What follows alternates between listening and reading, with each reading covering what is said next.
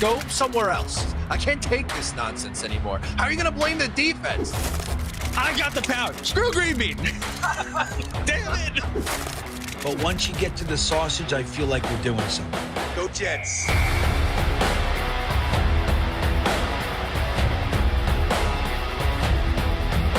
And that's the other part of this, is people are insanely jealous of this show. This show gets the best of the best, and it does a different way, with positivity. He scores! Ow, my head! No, come on. What would you give up to see a Jets Super Bowl? All of my friends and family. Hit those milk thumbs, boys and girls. Freeze frame. Hold on to your underwear, ladies, and stand by, bitches. It's now time for Talkin' Jets with your hosts, Matt, Ryan, and Green Bean.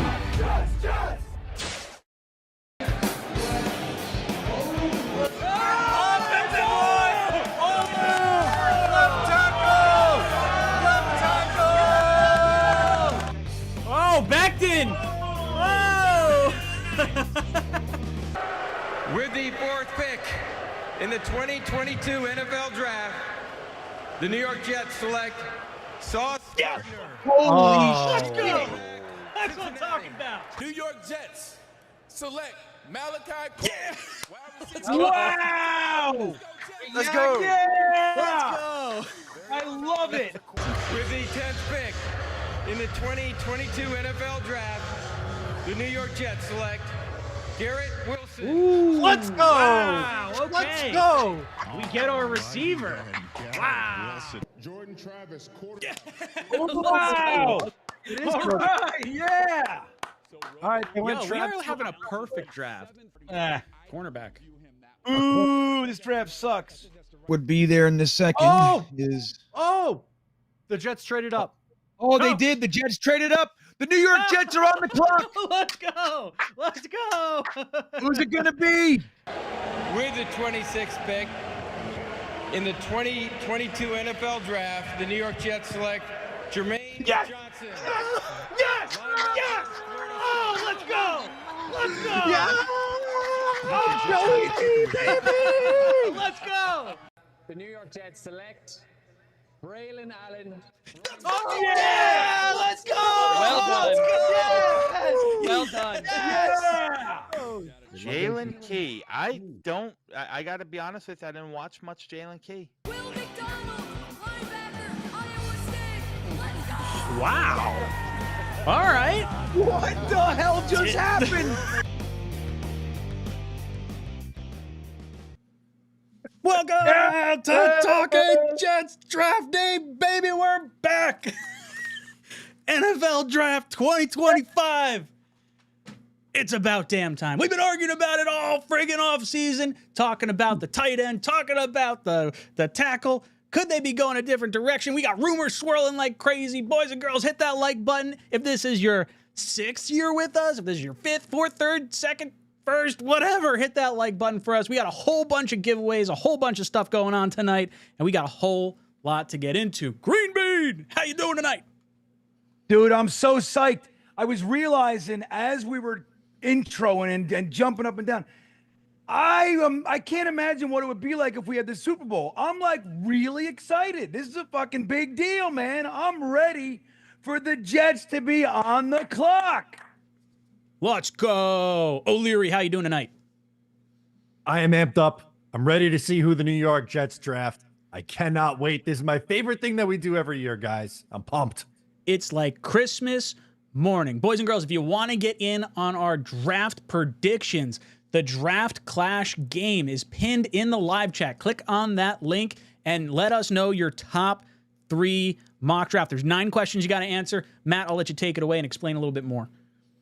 Super easy. You click on the link, you sign up, you answer the 9 questions. It's going to be a lot of fun. The top 10 finishers, so who the most accurate predictors are going to get a shout out on my channel. So make sure to sign up for the fun. We're going to do a lot of more stuff in the future. This is only the first one that we're doing, but super amped up to be doing a little draft clash with our guys over at People Guess.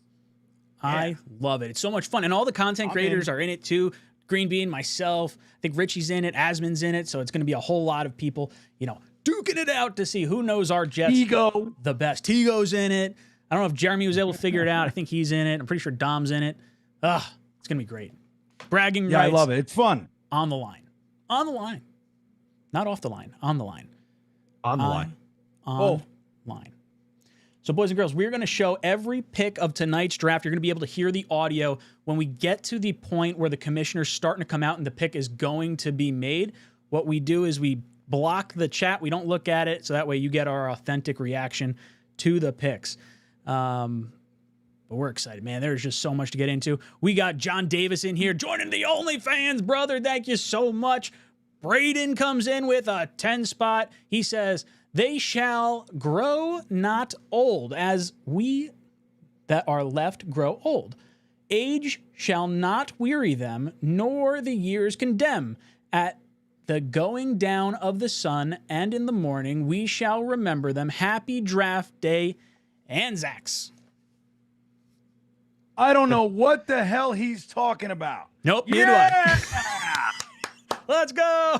It felt like I needed to stand at attention when that was read. That felt very I did official. it. Matt was like, he started doing it. All right, here we go. Love Braden. Jake comes in, he says, can you guys effing start already? I've been jonesing for 5 hours since Matt and Jeremy got going. Start thinking it started. This is my Shangri-La every season. I don't know what a Shangri-La is, but it sounds official and fancy. Shangri-La, dude. That's just because you said it like that, it doesn't mean I know it any better. Shangri-La is a fictitious, like spiritual locate. It's like, think about it like Atlantis, like it's a place that exists, but it's very high level spiritual thing. Shangri-La. Let me double check. Very cool. I do. I should say Shangri-La. There you go. Shangri-La. Shangri-La. Andrew joins the OnlyFans. Andrew, your dog. I like it. Love it, boys and girls. TJ says, Warren Warriors rise up. Matt, can you throw a poll question in the chat? Let's say Team Warren versus Team, I don't know, Team O Tackle. Membu? Yeah. Team Membu. I don't know if we want to throw anything else there. I'm like terrified. The rumors of friggin' Brees possibly getting traded and like things happening. I'm like panicked. I want to rip through some of these, then we can talk about some of the Brees stuff. Mumtaz says, no Warren tight ends never pan out this high. Jake says, let's effing go. True. The first round tight ends are definitely a little touch and go. I can understand the sensitivity that Mumtaz has on it. Scotty says, 6th year. Let's get it, gents. It's go time. Scotty, I'm glad you're here. All 6 years. It's fantastic. Fat Gandalf says, welcome to Jets Mania 6. I like it. I like it. TJ saying, Jets. Where's my... Hold on. I don't know if you guys can hear that or not. You know what? Hold on. Let me try that one more time.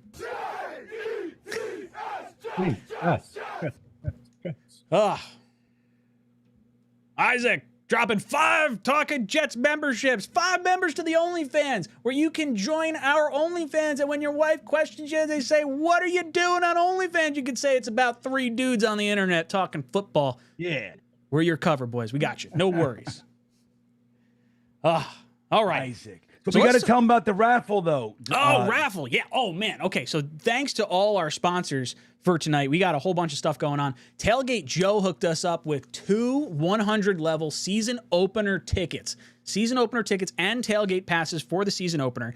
And we have not parking passes. What is it? Season passes to Tailgate Joe's. Pairs of season passes to Tailgate Joe's tailgate for the whole season. So if like you're a season pass holder and you want to like have passes to go to a tailgate for every single home game, this is 100% the raffle for you. But for anyone that puts in a $20 super chat, you're going to be entered into our raffle for those tickets. For the $100, the level 100 2 tickets and tailgate. And for we're going to do a jersey giveaway for whoever our first round pick is. We're going to be doing the season passes to the tailgate as well as a bunch of shirts, pillows, all the good stuff from the Talkin' Jets store. So any super chat will get you into some of the smaller stuff, but if you want to get in on the tickets and you want to get in on the jersey, $20 super chat gets you in to all that, and it is greatly appreciated. It goes towards a great cause, meaning taking care of 3 guys and some pizza that we might need to order at some point during this 24-hour session of I'll streaming. tell you too, Ryan, what do you think? I think just like Isaac, he donated 5 OnlyFans memberships, so that qualifies. If you do, 4 or more, it's the same thing. So I'll qualify. If you gift OnlyFans memberships, you'll qualify for the raffle too. The Tailgate Joe thing is insane. That's like wild. to have that level of a tailgate. I mean, it's like what? It's like $100, $90 each week per person. So, I mean, dude, if you just go into the game, you don't got to pack a grill. You don't got to do anything. If you're a season ticket holder, just pulling up where Tailgate Joe is and you get free food and drinks and all that shit for the whole season, that's an incredible gift from Tailgate Joe. Absolutely wild. Please support the sponsors of our show. We've got 𝐒𝐿𝐽. Matt, you can talk a little bit about 𝐒𝐿𝐽 and 𝐒𝐫𝐞𝐫𝐢.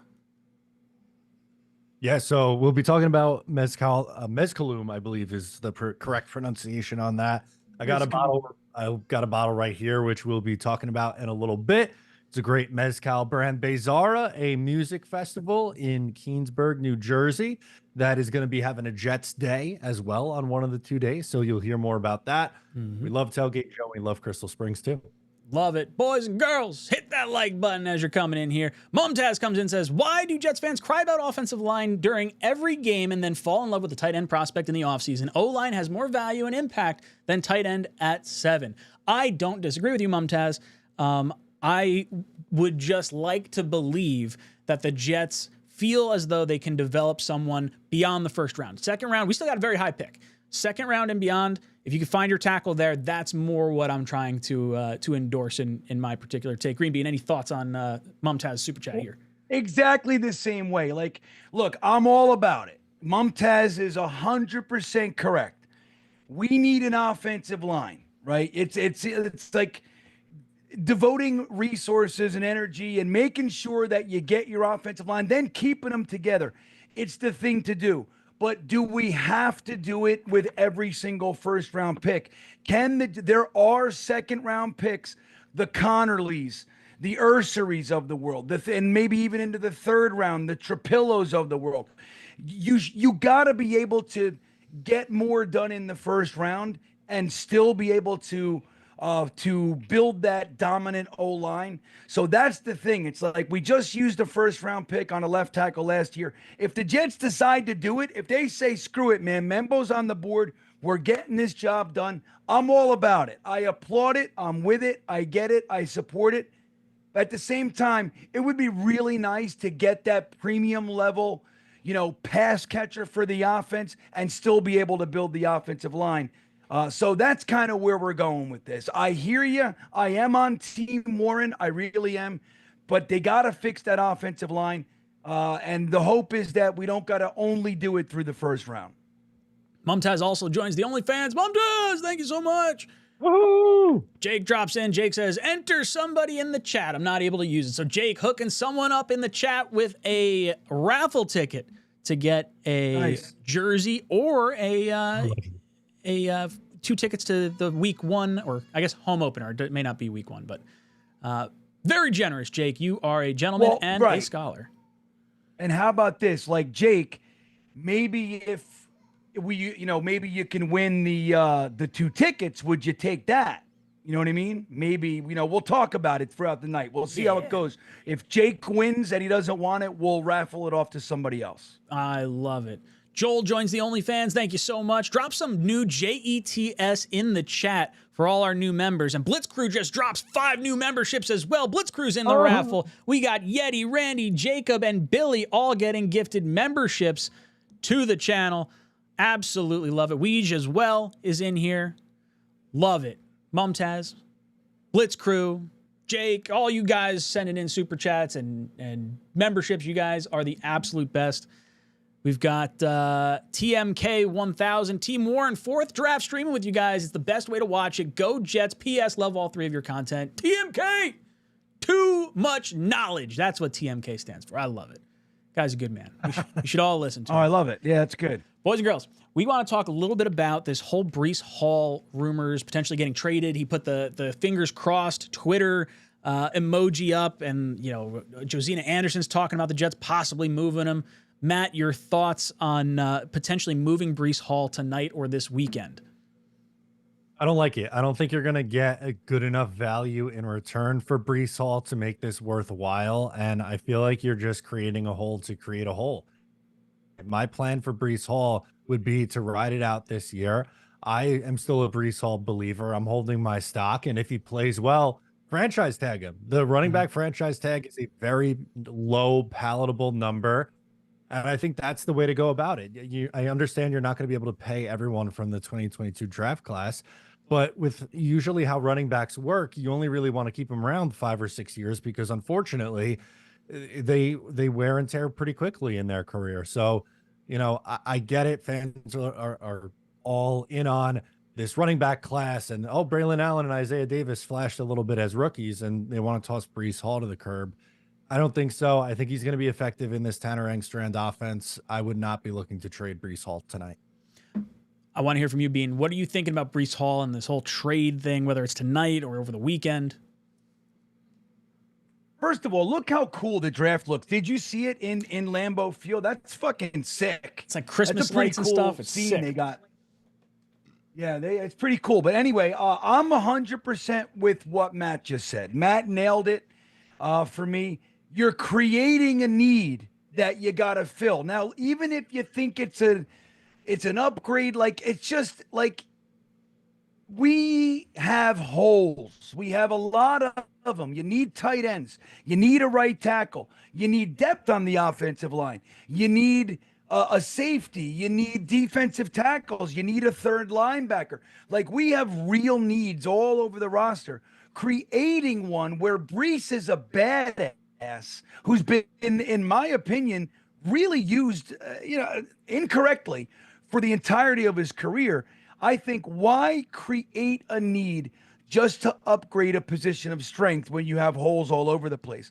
And look, there's no guarantee it's an upgrade. You think it's an upgrade. You don't really know.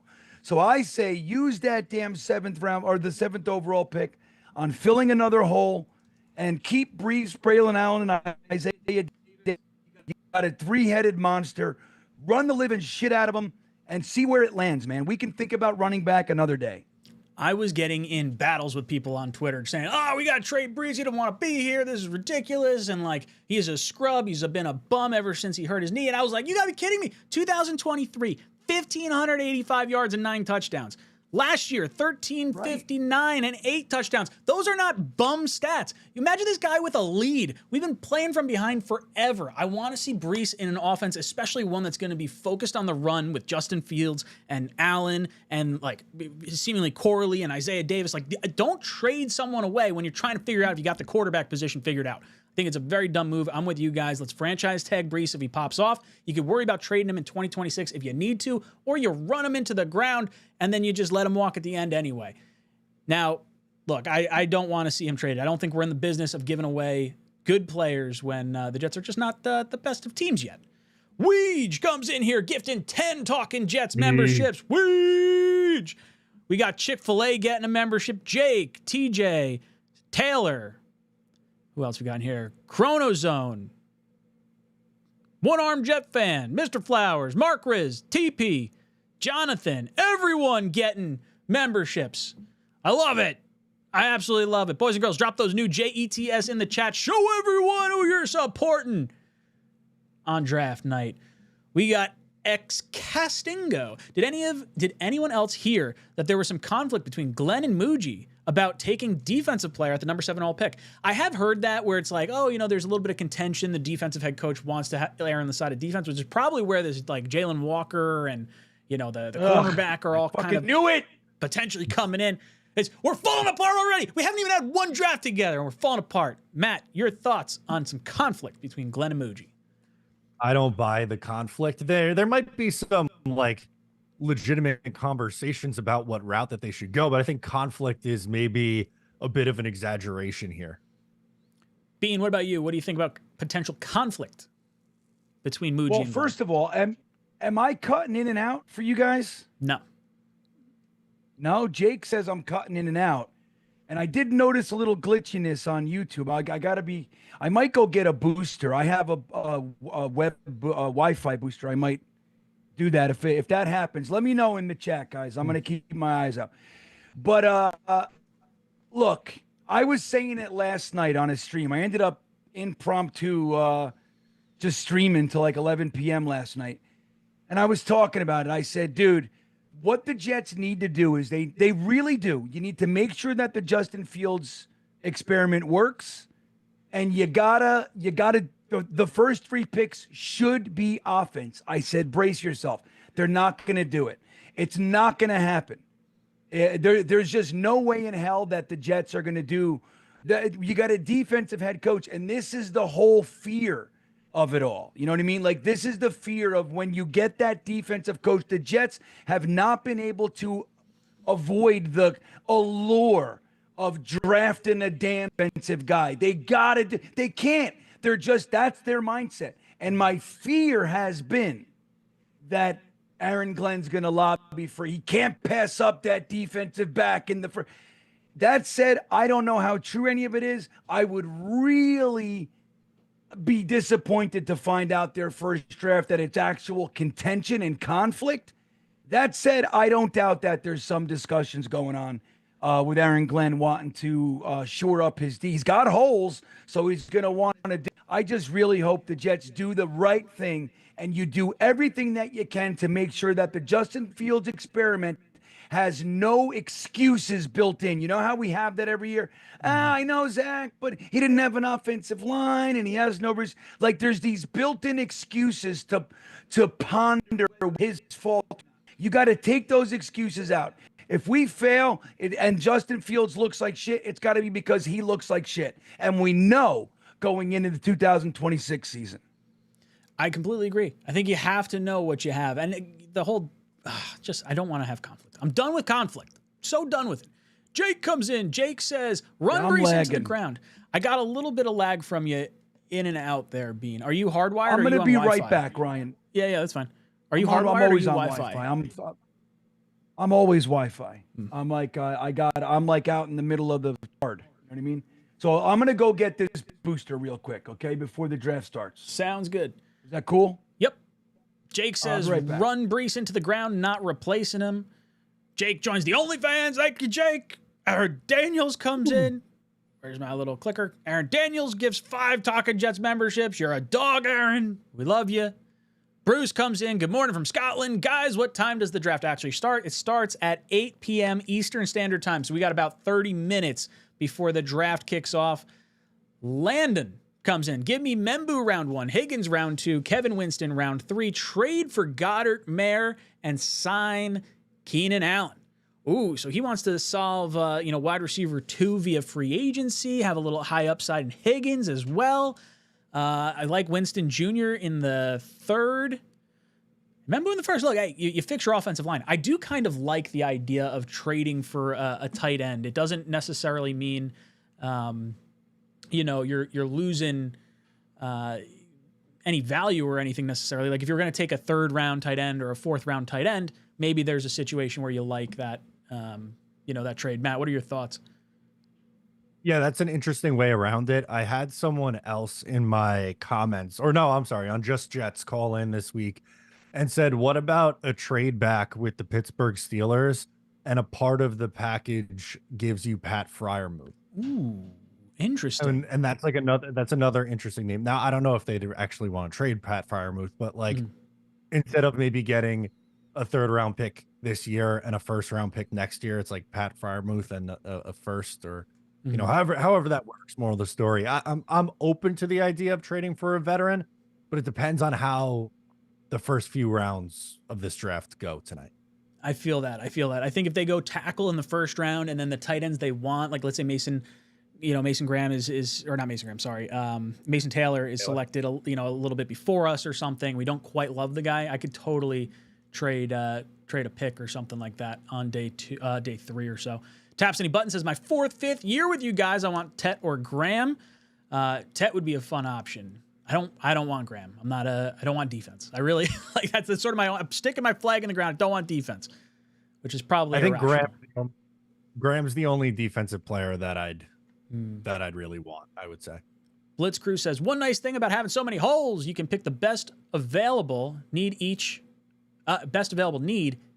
time. Completely agree, Blitz Crew. Hit those milk thumbs, boys and girls. Milk thumbs.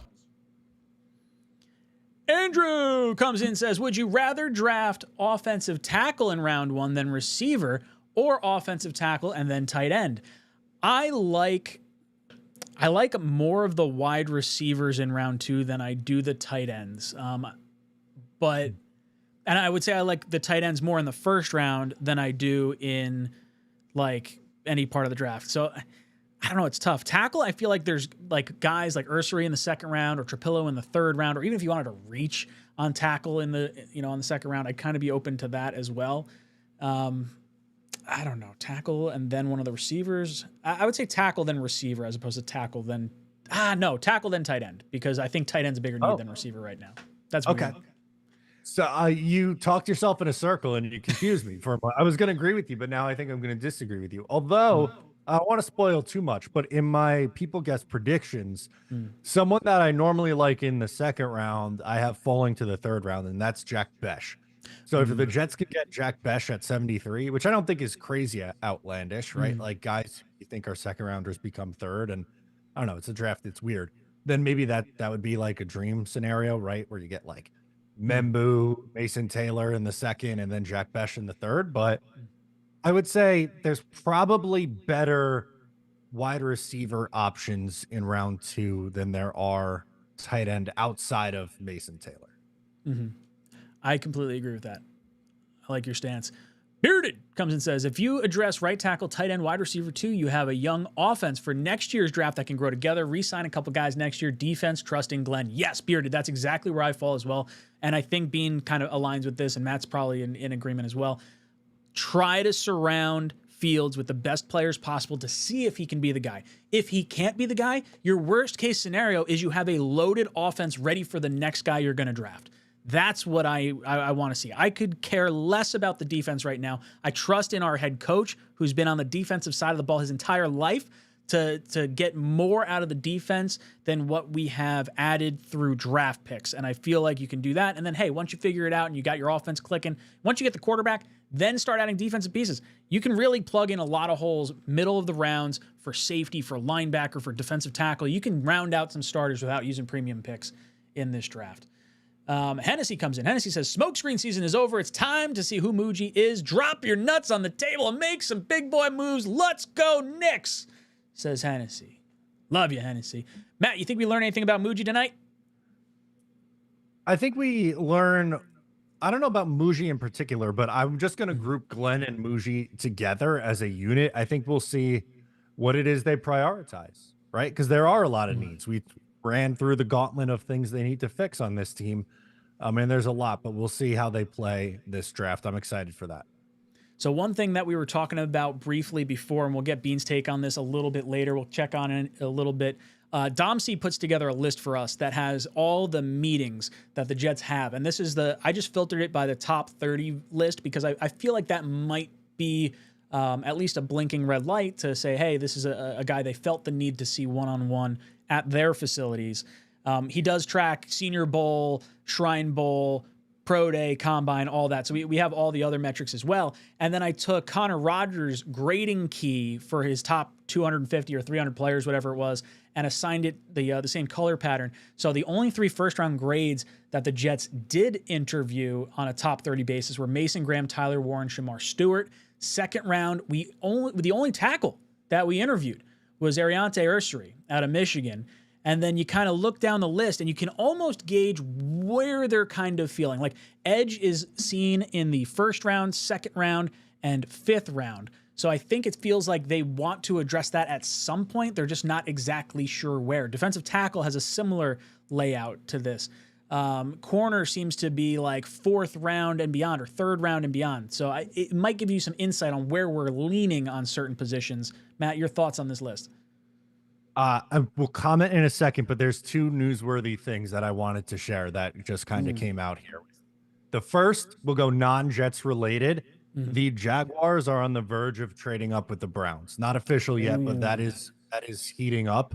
It looks like they really want Travis Hunter. So that is obviously something we'll be keeping a close eye on. And then Jets related, Connor Hughes is on SNY on the desk tonight. And he said that he believes the Jets are not actively shopping Breece Hall. So maybe put a pin in the Breece Hall trade conversations for another date. That would make me feel good. And Connor Hughes is like the most in the know for the Jets as far as the beat reporters go, unless he's providing some kind of smoke screen or something like that. But like, I hope that's the case, and I hope they're not trying to move Breece. As far as the Jaguars trading up to number 2, if they get Hunter, who do the Browns take at 5? Are they looking at that point to do like, maybe they take Shedeur Sanders at 5, or maybe they take the offensive tackle, one of Campbell or one of those guys? Matt, your thoughts? Yeah. I think they would go offensive line at that point. Or at least that's what I would do if I was in their shoes, right? If I'm trading back and getting a decent size offer, I think they need to shore up the offensive line, and that would be my move. Man, so that would mean 2 guys off the board. Like, let's say it's Will Campbell and Membu, right? Because they lost did they lose their right tackle? Where was Wirfs or Wills playing? I don't think, Wills wasn't starting, so I guess that's Conklin, and I guess Conklin's on the right so side. they'd be looking for a left tackle, really, you would think. Could they go with the Ohio State kid, Simmons, that early? Is that like, would that be a bit of a reach? Nuts. It That'd would. be kind of nuts, I think. I mean, they could afford this year to let him get healthy. If they think he's the best left tackle of the bunch, like, they don't really have much of a shot this year as it stands. Man, that would be wild. Yeah, their projected starting left tackle is DeJuan Jones, who was a 4th-round pick in 2023. Ooh. Interesting. All right, well, that could shake up the draft right in front of the Jets. We've heard rumors of the Bears. They're the favorites to get Genty, which could mean them jumping in front of the Raiders at some point. Maybe it's the Browns just trading down and loading up on picks. Like, they go from 2 to 5, from 5 to 10, and then you can still get a tackle at some point. Like, realistically, I don't know if we're going to see 3 tackles go in the top, 9 or something along those lines. But, man, that's I wonder if are they still the betting favorites? If the Jags trade up, do the Bears still wind up being the favorites for Genty, or would the Browns not be willing to trade out? Because I think you got to get in front of the Raiders. Do you think? Yeah. So you think they could trade back twice? Is that what you're asking? Well, what I'm saying is I think the Jags are more likely to maneuver, but for the Bears to get Genty, I think they need to move up in front of the Raiders, potentially. Unless the Raiders go tackle, then maybe not. Yeah. I don't know what the Raiders are going to do, man. I feel like there's so much up in the air with some of these picks. See, I thought it was pretty locked in stone that the top 3 was going to be Ward, and then Travis Hunter, which it still might be Travis Hunter, just a different team, and Abdul Carter. But then after that, I feel like from picks 4 to 6, before the Jets are on the clock at 7, there's a bunch of guys who can go in those 3 spots. You could definitely see a whole bunch of things happen. And Illuminati says, let's go, boys. Let's go. Mumtaz says, we have great running backs already. Reason we couldn't run is because we were no holes open. Statistically worst running attack scheme, also no good. I think having a mobile quarterback will definitely help. I don't think defensive ends were worried about Rodgers running on us at all, so they could crash down on him pretty easily. And I felt like Rodgers checked out of a lot of runs. I don't know if it was so much a whole issue. I think a blocking scheme, it's hard to grade what the offense was the last 2 years with Hackett running the show. I'd rather see it with a new regime, with our weapons, before we start selling off pieces that could wind up being really good. I mean, Breece Hall was number 2 years ago in terms of yards from scrimmage, and last year he was 14, so he's clearly like a good back. It's not, I don't know. Hopefully it's a little bit of both, Mumtaz. It's not just the holes, it's also the offensive staff. JetsMet says, trade back, get an extra second, and draft Eminwari, the safety out of, is it South Carolina? I think it's South Carolina. I believe you're right. I like Eminwari. It's an interesting thought, right? Like if you trade back and get 2 second-rounders, I think he's going to go early in the 2nd round, and I don't know if he's there at 42. Yeah, I don't think he's going to make it to the 2nd round for us. I think you'd have to trade up or trade down in the 1st and then select him. Bruce comes in and says, like talking Jets 24/7. If now became a member of you guys. New channel. Let's go, Jets. David, thank you so much for following along with all of us. It's a great time. We have been doing this for now 6 years. It has been a blast every single year. Just wait till we get to day 3 and things start going off the rails. It gets a lot of fun. We start getting slap happy. That's the real stuff. TJ comes in a draft with so few blue chips. I feel like you can't pass on Graham if he's there. At some point, good players are greater than position. All right, look, fair argument. And you know what? I think it allows you to. At some point, you're right. I think good player over anything is better. So that's kind of my argument with Warren. I think Warren is a blue chip player as well. It hits a position of need where, like, if you feel Membu might be like a special riser from the 20s because of his 40-yard dash time and he may not be worthy of the selection, that's more of a higher boom bust type pick, kind of like a Mekhi Becton where it's like sky high ceiling but also sky high, like bottom floor, I guess. I would say this, like, get us the best players with some high floor. I don't know if I want to take any like home run swings this year. Matt, your thoughts? Yeah, I agree with you on, like, don't overthink this. Let's try not to overthink this and make it too complicated. I like Mason Graham. I think he's a top 5 player in this draft. That's why I said earlier he's really the only guy on defense that I'm interested in at pick number 7. I get it. It's a deep defensive line class, especially on the interior, but I think he's clearly a tier above the rest. So if they do go that route, I would totally get it because, again, I think he's one of the best players in the class. And that becomes a real big strength if you have Graham and Quinnen together. I won't be upset with Graham. I want to see offense. I really do. Andrew says, Jet up, give me Tyler Warren. Jay Taylor says, my daughter was born last week. It's her first Jets draft. I hope the pick is to help Fields and offense use day 3 to fill out the defense. Yes, Taylor, that's what I'd like to see. Is the player intro something new? I haven't been paying attention to it, so maybe. I mean, it's possible. Usually we're talking so much right now that I know they usually show like who's at the draft. Do they do like WWE style intros or something like that? No, I think this is pretty standard with the guy showing who's there at the NFL draft, at least the last few years. John comes in. John says, why not say F it? Take Warren in the first, and if he's there in the second, take Burden, then trade up a little bit to grab them. So he's saying, get your 2 weapons, get your wide receiver, get your tight end, no matter what you kind of got to do to round that out. I think I'm hesitant to want to trade up because I want to utilize our first 3 picks. If you don't have to give up, your 3rd round pick or something like that, I think I'd be all right maneuvering around. I want a tackle. I want a wide receiver. I want a tight end in our first 3 selections. Matt, your thoughts?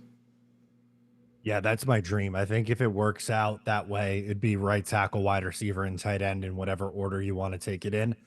So sign me up for that, please. I think that's the best course of action over the next 2 days.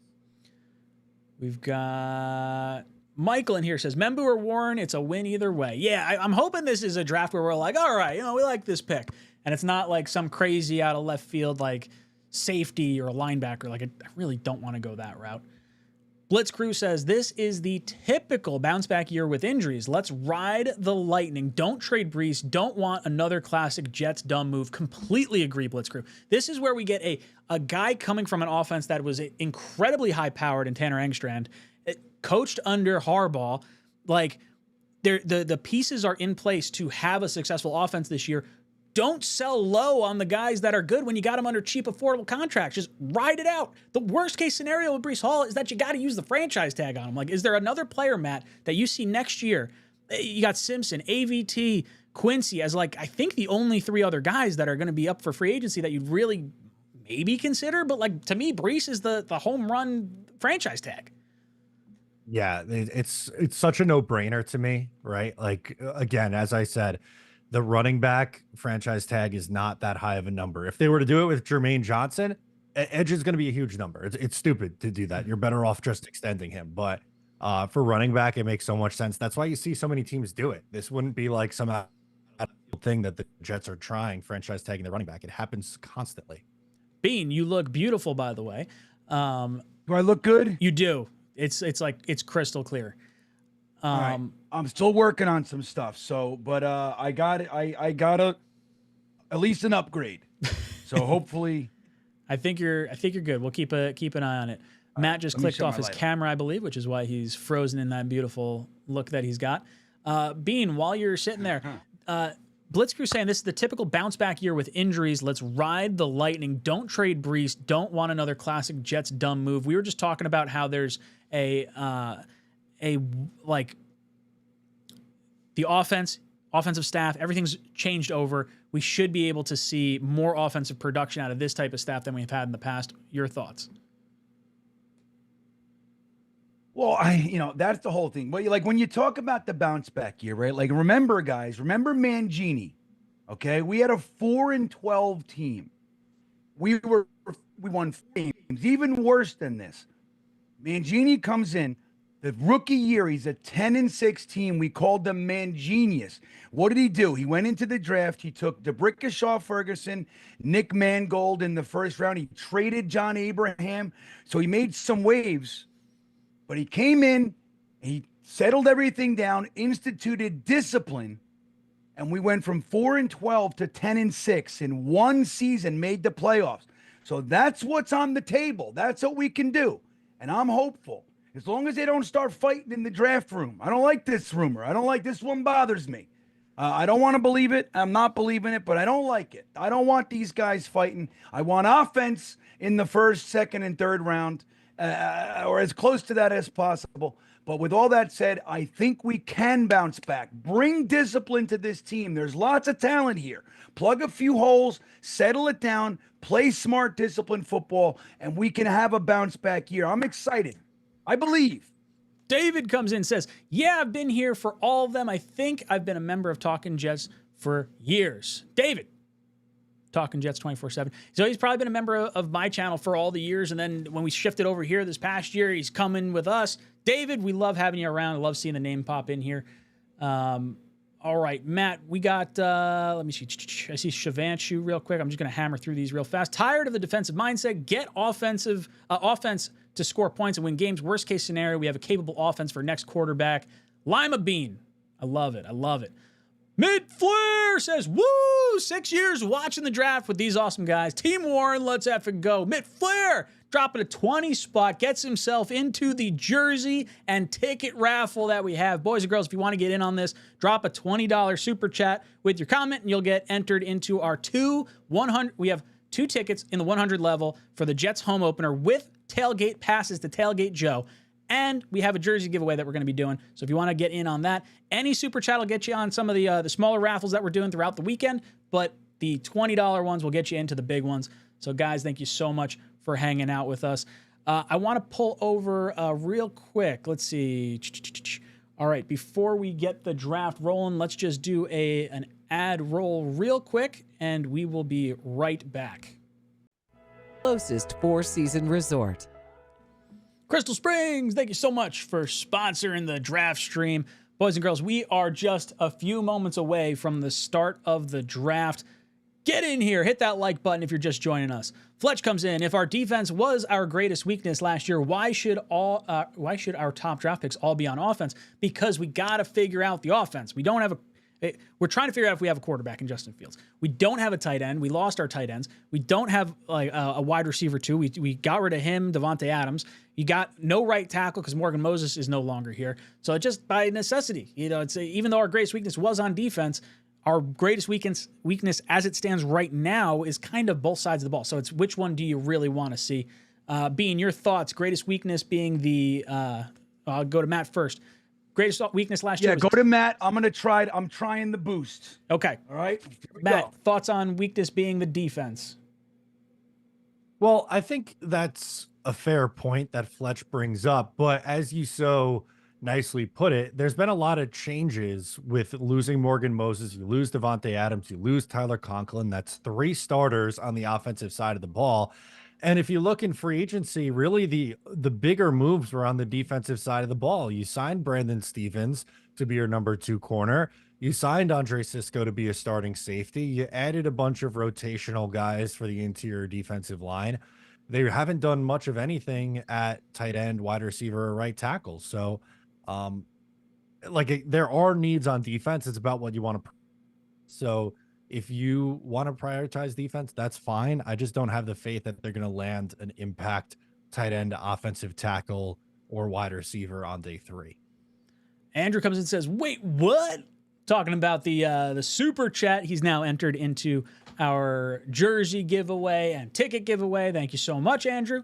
Landon says over under. Jets make first round pick at 947. I'm going to say over. Matt, your thoughts? Actually, no. That's going to be spot on. I'm going to say under 930. Yeah, I'm going to definitely say under. We'd be on an impressively slow rate at that point, if that's what it is. Yeah, I'm thinking it starts at 9. Maybe Landon's on a different time zone. He's like, oh, it's going to be 9:47. Got to say Eastern Standard Time. We're going to say the under here. We've got Matthew coming in. Thank you so much. Matthew says, I've been obsessed with this year's draft since last draft. LOL. The three make the tough life of being Jets fans just a little bit easier. Matthew, thank you so much. We absolutely love doing this stream each and every year. We've become best friends because of it. It's not like Green Bean Matt and I knew each other prior to talking Jets and everything like that. So we've developed this friendship. You guys have come along for this entire ride. So this is an authentic, genuine reaction. Whether we think the picks are good or we think the picks are bad, you're going to get our honest thoughts and feedback. Matt, I'm going to run downstairs and grab myself a beer or two. If you can talk to the chat, and then when Bean comes back, he can talk as well. But I'm going to pop out real quick. Absolutely. Now is the perfect time as we are getting ready to start the NFL draft. It's officially after 8 o'clock. No, I was going to say that's the commissioner out on the stage. It's not. It's the ESPN desk. They're showing the crowd, but we are almost underway for the 2025 NFL draft. All this waiting, all this debate on who's it going to be, we're going to find out shortly. 9:47, I think that's a little bit late. I know that's what the last chat was saying. Oh, 9:47 is when the Jets pick. I'm thinking 9:15 is when the Jets are going to pick, would be my guess on that. It's a late night. It's 3 straight days of streaming for us, but I am looking forward to it as always. Ryan was saying, like, the relationship that we've built, the three of us, it's great. I have 2 friends in real life now after, meeting these guys and streaming together all these years. I'll be at my wedding in just a few months. So really looking forward to this draft and hanging with the boys, hanging with the crew.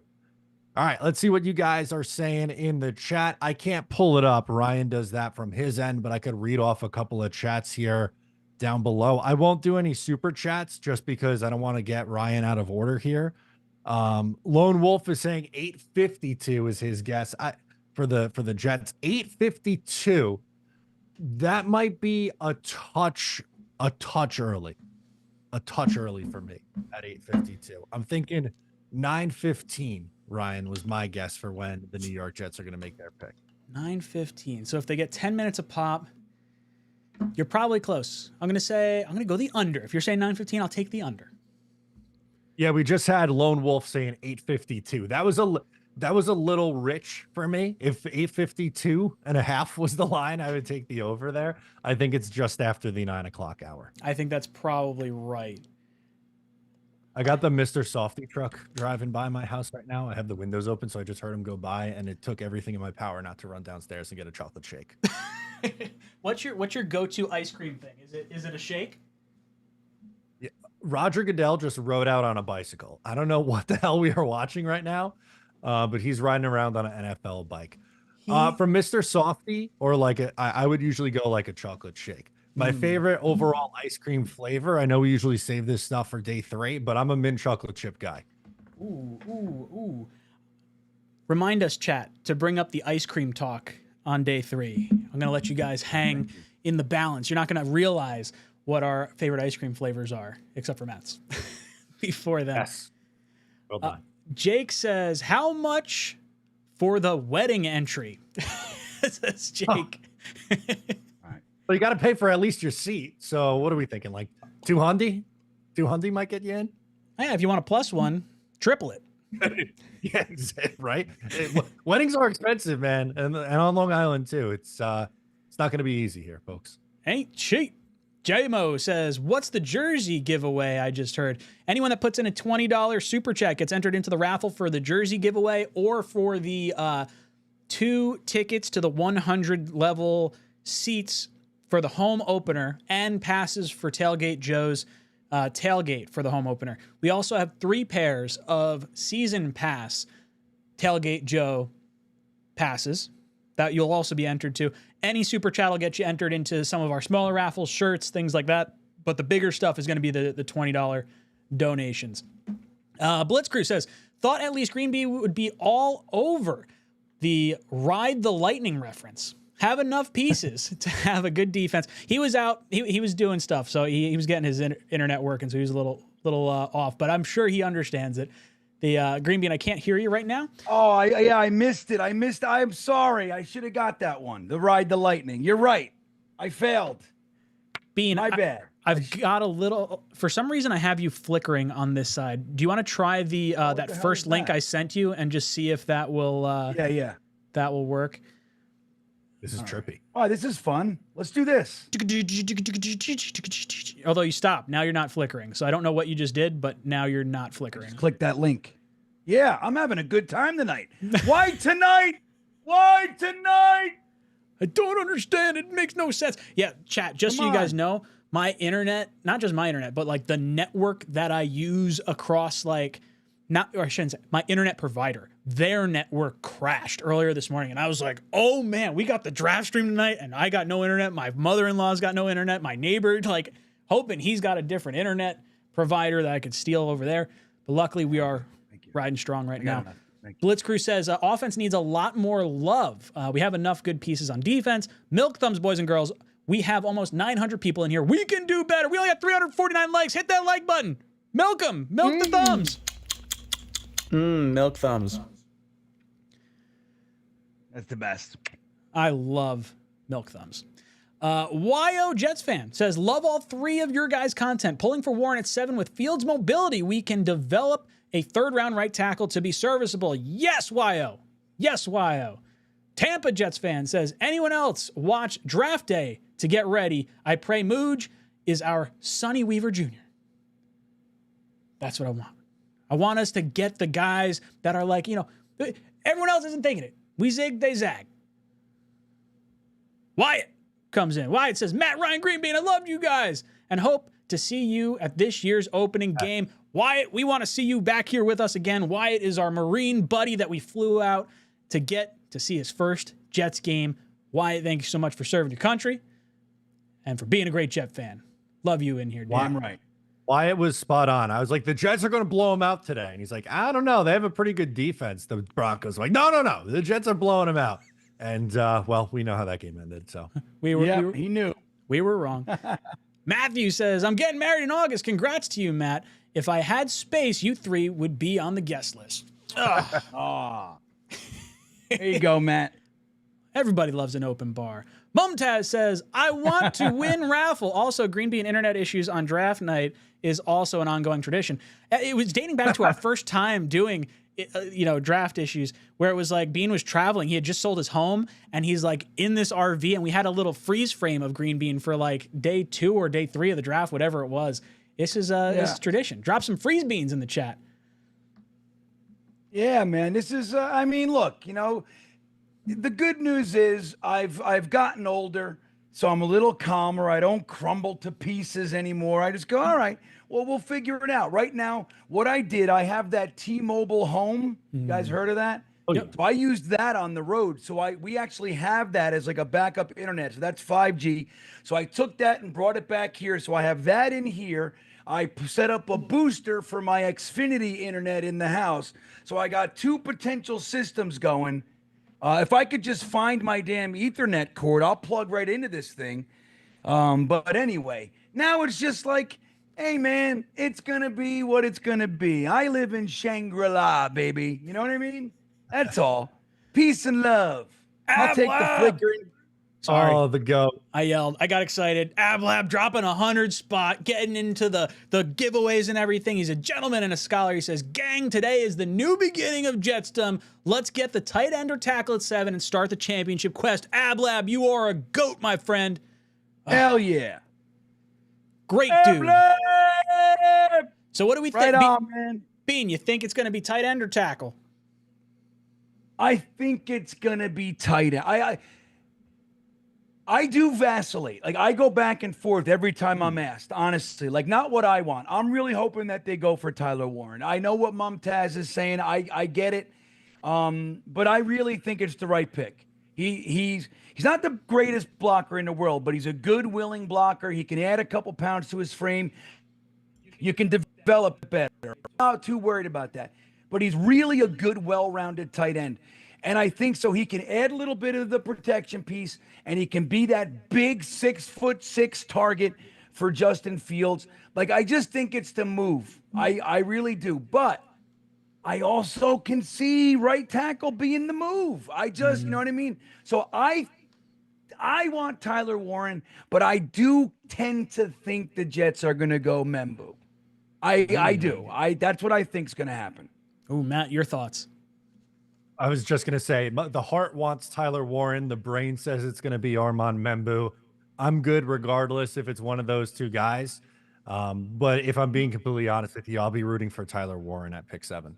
That's kind of what I feel as well. Now, I will tell you, no matter who the Jets draft, if it's one of those two guys, I will be vacillating all over myself. That was a great term Green Bean used. And normally I vacillate alone, but I will be vacillating with over 1,000 people in the chat. Boys and girls, thank you so much for hanging out with us. Sean comes in and says, this draft class sucks, but whatever. You dudes rule. Go Jets. Sean, we're glad you're here. Hopefully you get angry with us when bad things happen. Titans are on the clock. They got about 6 minutes left to make their pick. We all think it's going to be Cam Ward. It would be wildly surprising if they went any other direction at this particular point in time. I hate how much they milk it, right? Yeah. Like, you got to know who this is. Why we run the clock down for 6 minutes? I was going to say, they've known for like, 4 months that they've had the first pick? Yeah. This is 100% TV, commercial, marketing, all that's no doubt. We all know it. That's what they're doing. They're making a couple extra mil. You know what I mean? That's what they're doing right now. You're Swamp so right. Ranger. Just pick the damn pick. Swamp Ranger says, excited for your three's reaction to Barron at 7. Just kidding. Hopefully Glenn doesn't screw this up. If we take Barron, I'm going to be mad. I'm going to be really pissed. I fall out of the chair. If they pull what if they get like a Jackson Dart or something? Like, expletives, just nonstop. Oh my God. Son of a bitch. We'll look like the Daniel Jones clip of all the Giant fans. David Bruce says, exciting times. Got my tickets booked for the games against the Bills, Dolphins, and Patriots. Be my first time seeing the Jets live at MetLife, although I've seen them in London. Wife got me for my 60th. Dude, that is awesome, David. We'll have our group buy coming up once the season tickets, or once the schedule comes out. We'll pick our game and we'll let everyone know as soon as that happens. So hopefully, maybe you're coming out to the Bills, Dolphins, or Patriots game. Maybe that's our home opener and we wind up seeing you out there. Love to do it. That'd be great. And we got a little bit bumped up in priority, didn't we, Ryan? We are. We're sitting in a nice spot. Apparently, we are the highest on our reps list. So I don't know how many reps there are. Probably like 15 or 20. But you got to think we got a pretty good shot at getting the tickets we want. The pick is officially in. Ooh, pick is in. Matt, when you see the commissioner start walking out, let me know, because then I'll hide the chat and I'll just move stuff over. I guess I don't really have to hide the chat, but no, we just got to not look at it. Yeah, they're gonna tell us after like pick 5. I'm gonna X out of everything. I think. Yeah, if you send in a super chat during that time, we're not going to answer it till after. So just so you guys know, enough in advance. Oh, my eyes. They're just bleeding from so much your eyes? Exciting. Nah, I got something in my eyes. So I'm just trying to get it out. Allergy. Sky I have good news and bad news at the same time. So, well, it's funny news regardless. So, my screen broke in one of my windows in this room. So I took the screen out, but it's so damn hot, especially with the lights on. So I have the window like decently cracked. So we might get a bird fly in or something in here, which makes for some pretty good content. But also, if it's a pick we don't like, I can flip the camera and you can watch me swan dive out the window. Yeah. Oh my God. There you go. That's kind of amazing. Just make sure you bring your camera with you. Yeah. I'll just tilt it. I just gotta turn it like 180 degrees, and it's there. There you go. God, we don't want to see you jumping out of any windows. Blitz Crew, drop in 20 Talking Jets memberships. Blitz Crew is a dog. Jets, Jets, Jets.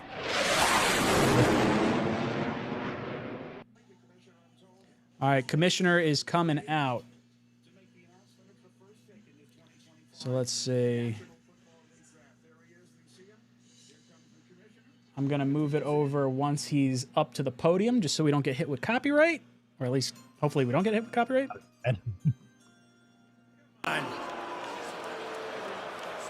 With the first pick in the 2025 NFL Draft, the Tennessee Titans select Cameron Ward, quarterback, Miami. All right, so Cameron. we're off and They're running. booing. They were booing? Were they booing? I think they were booing. I think they were booing Goodell. Maybe I don't know if they're Oh, booing. maybe. I was going to say, yeah, normally it's Goodell that gets the boos. Sounded like booze after Cam Ward. That would have been weird.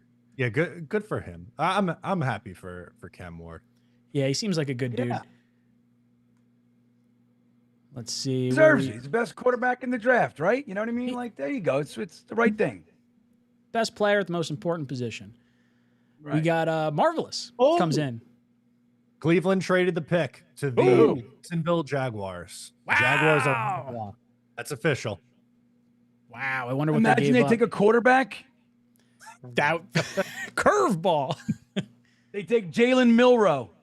Just That'd be fucking hilarious. Do I'd it. love it. Jacksonville is on the clock. I'm going to update my little ticker on the bottom, which means... Wow. Let's see. JAC is over here. And then we got Cleveland. The youngest general manager in the NFL, Schefter just said. So let's see if he's a complete idiot. Oh, I love it. This is exciting.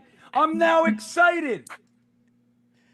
Marvelous I comes love in and it. says, if there was a chance for a trade back for us, who would most likely be the target for who trades up? Sanders, Graham, someone we're not thinking of. I feel like it's got to be Sanders. It's got to be one of the Genty, maybe something like that. But I feel like you might have to sell your pick for like a slight loss if you're trying to move down. I think a lot of teams are looking to move down in this draft. Being your thoughts? Wait, so who? Yeah, I don't know. I think the Cowboys, the Bears, like those kinds of teams are in play. Look, if Shedeur Sanders makes it to 7, I'm really hoping that like the Steelers, I would love to slide back to 21 and get that value. You know what I mean? Like, because that's going to be a nice beefy return. So I like that idea. I think if Shedeur Sanders makes it to us, I mean, there's people talking about him sliding all the way to the Steelers. I mean, I don't know, but you know, weirder things have happened, of course. But like, I think if he makes it there, if you're sitting there and you got Shedeur Sanders, you know, at 7, I think that's striking distance for a lot of teams where they're not going to be able to, they're not willing to get up to 1, 2, or 3, but 7's a different price tag. So I think that's realistic. I would love to see us be able to pull something like that off. I do think that the Steelers would much rather, like, I think they would really be happy to pull a quarterback out of the draft and tell Aaron Rodgers to go suck a lemon. That's what I think they would like to do. You know what I mean? Rather than this whole thing they're doing. We got the details of this Browns-Jaguars trade, if you want. Talk about it. Let's hear it. So, okay, the Browns receive the 5th overall pick, 36, which is their second rounder, a 4th round pick, and a 2026 first. Whoa! The Jaguars receive though a 2nd, a 4th, the 2nd overall pick, a 4th round pick, and 200th overall. That's a lot of picks. Got to a little give bit up. of change. Yeah, that's a great trade for Cleveland, I think. Hell yeah. They got a 1st next year, a 2nd this year. They probably flipped 4ths or something like that. Is that what it looks like? Hello? I don't know if Matt heard you. Say it again. What did they do? I mean, did they? So they probably flipped 4ths or something like that. Yep, they flipped 4ths, and Jacksonville got an additional 6th round pick. That's a lot. I like Hunter. I don't know if I'm giving up a 26 first round pick, but I guess you got it to get up to number 2. Damn. Yeah, I mean, if they like him that much. That's wild. John comes in. John says, Dad wants me to do a $20 super chat so he can get into the entry for the ticket giveaway. Right. When's the drawing? Drawing's going to wind up being at the end of the draft tonight. So we'll do, I guess we didn't really talk about it, right? Do we want to do the end of the draft tonight, or do we want to do like, you know, a big thing each day? So the $20 super chat, you guys will be entered for all 3 of them. We'll do we want to do the jersey or the game tonight? And then Yeah, let's do it. Tonight's a big night. So, All right. yeah, we do one of the big ones at least, right? So let's do the 100 level tickets at the end of today. Tomorrow we'll do the jersey, and then we'll do the 3 passes from Tailgate Joe on day 3, because we're gonna have a lot of time to do it throughout the night. So that's how we'll do it, John. But you guys will be entered with those $20 super chats to all the big raffles, and then any of the smaller super chats that come in, we'll have those get entered for some of the shirts and some of the other things that we're going to be doing. Those will be on day 3 when we do those. Castango says, as angry as we all be if the Jets make a crazy pick like Jackson Dart, I know all of the Jet fans will talk ourselves into it by training camp. I mean, I'm going to have to at that point. Like, they've made the pick. He's our quarterback at that point. I don't want the pick to be Jackson Dart. And I'm not going to root against the kid, but, like, I really hope that's not the pick. Matt, let me know when you see the commissioner walking out. I do see the pick is in. The pick is in. They're hugging in the Jaguars war room. That's all I'm seeing right now. Genty. That would be fucking nuts. Whoa. Number 2. Wrong Verb says, can we all synchronize our draft clocks? So if you want to synchronize when we show the draft, that would be the best way to do it. Right now it just says Jaguars pick is in, but I could tell you guys once we get the clock back up, the synchronicity that we can all be at if you want to link up. It looks like Goodell's about to come out here in a second, Ryan. So look alive. Yeah. All right, cool.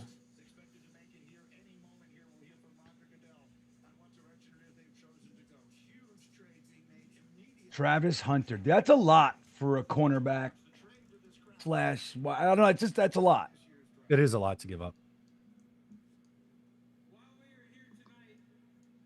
Celebrate the 32 young men entering the NFL. All right, I'm going to pull that off the screen real quick while he's talking and they're doing the recognizing people. I'm going to preemptively put Travis Hunter on this thing. Yeah, I think you're pretty safe with that one. So apparently DraftKings, or maybe it was FanDuel, one of them had like a over/under 3 wide receivers going in the first round, and they didn't specify Travis Hunter until like a little bit later, and Hunter's listed as a corner, not a wide receiver in that. That's shitty. Yeah, that's really shitty. Here we go.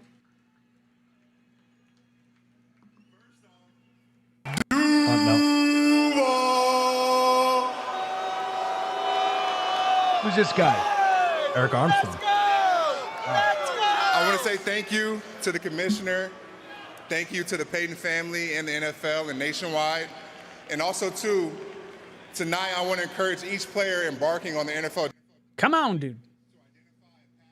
Yeah, really. Come on. I'll switch to it.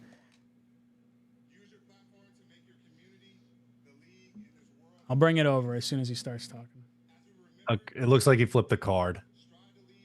Yeah, he's still reading it on my side. Okay. So I'm a couple seconds ahead on cable, so I'll just look here. Yeah, he just rotated it on mine.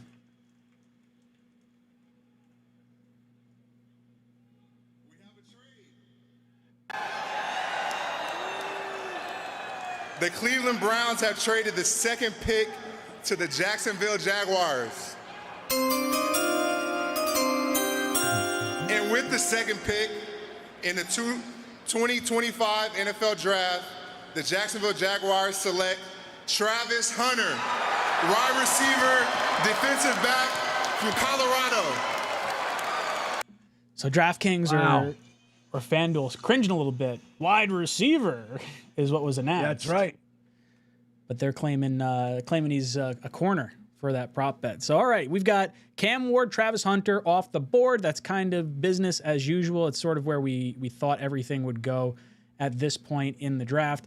Boys and girls, Thank you for hanging out in here. We got over 1,200 people in the chat, and we only got 400 likes, so please hit that like button for us and help us out.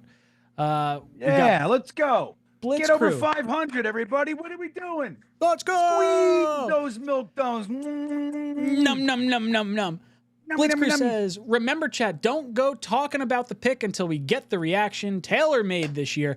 So yeah, don't tell us the pick. But once we get to like within a pick of ours, like once the Jets go on the clock, we're going to turn off the chat. So we're not going to see anything you guys post. So if you put any super chats or any comments or anything in that, we're not going to see it until after the Jets pick at that point. Because we're just going to be talking amongst ourselves so you get our authentic reactions. As far as tailor-made, I don't know if they're actually able to do the putter anymore. I know they can't etch it, which is kind of what we ran into last year.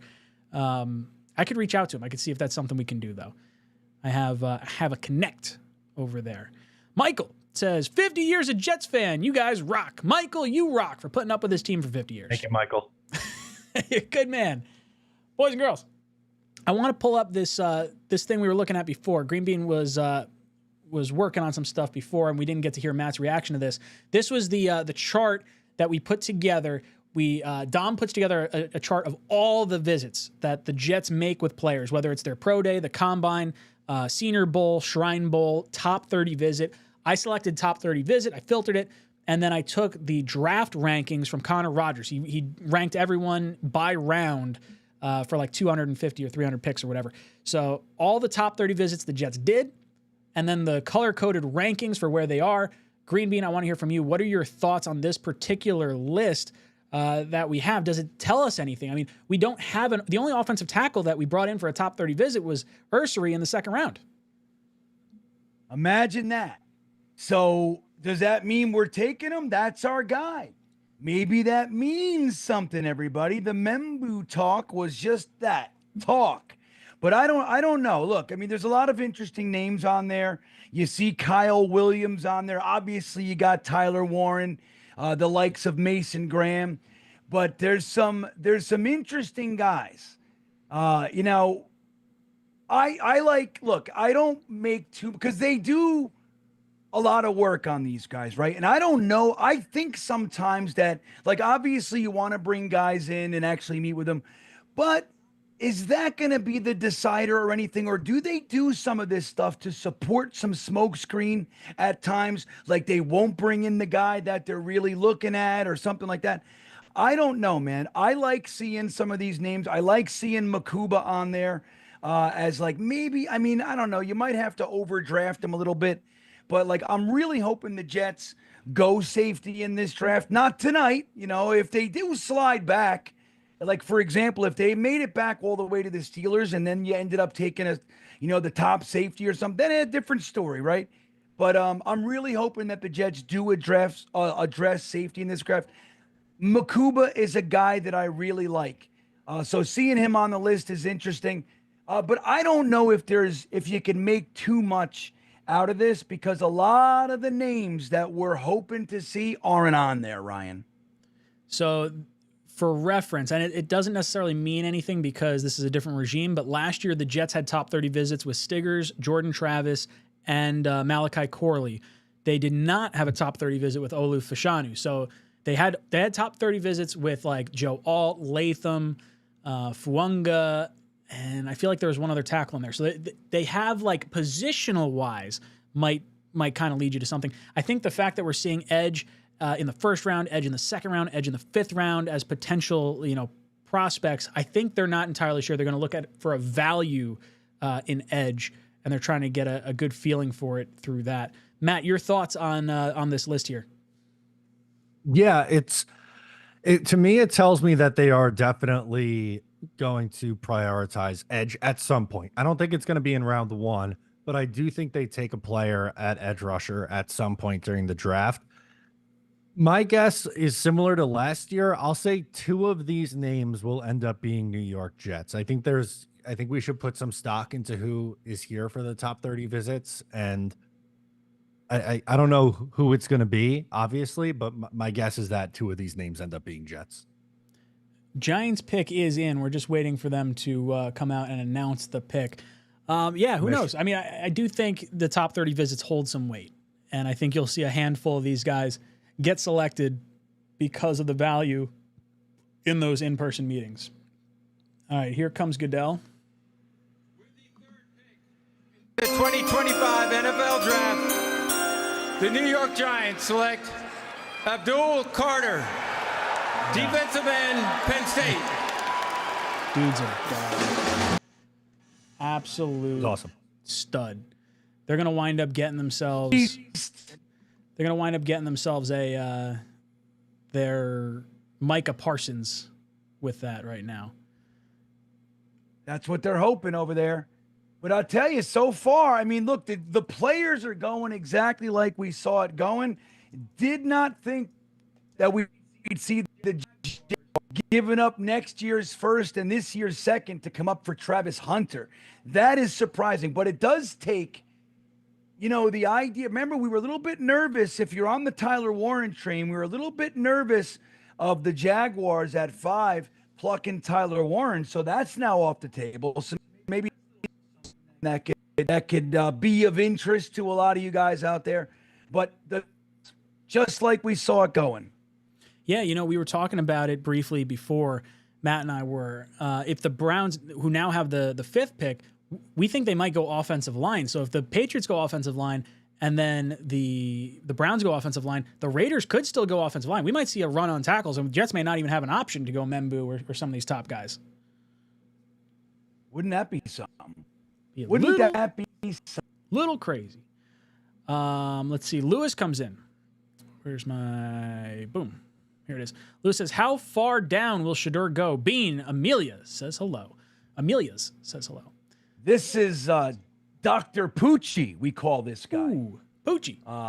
Just so you guys know, this is my business partner, the very, very talented Dr. Poochie.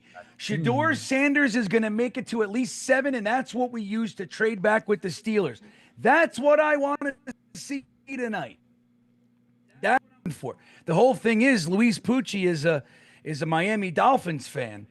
Screw that a guy. real butthole of a Dolphins fan, too. One of the worst you'll ever meet. But so it'd be fun when the Dolphins take Banks or somebody as their pick. That's what I'm predicting for the Dolphins. Banks. Yeah, they want the tackle for sure. We got Sorless in the chat. Maybe Simmons. Sorless says, the price for Jacksonville to trade up was so high, probably because they were in a bidding war with New England. Hashtag Team Warren. I think it's possible. I could see the Patriots have wanted Warren, you know, for a while. I think they're probably hoping Sanders would go as one of those picks and they could get Carter or Hunter. But nope, no dice for you, New England. Phil comes in. Phil says, tuning in from Singapore. You guys are the best. Bring on Tyler Warren today. JETS.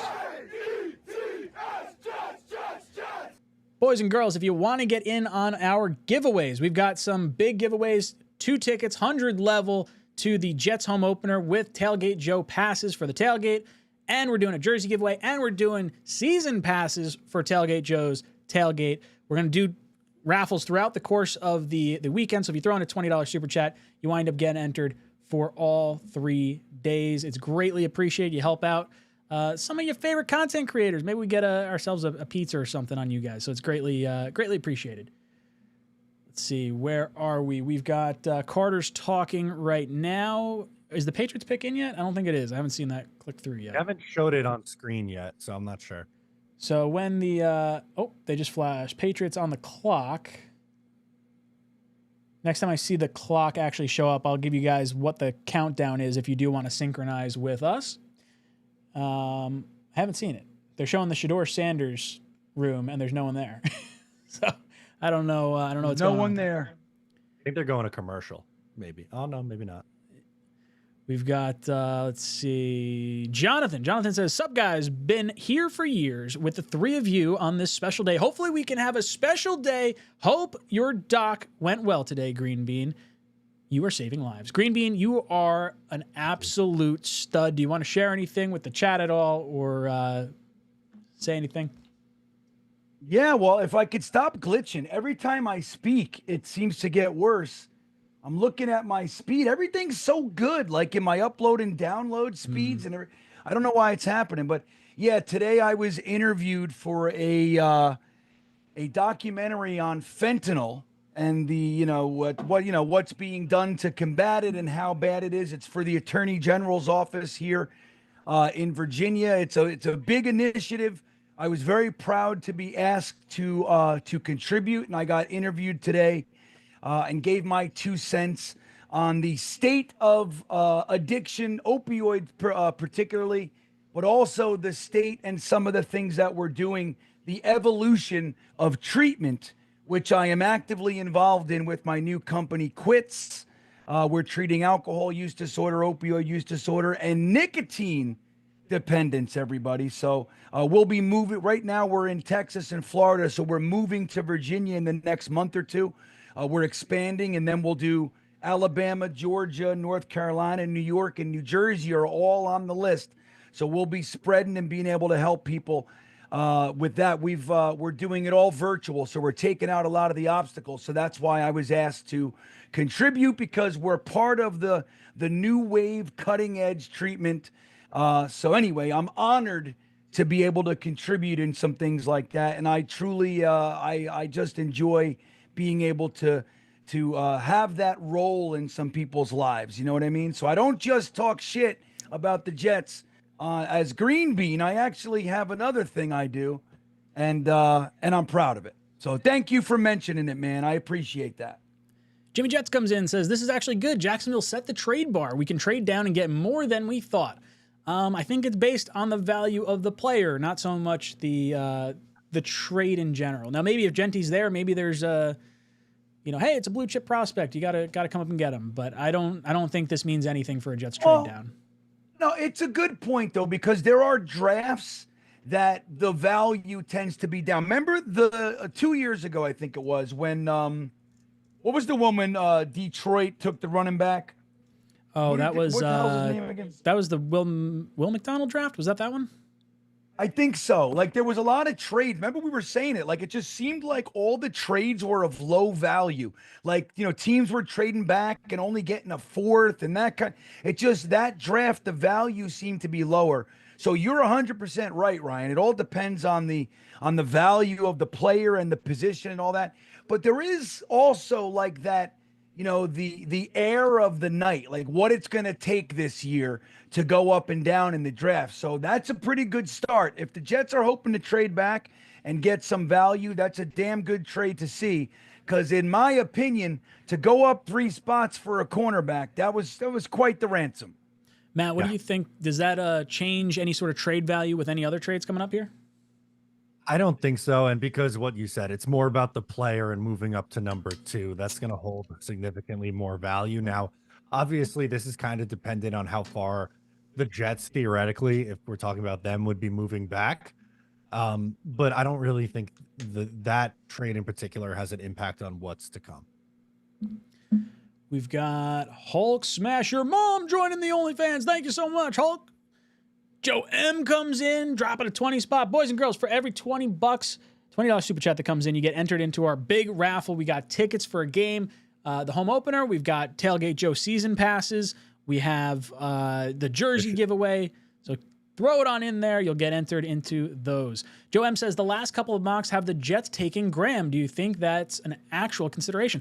I think it's definitely an actual consideration. What we were just talking about before with this, with the chart here, Joe, was that, does this hold any kind of value? And Mason Graham was one of the guys that was on this list. Mason Graham, Tyler Warren, and Shamar Stewart are the only 3 first-round grades that have been brought up. Did we just miss the Patriots pick? Did they, call it out? It happened very quick. All right, so... Who is Will Campbell? Will Campbell was the selection for the Patriots. Draft's going as we thought so far. Wow. Yep. Should I list him as the Browns are or open to, list him as O tackle, I would say. The Browns are supposedly open to trading down again. There were rumblings of. Dude, I think they're going to trade with the Bears. I think that's what's going to happen. They're going to load up on so many picks for next year's draft so they can get their quarterback. And I just want to point out that Dom C, you can go kick rocks because 2 quarterbacks didn't go back-to-back. Mo the trucker! I had a bet. I was betting him around to golf, so now he's got to play golf with me, and he could buy me a beer. That's fine. E-Rock comes in and says, let this be a trade back year. I mean, I want to trade back purely for the fun of it, because then we wind up having all this excitement pent up throughout the entirety of the draft, and then hopefully we get a whole bunch more picks, and then we get to have a lot of fun in the next few years of the draft. So much stuff can happen. Jets pick is up in just 3 picks. Matt, we are going to go to you for an ad read.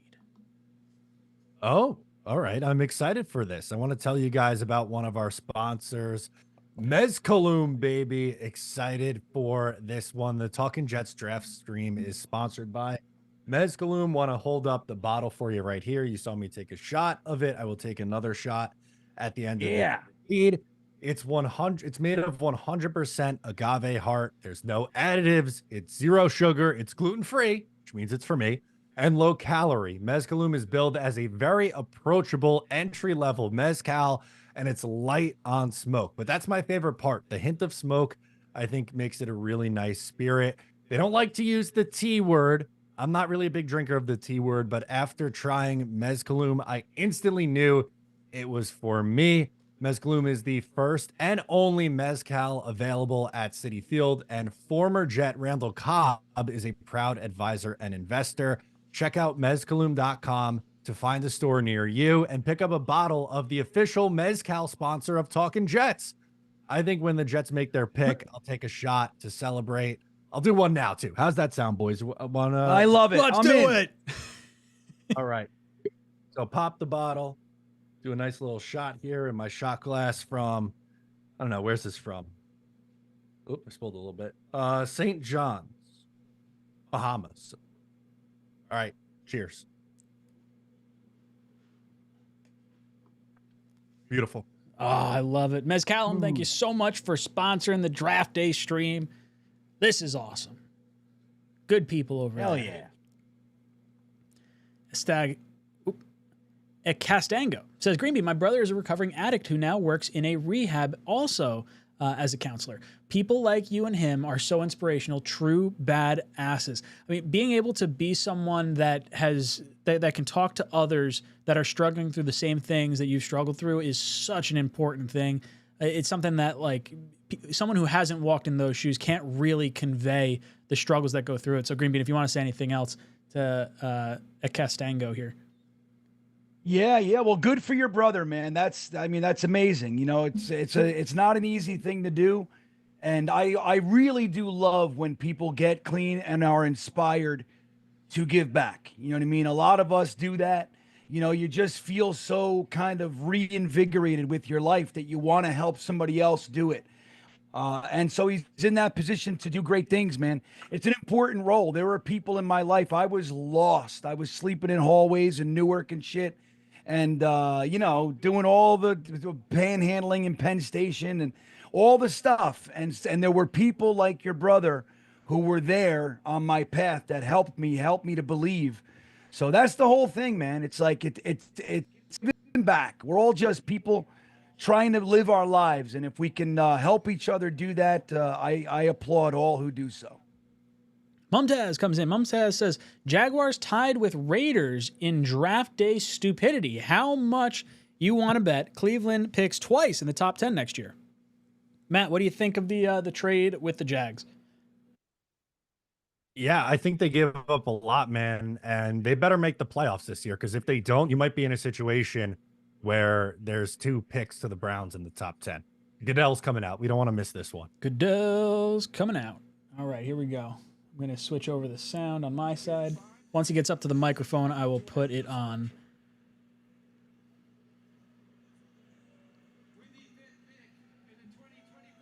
NFL Draft, the Cleveland Browns select Mason Graham. Whoa. Defensive tackle, Michigan. Interesting. So after all of the speculation about all of the surprises we made. All right. I'll be honest, I'm happy that pick was made because I don't want to have the temptation of the Jets taking him. That's right. So, I mean, I'm not a math guy, but math tells me that one of Tyler Warren or Armand Membu was going to be there for the Jets. That's right. We are going to have the option. Look, I'm not the smartest guy in the world, but I tend to believe you here. I think with 2 picks, you know, it sounds like one of these guys are going to be there, Matt. I like it. Famous Jay comes in and says, thanks for the membership. Prediction, Jets trade 7 to the Bears for 10 and 72. Jets get Ty Warren at 10. I expect second and third round picks to be best available offensive tackle, defensive tackle, and wide receiver. If we could trade back from 7 to 10 and pick up a second round pick, or I guess it would both be a third round pick, I would love that. I would absolutely love that, especially if Membu and Warren are both there. I mean, you got to think you're in pretty good standing, right? 7 down to 10. Is there one other player you'd like? Because, Matt, you'd have to have 3, right? Just in case, like, both your guys go. Yeah, that's true, right? So,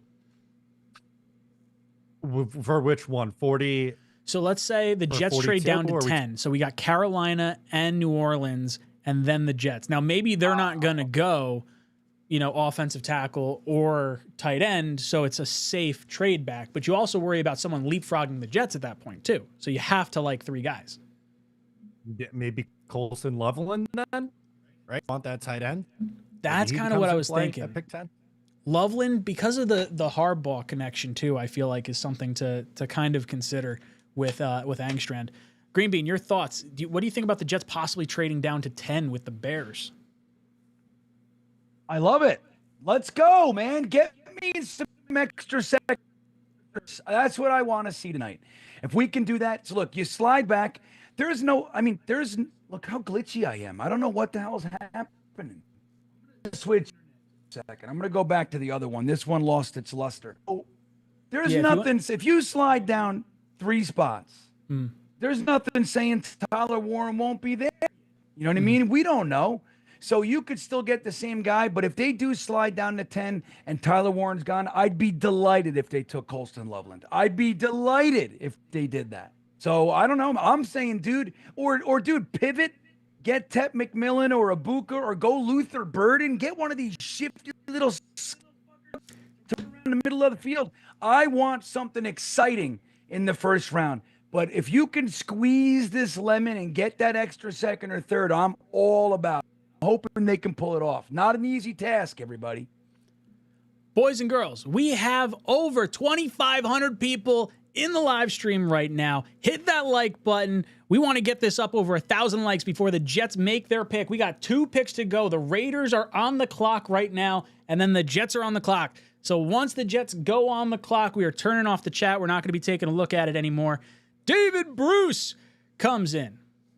Where's Dave Bruce? Dave Bruce says, good on Green Bean. As you may know, I'm ex-British Army and suffer from PTSD, but I go back to my division to talk to new recruits and other soldiers about my experience, and it helps as well as myself. I'm sure it's therapeutic. I think being able to talk about PTSD and, you know, whether it's, addiction in any kind of facet, whatever drug it is or alcohol, I think being able to have those shared experiences is such a massive, massive thing. So, David, thank you so much for the super chat, and thank you so much for serving your country as well. The Raiders pick is in right now. Thanks for checking in from Scotland too, Bruce. Hell yeah. Love that guy. I love it. Raiders pick is ready, in. Ryan. All right, he's walking out. With the 6th pick in the Las Vegas Raiders.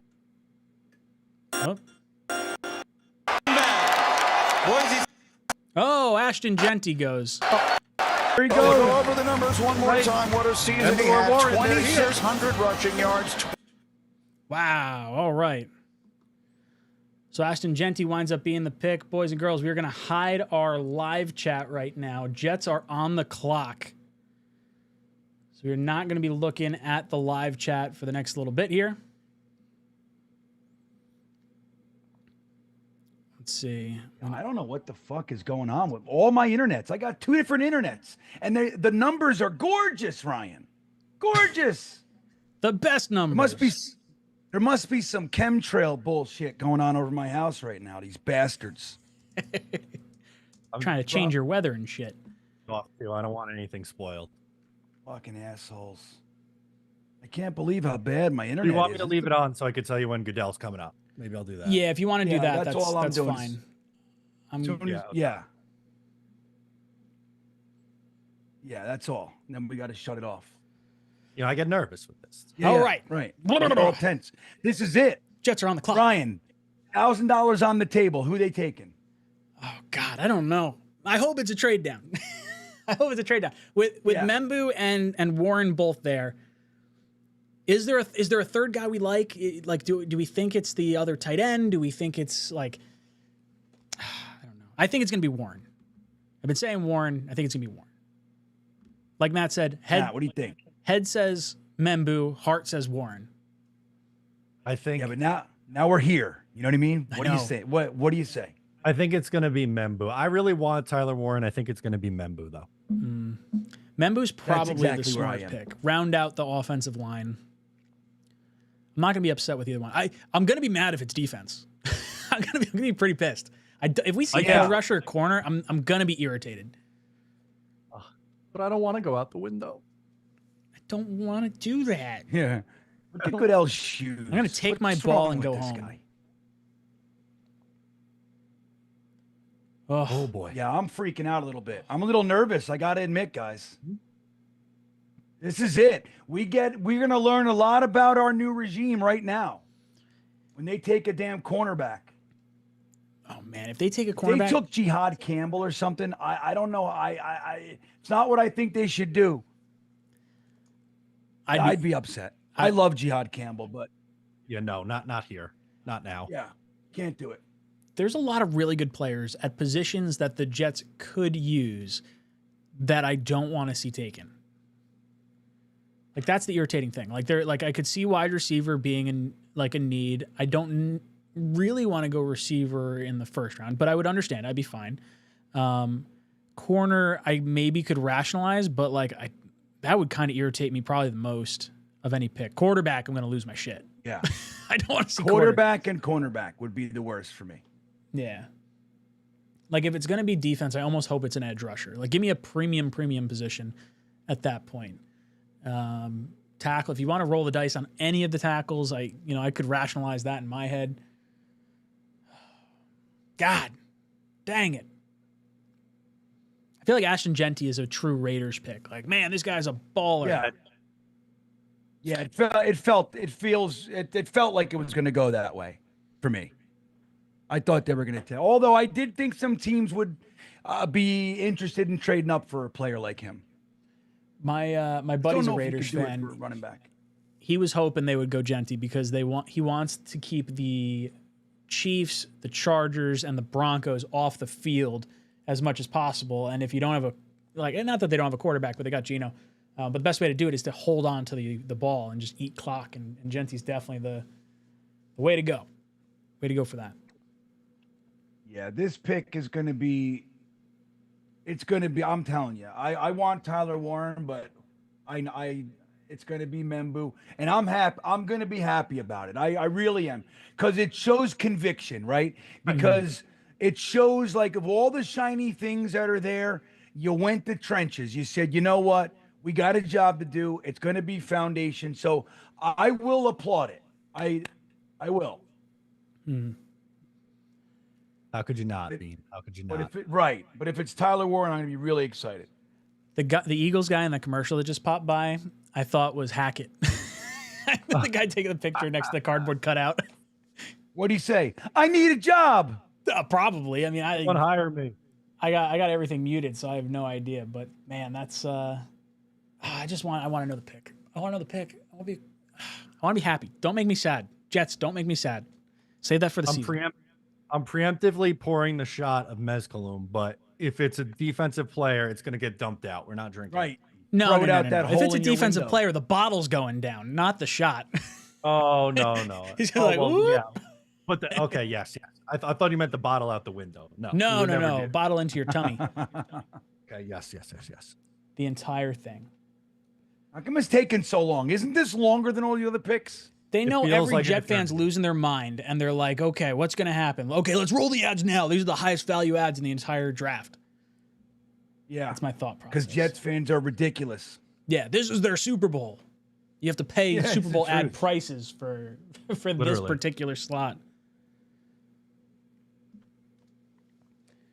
Let's go, guys. Get us some milk thumbs while we're waiting. Look at this patience on us. Come on. Yeah, come on Let's now. squeeze the milk thumb.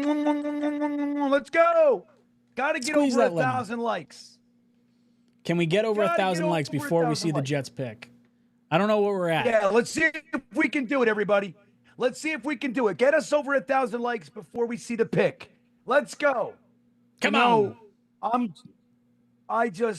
I think we can do it. Let's go. We went from 723 to 791. Let's go.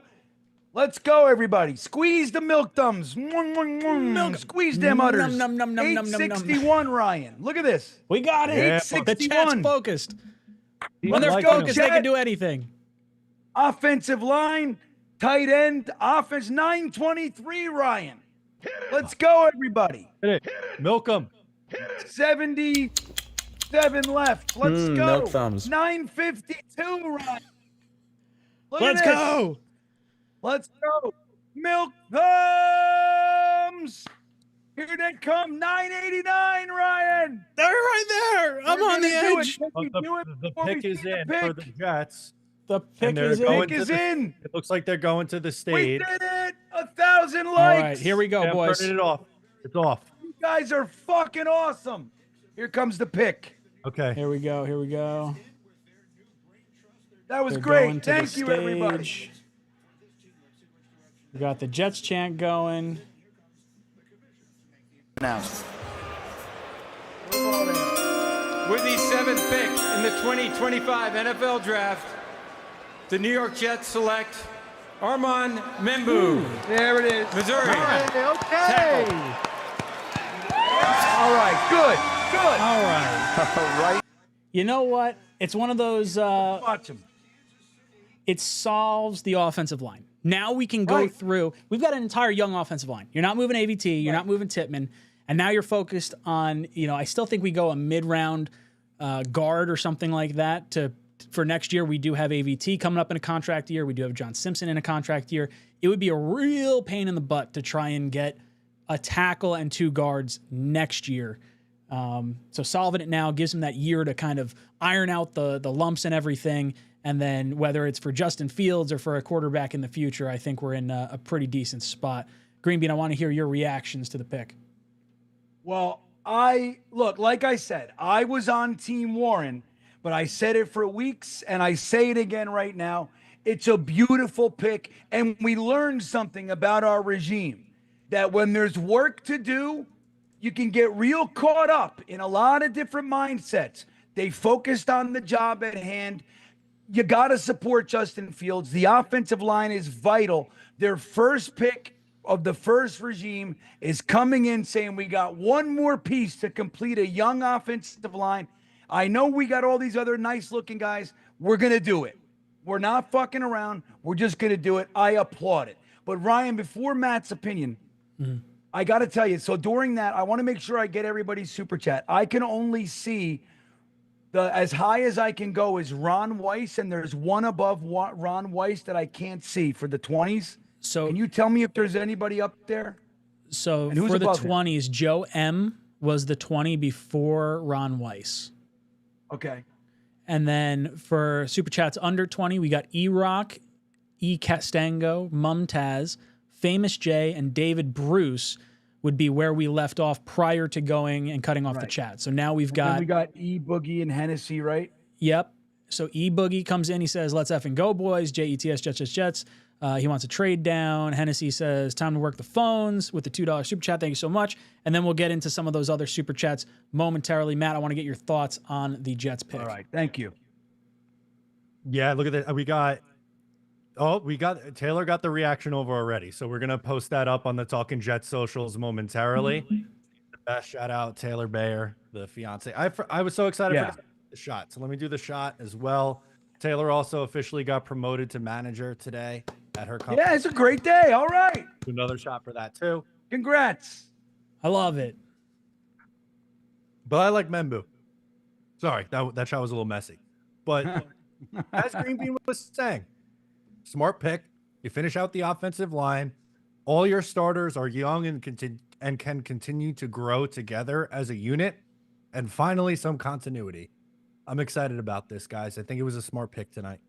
It's nice to have your 2 tackles set for at least the next 4 years, because then obviously Olu will be in his contract year. Hopefully you're re-signing him prior to his contract year, but you got it ironed out. The interior part of the offensive line, you can hit those picks on the mid-rounds. The tackle position is one that really needs to be hit in the first 2 rounds of the draft, and if you go into the second round, you're kind of playing with a little bit of fire. I like the pick. I think it's smart. It's not the sexy pick. It's the D'Brickashaw-Ferguson pick. It's the Nick Mangold pick. And you know what? We've got some adults in the building. Ron, what's up, Ron? He says, hey guys, Cindy and I have the draft on the TV. My boy's on the laptop. Let's go. Ron, thank you so much for hanging out with us. Ron, and any other super chat that's $20 or more goes into the raffle for tickets, for tailgate passes, season passes, and for the jersey giveaway. Someone's going to get an Armand Membu jersey. So we're very, very excited to do that. Ablab comes in with another entry. He's got Warren. I think Angstrand's tight end coach influence will kick in the war room. Let's see. Ablab. Wah, wah.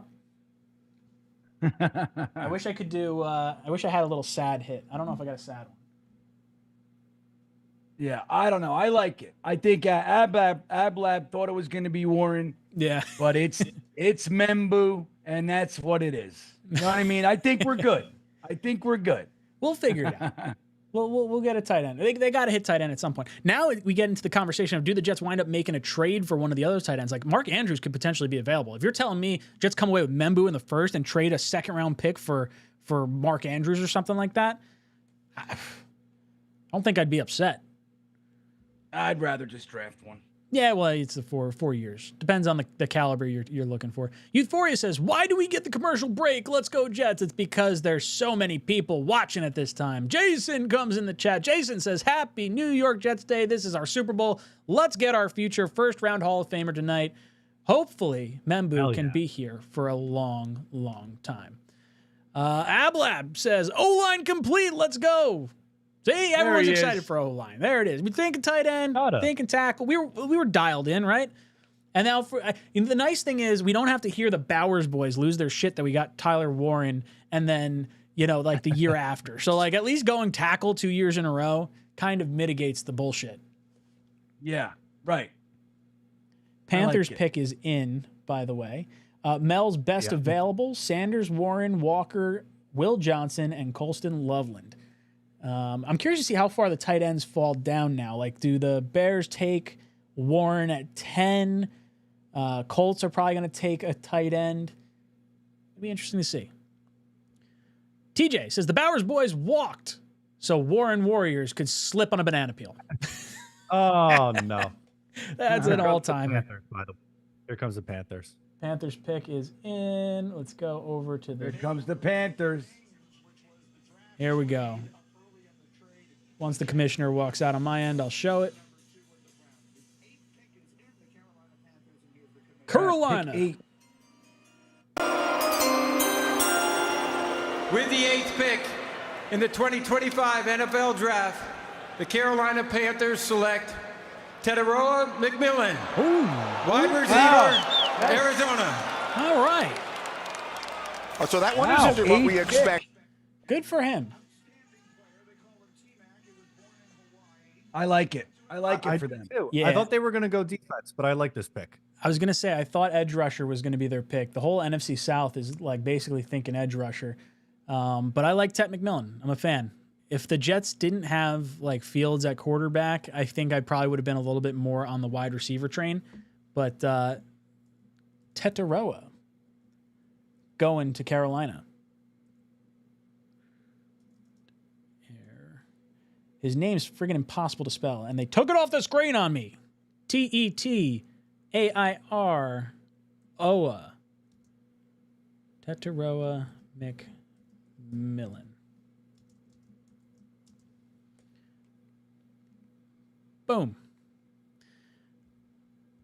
All right. Dorian says, I like the pick here. Fingers crossed for the giveaway. Dorian, thank you so much for joining the giveaway. For anyone just popping in, $20 super chat gets you into a raffle for tickets for a jersey giveaway or for the season passes for the Tailgate Joe tailgate experience. It's 3 pairs of Tailgate Joe passes. So we got a whole bunch to give away here over the next few days.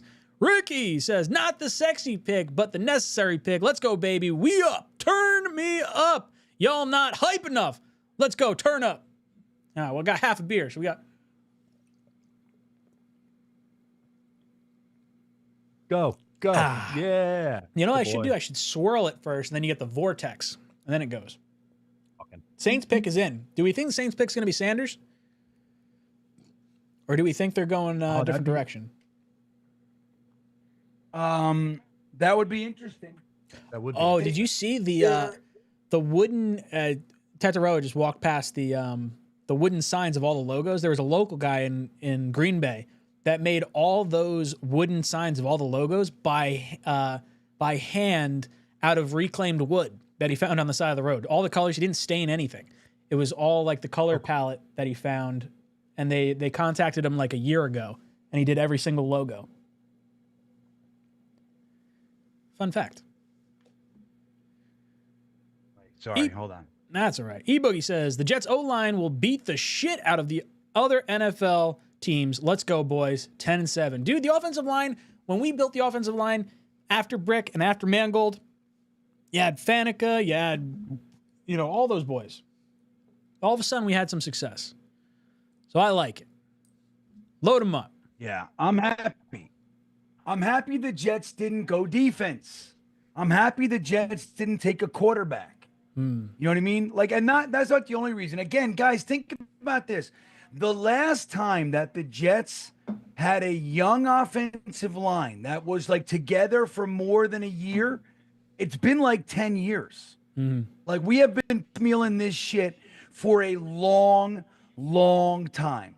Now, like we talked about, it'd be real nice to think that you could piece some of those guys outside of the first round. 3 first-round picks and a second, and then 1 free agent in Simpson. But hey, it is what it is. But think about it. Like you said, we now have 2 bookend tackles. It could be for the next, 4 or 5 years. You know what I mean? So, at least 4.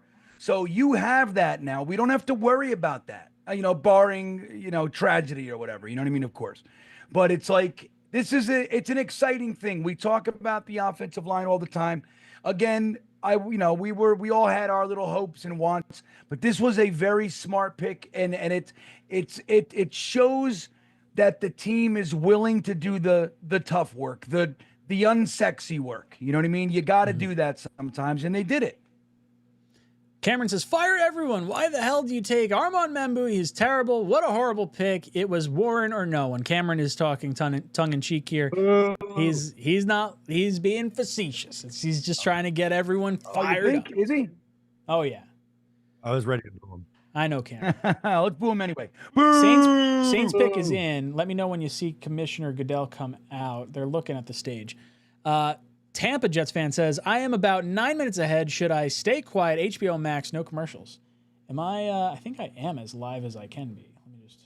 Yeah. Really? How are they so far ahead? Maybe he's at the draft. It's the only thing I think of. Following on Twitter, and they're at pick 12. Yeah, they're going to be way ahead of us at that point.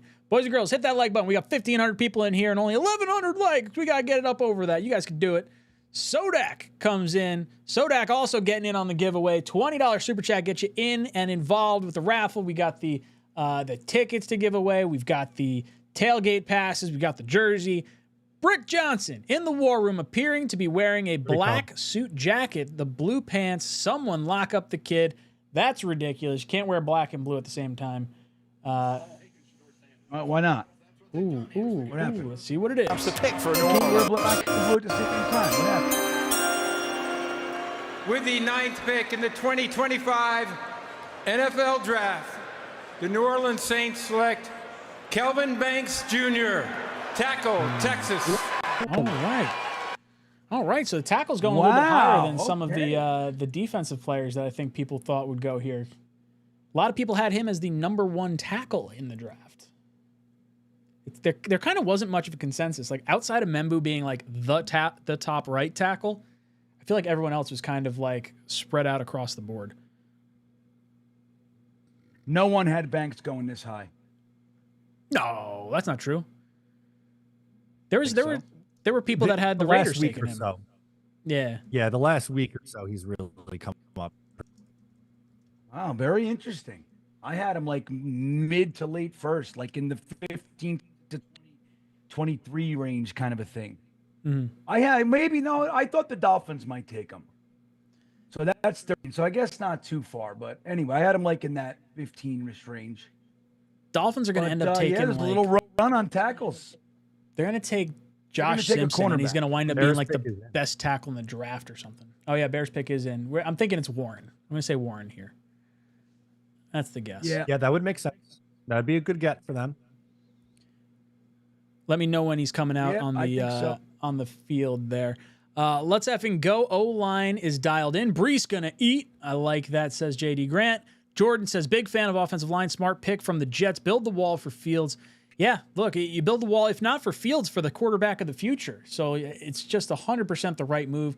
Next few picks here, I'd like to see wide receiver. I'd like to see tight end. I got a hunch we might be seeing D tackle in the second round. I just have this gut feeling that they're going to focus on the two trenches.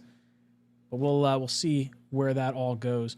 Matt, do you want to make a poll question in the chat? Maybe we'll say what position do you want to see the Jets attack in round 2? And then we'll go wide receiver, tight end, D tackle, safety. Would those be like probably the 4, you think? Yeah, I would say so. It looks like they're showing the stage. Quick read from Adam Schefter. Apparently, Aaron Glenn had a 45-minute FaceTime call this week with Armand Membu that sealed the deal. Oh, wow. Wait, say that again? What happened? Aaron Glenn had a 40-minute FaceTime call this week with Armand Membu that sealed New York's decision.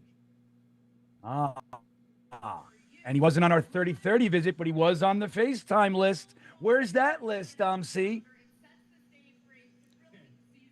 Who are these girls? What is this? What are we doing? I'm looking at I don't know if they're reading a pick or if they're just like doing the schedule stuff. Oh, they're doing a shtick. They're doing shtick. Like, we need this. All right. Everybody shut up. Where's the football? I'm not going to look at it. If they start reading the pick, let me know. I don't think so. Like, I can't tell if they're the reading the pick or if that card is just like the ad read they're doing right now. Notes?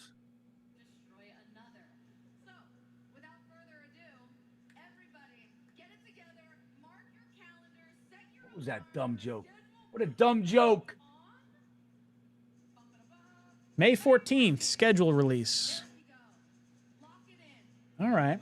So we're going to know what game we're going to, hopefully, May 14th. Oh, there you go. I think 14th is a Tuesday, too, if I'm not mistaken. Is it? Which works out nicely. Great. There you go.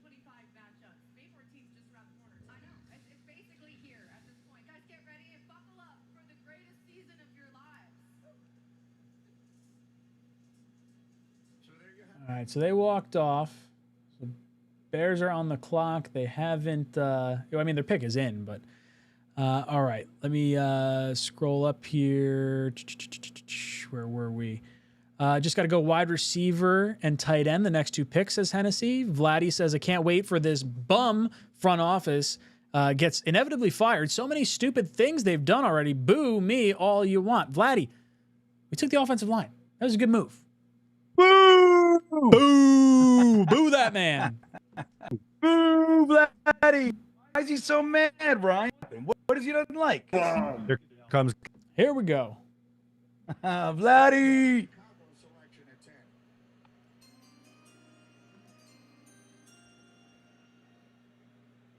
Yesterday, the NFL family lost a true legend, Bears Hall of Famer Steve McMichael. My heart is with the McMichael family during this incredibly difficult time. Misty, please know that you are in our thoughts and prayers. Farts. Mongo's remarkable contributions to the game and the community will never be forgotten. His legacy will continue to inspire. All right, sorry. I'm gonna go back to it when it. Farts and prayers. This guy's a fucking blowhard. Farts and prayers. What a fucking tool. Steve Michaels' teammates. Nope, they tricked me. And closest friends. Nope. They tricked me.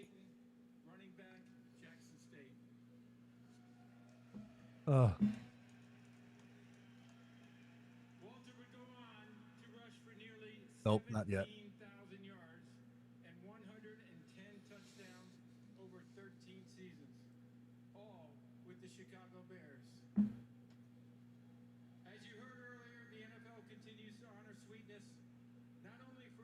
What are they talking about? How can we take the most exciting night and make it boring? Well, he passed what, 2 days ago? Yesterday? Yesterday. I know. I'm not even looking. I don't even know what I'm talking about. NFL draft. The Chicago Bears select Colston Loveland. Tight Oh my end, God! Michigan. Before Warren.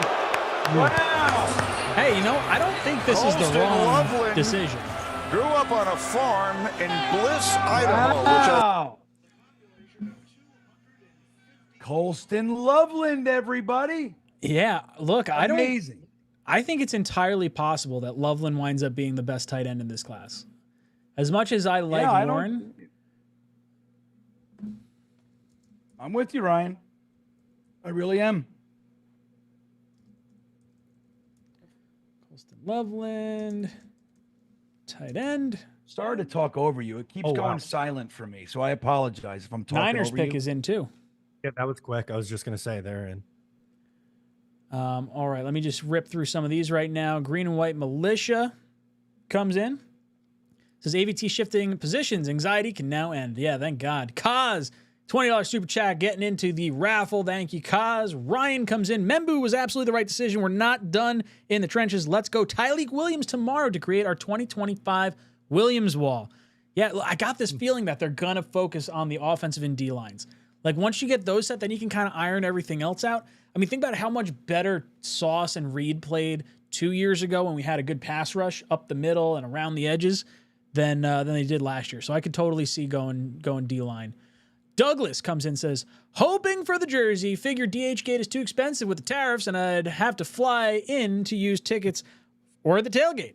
Yeah, look, hopefully you win the raffle, Douglas. Thank you so much for entering. For any of you guys in the chat, if you want to throw a $20 super chat in there, you get into our raffle. We're doing a jersey. We're doing season tailgate passes to Tailgate Joe, and we got 2 tickets in the 100 section to the Jets home opener as well. Brian Bourne comes in and says, if you guys are still crying about Warren, then you are now officially in the Warren Whiners Club. I got no issue with this. It's all right. I want to Membu the whole time. I don't care. That's good, Warren Whiners. I like that. I like That's it. very good. I hope people aren't bitching and moaning too much. Like this is a good pick. I think most fans, if you wanted Warren or you wanted Membu, could at least understand the argument for the other one. Now, maybe the Membu side of things probably didn't want the tight end because of maybe some of the analytics that go into it. But I don't think anyone who wanted Warren is going to be upset at tackle, or at least I hope not. Jake says, well, some are, sucks. We clearly. keep blowing firsts on offensive linemen. Can't blame the new regime for everyone else's incompetence. I'm not happy or mad. I'm indifferent. Just block. LOL. Yeah, it's like, I thought you were going, I'm not upset. I'm just disappointed. But I think he's on board with the pick. Just block. Ricky saying Loveland will be better than Warren. Book it. I think we were talking about Loveland and Warren, not so much a versus kind of situation. I know Luke Grant really liked Loveland more than Warren. And when you look at the two, Loveland definitely has the speed. Like, Warren doesn't have the speed that Loveland has. It's just the style of play, I think, could have suited the Jets with Warren. If Warren was gone, I would have been fine with Loveland too, to be perfectly honest. Angel comes in and says, Green Bean, I know you are happy they drafted the only position that we needed since the rest of the team is so great. Angel.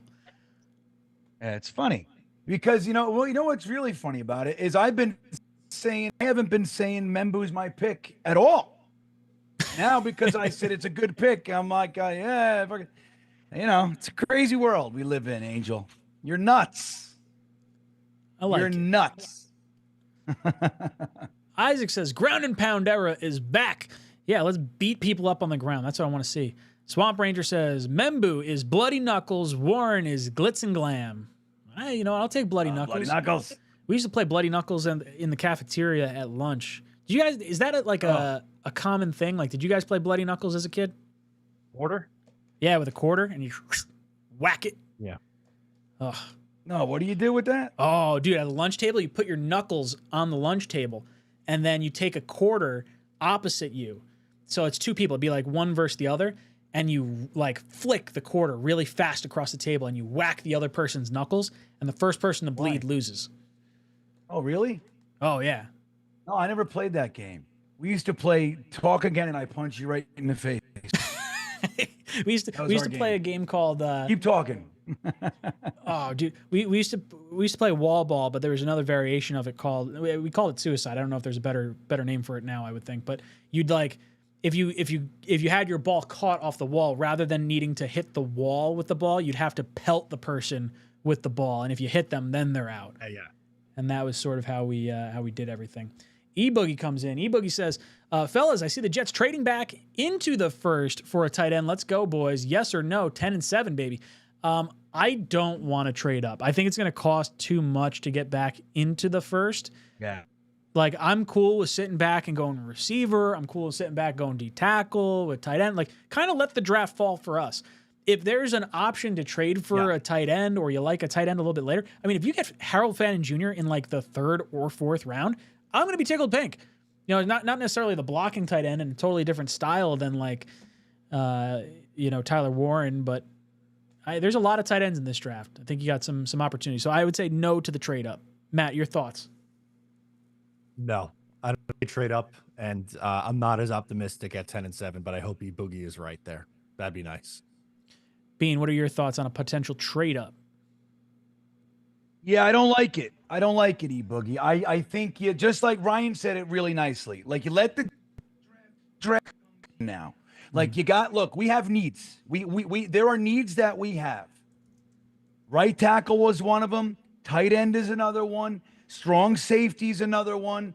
Defensive tackle, you need it. You know, you could really use that third linebacker, unless they want to really if they want to see what Zaire Barnes and Jamin Davis have for this team for a year, because they're going to be in nickel 4-2 sets most of the time. So if you just want to give these guys the year to be that third backer, I do understand that. So if you want to just kind of leave linebacker, I understand. But defensive tackle, safety, tight end, offensive tackle, they were our real needs this year. We just filled one. So if you just let the draft fall to you, if it's not the tight end, and wide receiver is another one. We need a wide receiver. So just let it fall to you. One of these positions is going to be perfect. Let it come and take the guy. Don't use your capital that you need to go up and get, and get. I mean, look, if you can use the 6th to go up 10 spots in the 3rd or something like that and get your guy, okay. That's fine, but I don't think too much is going to happen. I wouldn't recommend it.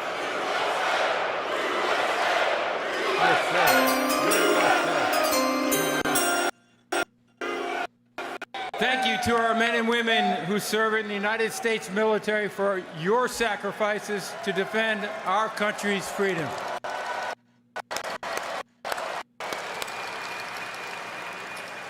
With the 11th pick in the 2025 NFL Draft, the San Francisco 49ers, Mike Williams, defensive end, Georgia.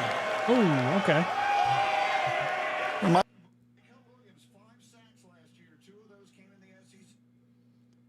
All right, Michael Williams. I don't care. Just means more offensive players are falling down. That's right. Start taking defense, everybody. Let's have a defensive run on everything but safety. I'm really really hoping the Jets get a good. But I do think they should go offense the next 2 rounds. I'm really hoping they can do that. Yeah, I would like to see offense.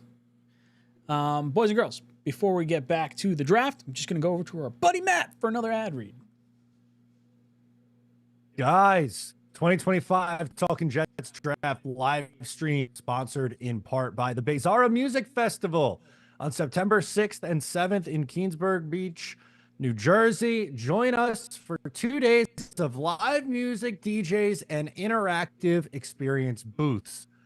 Unbeatable vibes down by the water. It's a great place. Bands like Vertical Horizon are going to be there. Jesse's Girl and 90s Bel Air have already been announced. And a little birdie told me that Gavin DeGraw might be performing as one of the headliners as well. On day 1 of the festival, Saturday, there will be a Jets fan takeover. The Badlands guys are going to be doing a live pod from there and hanging out with fans. I'll be there. I know Ryan and Bean told me they were interested as well. So come hang out with us in the Jets hangout zone. I also just got a text from Derek, who's putting this together, who added on to this that the first 2 people who buy VIP tickets, or the first person to buy 2 VIP tickets to 𝐒𝐫𝐞𝐫𝐢 and emails hello@𝐒𝐫𝐞𝐵EZARAfestival.com will also get 2 tickets in a suite, including food and parking to a Jets game this season. So there's a Jets fan spin on this as well. So what you got to do to get tickets is go to 𝐒𝐫𝐴Rafestival.com. They just went on sale. They'll sell out. So act quickly and secure your ticket to 𝐒𝐫𝐴Ra Festival. And if you buy a VIP package, you could be going to a Jets game in a suite this year. I am excited for this. Now, it's September 6th? Is that right, Matt? September 6th, Saturday. Oh, man. That Jet fan takeover is going to be a blast. I think we were talking about it behind the scenes on Tuesday night. Cowboys pick is in, by the way. So I'm just going to go to that. NFL Draft, the Dallas Cowboys select Tyler Booker, guard, Alabama. All right. Tyler Booker. Wow, a guard at 12. Here we go. I don't know what I had them like taking. I thought they were going to go receiver. I could have seen that. Yeah, I know I we did were talked about wide, like running back. Had Genty been there or something? Yeah, I cannot figure out why I am glitching so bad. I don't get it. I don't know, because Matt's not really glitching that much. And oh, you guys are perfect. I'm watching. I watch YouTube, like, so when I'm so I can man the chat. But it's like, so I'm watching it. I am freezing. It's like, like that's what I look like when the whole fucking night. Do you have Ethernet connected right now? Did you say you found your wire or no? No, but I'm Wi-Fi. It's weird, Ryan. I don't want to sound bad when I say this. No. But I don't want to sound bad when I say this. But I only glitch on our panel. Yeah. Like it's weird. Something about my connection to you. Yeah, I don't know what it is. Because like no matter what we've tried, because we've tried like probably 3 or 4 different types of like streaming things to try and get this to work. I got a different camera. You said the FaceTime thing might be. You know what I mean? We're trying. What do you normally use? StreamYard? Yeah. I wonder if because all the offloading power of StreamYard is like on their servers. So I wonder if that's just like the difference. I don't know. I mean, I guess we could try StreamYard at another point. I don't want you to lose all your, I mean, you have all these fun things that you do, all these gadgets and weird computer nerd shit that you love. I ejected your asshole coworker. That's that the Dolphin fan. Threw the chicken around. You're out of here! When his super chat was on screen, I threw the chicken across the screen when he was when his super chat was up. Oh, you did? Oh yeah. You were talking. So what happened? I should have. No. You said, oh, he's an asshole Dolphins fan. So I was like, oh, you did? Let's eject him out of here. Oh, okay. I thought he said something bad or something. No, he didn't say anything bad. It's Vin says, build the wall, smart pick, let's effing go. Ricky says, Ben Johnson taking Loveland over Warren proves my point. Maybe, we'll see. Jason says, we need the best player available at 42, either wide receiver or tight end. Could go either way. Vladdy P saying, I hope we lose all games and 𝐒𝐮𝐬𝐜𝐫𝐲 2.0 gets canned at the end of the year, along with Mr. Bowles with an attitude. Fuck Flatty P. Fuck Flatty P. Should we Dude, make a what shirt? a miserable bastard. He's terrible. What a miserable person. It's because Jesus Christmas. I think dude. he's Russian. I think that's what it is. He's just trying to I think sabotage he's us. drinking too much. Got too much of the Like, the why? vodka. Look, let me tell you something. If the Jets hired people I hated and brought in players that I didn't like, I would still fucking root for them to win. What is wrong with you? Yeah. No matter what player they Need take, therapy. there's never going to be a sense of like, okay, hey, the Jets took a safety at 7. All right, I'm pissed at the pick, but I'm going to be rooting for the guy nonstop. I'm never rooting for losses unless there's like, when the season's lost and you have an opportunity to get a quarterback. Yeah, okay, I'm gonna pivot and root for like best available at that point. I'm on Team Entertain Me right now. Flatty P, you can go S a D if you know what I mean. Yeah. Ooh, like Matt said. Matt said it perfectly. Boo! Boo! Take a long walk off a short pier, says Matt. Go pound sand, kick rocks. Jake comes in, says, our second and third are golden with our needs. I was hoping to trade back for another, not trading them to move up. Yeah, I like not trading up. I don't want to trade up. I want to sit and pick at our second and third round picks. So who knows? We'll see where we wind up going. Neil says, the cigar is lit. Love Membu. Let's get the established tight end. Ravens will give us Mark Andrews for a 4th or 5th round pick. We need a D tackle, a top safety, wide receiver, or tight end in free agency. Spend some money. I like the idea of trading for Mark Andrews. I don't know what it would cost, but I think the Jets should certainly explore it. If he's on the table and needs a contract, I'm down. I'm on board.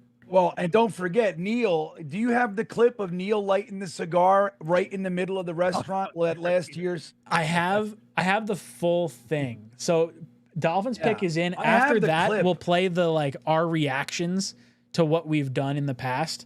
And while that plays, I'm going to run down and grab 2 more beers. But Neil lighting the cigar in the restaurant last year. We're like, oh crap, they're going to kick us out. And Jeremy's lifting his shirt up. They're doing belly bumps. Having a grand old time. Jonathan saying you missed his $20 super chat. Jonathan Francois. I don't have. Man, I got to keep so I'm out in the backyard in the woods in Virginia, and I have to keep my door open for the Wi-Fi. And boy, oh boy, let me tell you the bugs that are in here with me tonight. They're everywhere. I'm in the same boat with this window open. I don't have a Jonathan Francois. Right. That's crazy. I don't have a Jonathan Francois $20 super chat in here. Yeah, it's right there. It's above 𝐒𝐿'𝐼𝐻's 20 months member super fan thing. It's orange. Interesting. Let me refresh my thing. It's above Ricky. It doesn't show it on my end. Below 𝐒𝐵oogie. Interesting. Give me right below 𝐒𝐵oogie's. Oh yeah, I see it. I got it. Motherfucker. Okay, hold on. Give me 1 second. Let me see why I can't see it. Oh, there it goes. Okay, yeah, that was weird. All right, here it goes. All right.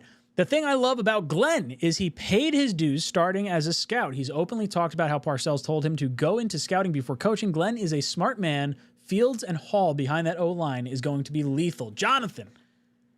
It's not always the sexy pick, but it's the right pick. Right. I think I like Jonathan's ideas. Jonathan's a good dude. Sorry, I missed your super chat. How far did I go down? I hope I didn't miss any other ones in there. I don't think I did. I saw hang on, someone else said that theirs was missed. Please give me a second. Devin Chafin. Devin. Oh, I haven't gotten to his yet. His is a $2 super chat? Okay. Yeah, I'm going down. I've got let's see, Neil. So let's go to 𝐒𝐿'𝐼𝐻. 𝐒𝐿'𝐼𝐻 says, I can't wait to see all the cringe phone calls from Salah for the Williams pick. Michael, no gas, no brakes. Yeah, that's probably what we're going to see. Devin, let's hope 𝐒𝐵𝐞𝐞 makes it to 42. I can dream, right? I'm curious to see how many wide receivers fall into that second round. Receiver in the second feels like the right play. I think there's more value than tight end. But if Mason Graham's there, or Mason Taylor's there, I'm not going to be upset with that either. Oh, hell yeah. I love him. That's the guy. Jeffrey says Hall, Allen, Davis all have big chubs right now for bookends in the ground and pound approach. Yeah, dude, the running back room's got to be pretty happy. Maybe that's why Brees had the fingers crossed emoji, because he's hoping for a lineman. It looks like the Dolphins pick is coming out right now. Here we go. All right, let's see what we got.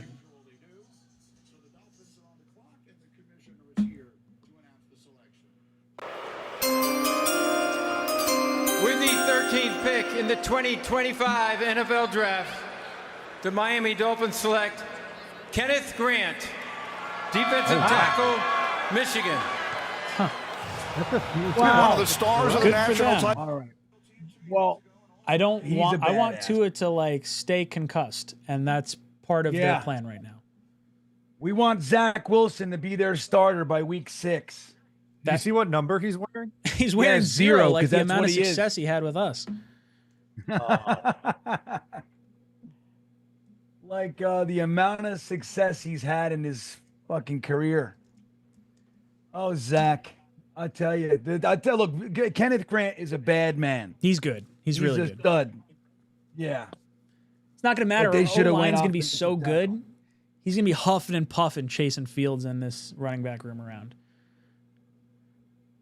All right, boys and girls, I'm going to play our reactions to some of our other picks in the past while that goes. The Colts pick is in. I'm going to run down and grab a beer while they're showing some of these highlights.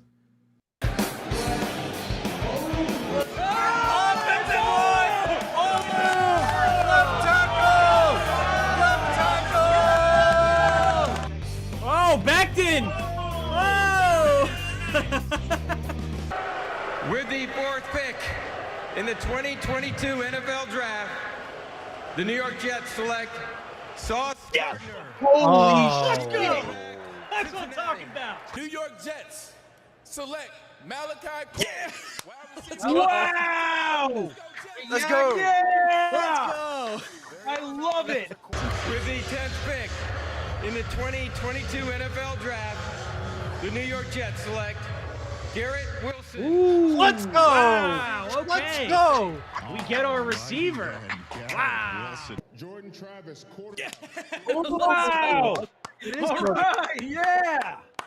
All right, they went We are having a perfect draft. Cornerback. Ooh, this draft sucks. Would be there in the second. Oh, the Jets traded up. Oh, they did. The Jets traded up. The New York Jets are on the clock. Let's go. Let's go. Who's it gonna be? With the 26th pick in the 2022 NFL Draft, the New York Jets select Jermaine Johnson. Yes. Yes. Oh, let's go. Let's go. Yeah. Oh, Joey, baby. Let's go. The New York Jets select Braylon Allen. Oh, yeah. Let's go. Well done. Well done. Yeah. 𝐒𝐿𝐴𝐾. I got to be honest with you, I didn't watch much 𝐒𝐿𝐴𝐾. Will McDonald, linebacker, Iowa State. Let's go. Wow. All right. What the hell just happened? So I want to point out There goes Warren. Oh, Tyler Warren off the board to the Colts. That makes so much sense. It really does. I have to admit, my favorite part of that reaction video, there's two. Green Bean saying, boo, this draft sucks. And then the next one is Dom C going, I got to admit, I did not watch much 𝐒𝐿𝐴 Key. So fun. Because like Dom C is the best at this, and he watches so many guys, and we literally have him on for the last pick of the draft. Yeah. And he's like, you know what?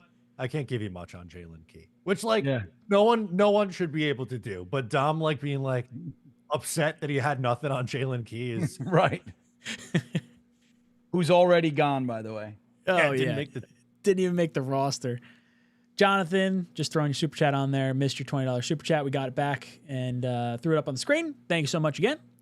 Cameron says, we have bookend tackles, so Fields will have a clean pocket for the first time in his career. He doesn't have anyone to throw to outside of Wilson. And yes, we have 3 running backs, but you can't run the ball in every play. No, but if you don't trade Breece Hall, he's another weapon. So I want to be able to utilize him in the passing game more than we have in the past. So I'm hoping that's sort of the plan. I do think we're going to add wide receiver. I do think we're going to add tight end in this draft, so I don't think we are quite done yet. But Cameron gets himself entered into our raffle. Any $20 super chat that comes in, you guys get entered for our ticket giveaway. We've got season passes to Tailgate Joe's Tailgate. So if you're a season ticket holder and you want to get a pair of season ticket passes to that, those are basically I think they're like $80 to $100, per game. It's pretty expensive to go to tailgates. You don't have to bring your food. You don't have to bring anything. You just show up. You say, bam, I'm the season pass holder for Tailgate Joe's giveaway, and you get that. We're also going to be giving away a jersey as well. So hang out with us tonight and all 3 nights as we break down each and every one of these. Cameron, thank you so much for the super chat. Jake says, Bumblefuck Virginia Internet, Green Bean. I'm with you. Just glad Xfinity is working tonight. That's funny. Yeah, I have Xfinity. It's trying. Right now I'm on T-Mobile, I think. I've been going back and forth. Let me see. Yeah, I'm on T-Mobile. We'll see. We're trying. Tyler Warren made it to 14, everybody, and we spent hundreds of hours talking about him.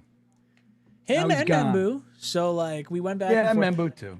For a long time, I feel like the floor was always considered pick 14 for Tyler Warren.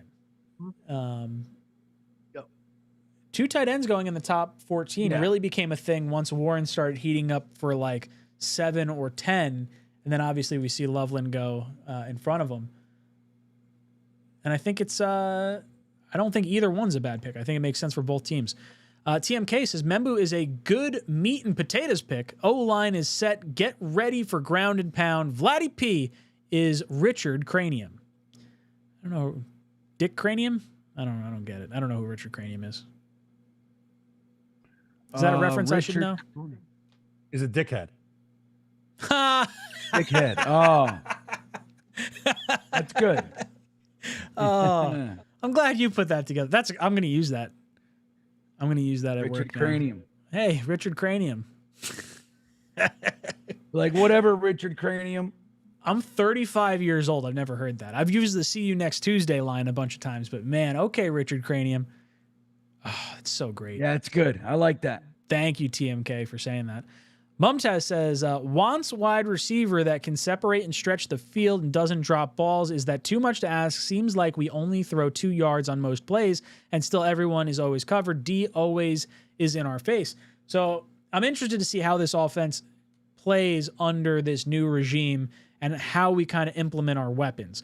Because I'd like to believe that Hackett just sucks eggs, and the last 2 years has just been him putzing around, not really able to figure it out. Trying to fight his way out of a wet paper bag, if you will. With regards to wide receiver, I agree. I think this regime's going to look for a speedy guy more than a big guy. Because Lazard's still here for the year, because we've got a few other guys, Josh Reynolds, I'm blanking on some other names right now. The speed demon that can take the top off the defense is kind of what we're missing. So I think profile-wise, that's what I'm kind of hoping for. Bean, what are your thoughts on this? Well, I know it's a funny way to say it too. It's all we're asking for a guy who calls himself a professional football level NFL wide receiver is that he can separate, catch the ball. You know what I mean? Can we just have a guy who runs fast and catches the ball, please? Is that too much to ask? Yes, it is. It's a lot for us. I don't know what that is. But I'm going to be really interested to see if we go wide receiver, if it's going to be that, we've been going kind of bigger wide receivers of late. I don't know. I think that this regime might want somebody who can work the middle of the field. I don't know why. I just have that feeling. So if we grab one of those 5'10", 5'11" guys that are quick, and can kind of keep the ball moving, that kind of thing, but can also burn you, right in the middle of the field, make guys miss, break ankles, so to speak. I would be real interested to see us go that way.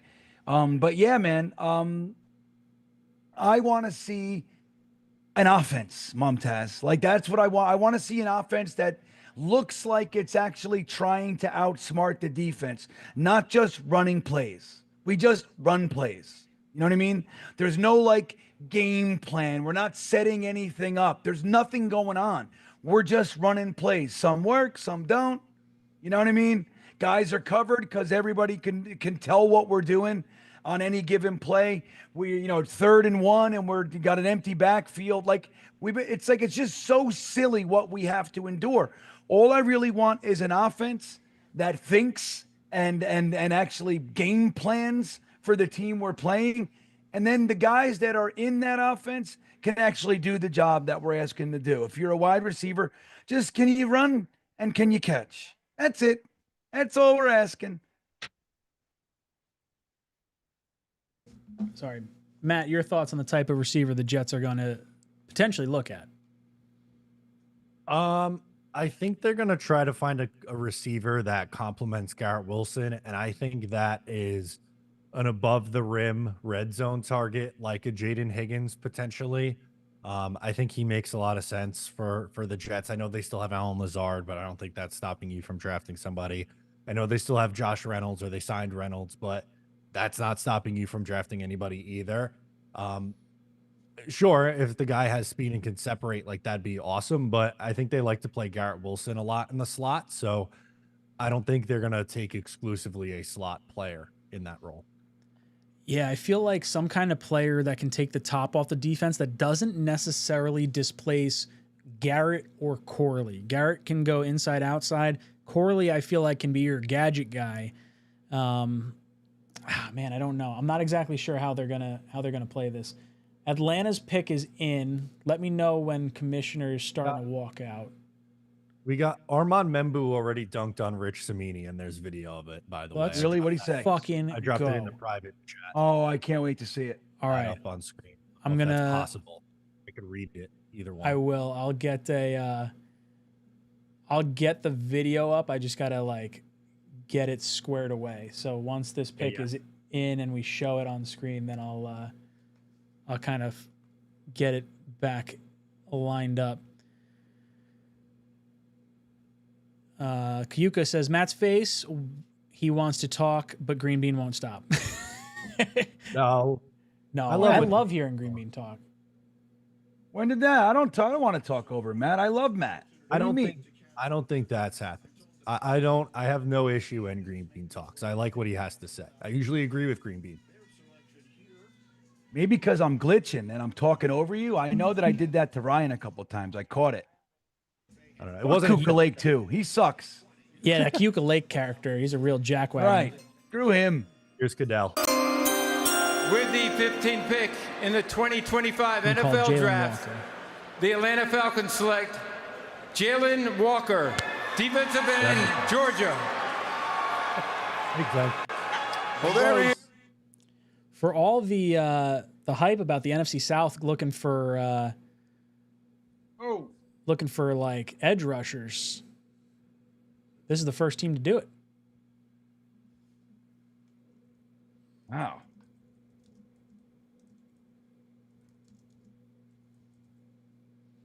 They haven't listed linebacker. That's a fun weapon for Jeff Ulbrich to play with. It really is. All right, let's see if I can get this. Notice? Robert Saleh got yet another first-round defensive end. This fucking guy. Of course he did. We had a super chat before that was like, I can't wait to hear the whole. I forget the name of the guy they got. I am blanking right now, but it's like Sauce or fucking Jermaine. Hey. How you doing, Game Breaker? All right, let me see if I can get this video up. You guys can keep talking while I try to set this up on this side. What do you think the Cardinals do here? I take it back. I was going to say I have no idea, but I think this is where a corner comes off the board. We haven't seen a corner drafted. Well, show that video. Show Samini. I'm working Oh, on it. I'm sorry. That's what I you're got to doing. get Okay, I it didn't know. queued up. Okay. Jumping down my throat. Hey, Green Bean said, "Hurry up, Ryan." Yeah. Chill out. You and your graphics over here. All right. Let's see. Make sure that is good. Voice is on. All right.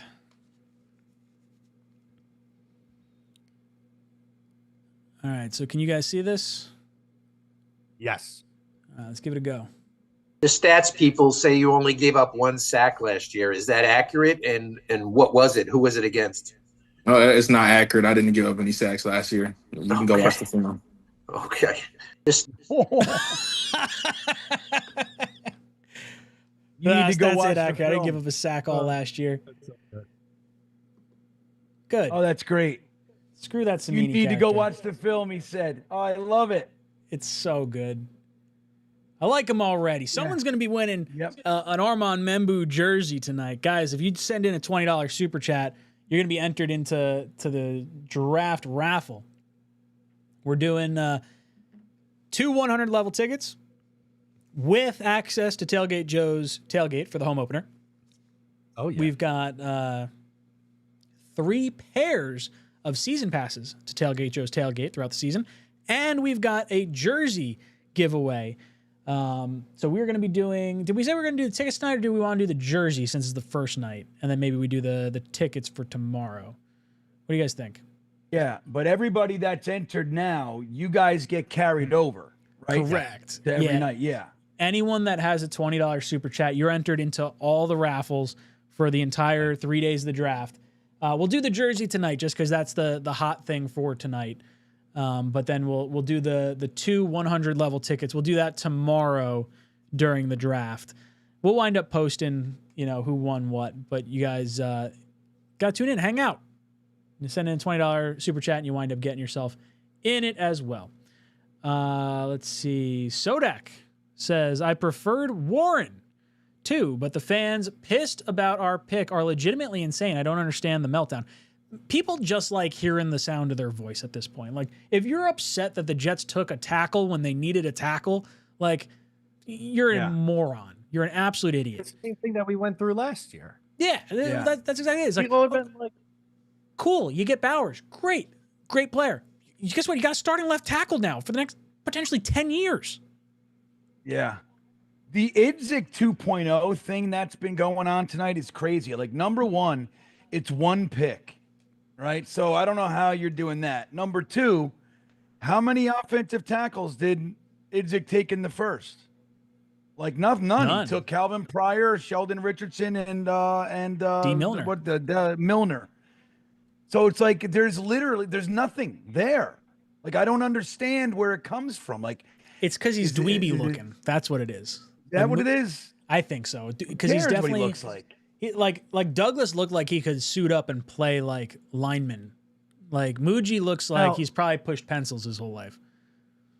Now, Joe Douglas is on Fox Sports tonight for their coverage, and he said he liked the Armand Membu pick. So does that make us nervous now? I'm going to say no. Of course he did. I really liked Joe Douglas as a GM. There was things that I really did not like about his tenure with us.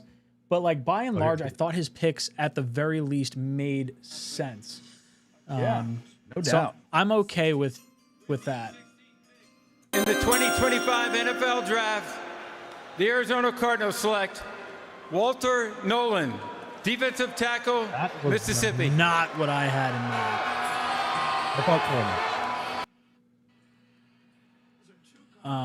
I mean, I'm happy. The more offensive weapons that could potentially fall down, whether it be tight end or wide receiver, or even like, I mean, I guess D tackle is something we need too, but I don't know. Not upset with this pick. Don't care. Blitzcrew comes and says, that Membu clip makes me want to get another entry. Blitzcrew gets another entry for the jersey and the tickets and all that. Blitzcrew, you're a gentleman and a scholar. Thank you so much. Boys and girls, hit that like button. We've got, on my side of things, I can see 1, 2, 3, 4 likes. So I really don't want anyone to hit the like button right now because like my like Obsessive compulsive disorder says this is perfect. So if you hit that like button, I'm going to have to be upset. Oh, bastard. Someone did it. That's all right. Someone's going to do it at any point. Now it's 1, 2, 3, 5. I guess we're just going to have to get to 2, 3, 4, 5. 2, 3, 4, 5. Yeah. So keep hitting that like button. That was great right before the pick. How we got 300 likes in like 2 minutes. Oh, it flew up. That great. was fun. Awesome. We've only gotten 200 likes since. It's crazy. That's all right. We'll get them back because the Jets are going to trade back into the first. Those are the rumors we've been hearing, right?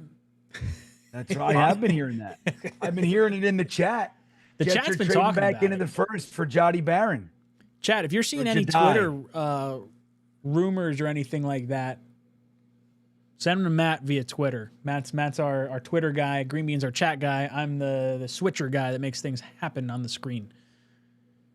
We all got our responsibilities.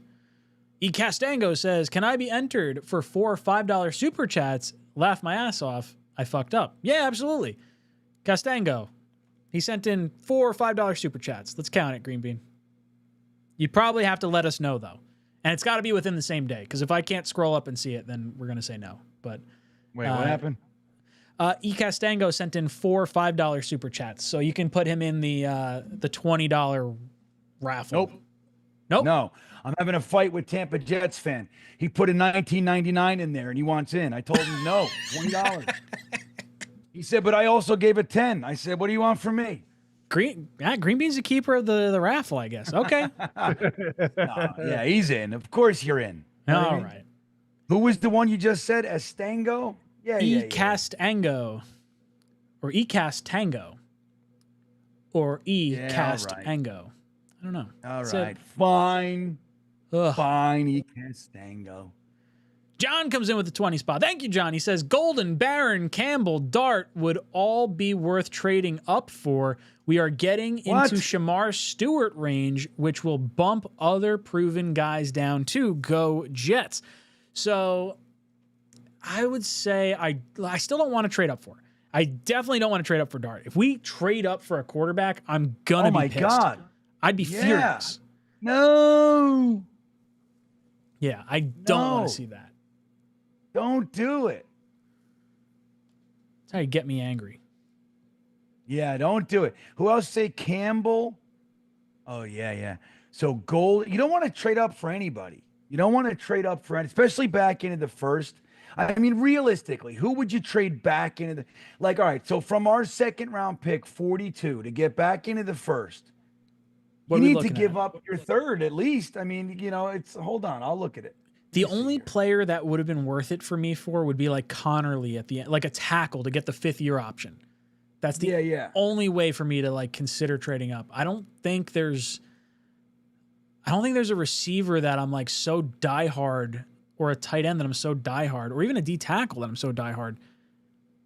Now maybe if like, no, you can get back into the end of the first. You can get back into the end of the first for like your fourth. For our fourth. If we could do that, I would give up a 4th to get the 5th-year option on a guy. I think that 4th-round pick. Who? I don't care at that point. If it's a 4th-round pick and you like the player enough to get the 5th-year option of contractual control. Oh, no way. No. I'm sorry. No, it's going to take your third. I don't know what I was looking at. No, I'm not giving up the third. Definitely going to take your third. I don't know what I would was. do that. I'd rather sit tight then. I think there's going to be enough good players that will have on the board. Not to mention, like, it's a deep draft. We've been saying like 2nd round through 4th round is like where the bulk of it is. Bengals pick is in. I'm just waiting for it to pop up on the screen. Matt, let me know when you see. I'm on a commercial break right now. Alan. Alan, sorry, I burped into the mic. That's probably gross for all you guys listening out there.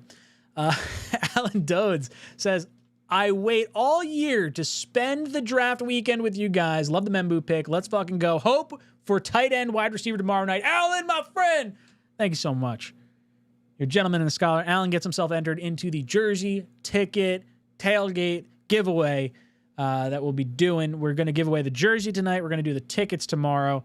we'll do the pairs of tailgate tickets over the course of day 3. We got a bunch of guests coming on too. I think this is the first time I'm bringing it up. We got Richie live from the draft tomorrow. We've got Jake Asman coming on either day 2 or day 3. We were talking to him earlier. Tyson from Let's Talk Jets Radio. I reached out to Jude Jets. I got to check and see if he reached back out to me. Jude Jets might be coming on. Jude! We've got Tigo. We've got Jeremy. We've got Dom C. We've got Scott Mason from Play Like a Jet coming on. Buffalo Jet fan might be coming on. I was talking to him earlier. I emailed Blewett, or I texted Blewett. I don't know if Blewett ever got back to me. Let me see. I got 45 text messages. Oh, wow. A lot of people complaining. No, it's just my bunch group chat. We got a bunch of people, bunch of good Jet guys coming on. I got to reach out to. I waited till this morning. So like I texted. I'll let this out of the bag. I texted Tyson first, and I was like, actually, Tyson commented on a tweet that I had. So that's what triggered it. I was like, oh hey, let me reach out to Tyson now. He goes, oh, I must be. Wait, Goodell's up there. Hold on, Bastard. Goodell's up. Sorry, you can finish your story. Texas A&M. Ooh, Shamar Stewart. All right, so he was a top 10. All right. Sorry. My bad. So yeah, I had Tyson reply to one of my comments on Twitter, and I was like, oh, you know what? I got to reach out to him and start like reaching out to guests. And he's like, oh, I'm glad I'm like on the D list. I was like, I'll have you know, motherfucker, you were first. And he was just like, oh, I'm honored. And then Blewett didn't respond to me. I'm sure he'll come on day 3. He's usually pretty good about that. Yeah. I know Seagull. Thank you for the super chat. No, don't even read Vinny, it. No, I'm not. I saw it. Vinny comes in and says, I'm loving the Membu pick. He's a stud. Now we need a solid playmaker on offense and the D-line. If we can get a couple of weapons in this draft, I will feel better about our offense. Let's go. Yeah, look, I like the Membu pick. I think playmakers is obviously the next target here. I don't know how high they're going to value receiver. If they restructured Lazard, if they brought in Josh Reynolds, like that's the one part that I'm like a little leery on. And if Fields doesn't go to wide receiver 2 consistently, maybe they are going to go D tackle like early on and then start hitting the like tight end. Would it shock you, Green Bean, if we kind of forego receiver a little bit earlier than we were kind of thinking? No, it wouldn't. I mean, I want them to take a receiver in the next 2 picks, but it wouldn't surprise me at all, as a matter of fact. It wouldn't surprise me. I'd be disappointed, but it wouldn't surprise me if they don't go receiver in this draft and just, kind of work on the, the safety, the defensive tackle, maybe some offensive line, pipeline stuff, tight ends. I wouldn't be blown away. I'm hoping that they do, and I think they will. But again, I wouldn't be surprised. And I'd love to see a second round wide receiver, but I'm not going to be surprised at all if they don't. Matter of fact, I agree with what you were saying earlier. I think it was you, Ryan, talking about that defensive tackle. I just have a feeling defensive tackle is our second round pick. I mean, unless there's a run and the talent is depleted, of course, but who'd we see? We saw Kenneth Grant. We obviously saw Mason Graham. Walter Nolan. Walter Nolan is the third, right? So we saw some edges, but we didn't really see, it's not, there's a few taken, but there's a nice batch left of defensive tackles. If these guys are still there, I can see them doing that. And like, I think it was Matt on Tuesday night, he had that like kind of statement first and second round, like we're a trenches. This team believes in the trenches, like coming out and going offensive tackle and following it with defensive tackle. It's a statement. It's letting everybody know that's where football is won. You know what I mean? So do I want to see him do it? I don't, but I get it. And so, yeah, but wide receiver, it's going to be interesting. Again, like Matt said, it makes sense for a Higgins type of a guy. I tend to have, I don't know why, I just have this suspicion that we're going to see them take one of these little shiftier guys. But, and I think it's smart to do so, but I'm not going to be surprised if they don't do it. Matt, what about you? What do you think about the Jets? Like, could you see them potentially not going receiver as high as maybe some of us were originally thinking? Oh, sorry, you froze up. Taking receiver. What? Could you see the Jets maybe foregoing receiver earlier than we thought? Like, let's say it's D tackle in the second, tight end in the third. Like, could you see something like that? Because Fields doesn't really go to wide receiver 2, and we already have Lazard who restructured. You've got Josh Reynolds who the OC knows. Like, what are your thoughts on wide receiver right now? Yeah, I mean, they absolutely could go a different route. I view wide receiver as a big need, but they have a bunch. They got to figure out tight end. Defensive tackle, as we discussed, is a need. Safety, they need a strong safety too, and maybe they find someone, or maybe they like someone rather on day 2 who could be a starter on their defense. So, yeah, it absolutely is a possibility they wait to day 3. Jake comes in with the super chat. Thanks so much, Jake. He gets entered into our ticket, jersey, tailgate giveaway. Keeper of the raffle. I want the jersey. Other prizes we can give away if I win. We think Sanders makes it to the Steelers, and do they take him? Seahawks pick is in, so let me go back to your pick in a second, Jake. In the 2025 NFL Draft, the Seattle Seahawks select Gray Zabel. It's a good pick. North Dakota. So there he is, Mel. There's your guy. You just mentioned. Good guard. Yeah, that's a good player. Protect Sammy boy. Yeah, I got to do it. Got to do it. So I want to get back to Jake's super chat. Thank you so much. We will, if you wind up getting the jersey, you get the jersey. If you win something else, we'll pass it along to the next person. But thank you all the same. Do we think the Steelers will take Sanders? I think they will. In my mind, I feel like they want the speed demon in like Jalen Milroe, but like I feel like first round may not be where they go with that. And my over under with Matt of 3.5 quarterbacks going in the first round is making me sweat a little bit. I was hoping the third quarterback would come off the board by the Steelers pick, but we'll see. We're getting into that point of the draft where you might see a trade up to Denver at 20 to jump the Steelers. Matt, what do you think happens to Sanders? And you feeling good about your 3.5 over under? I'm feeling fantastic with it right now, but that could really change.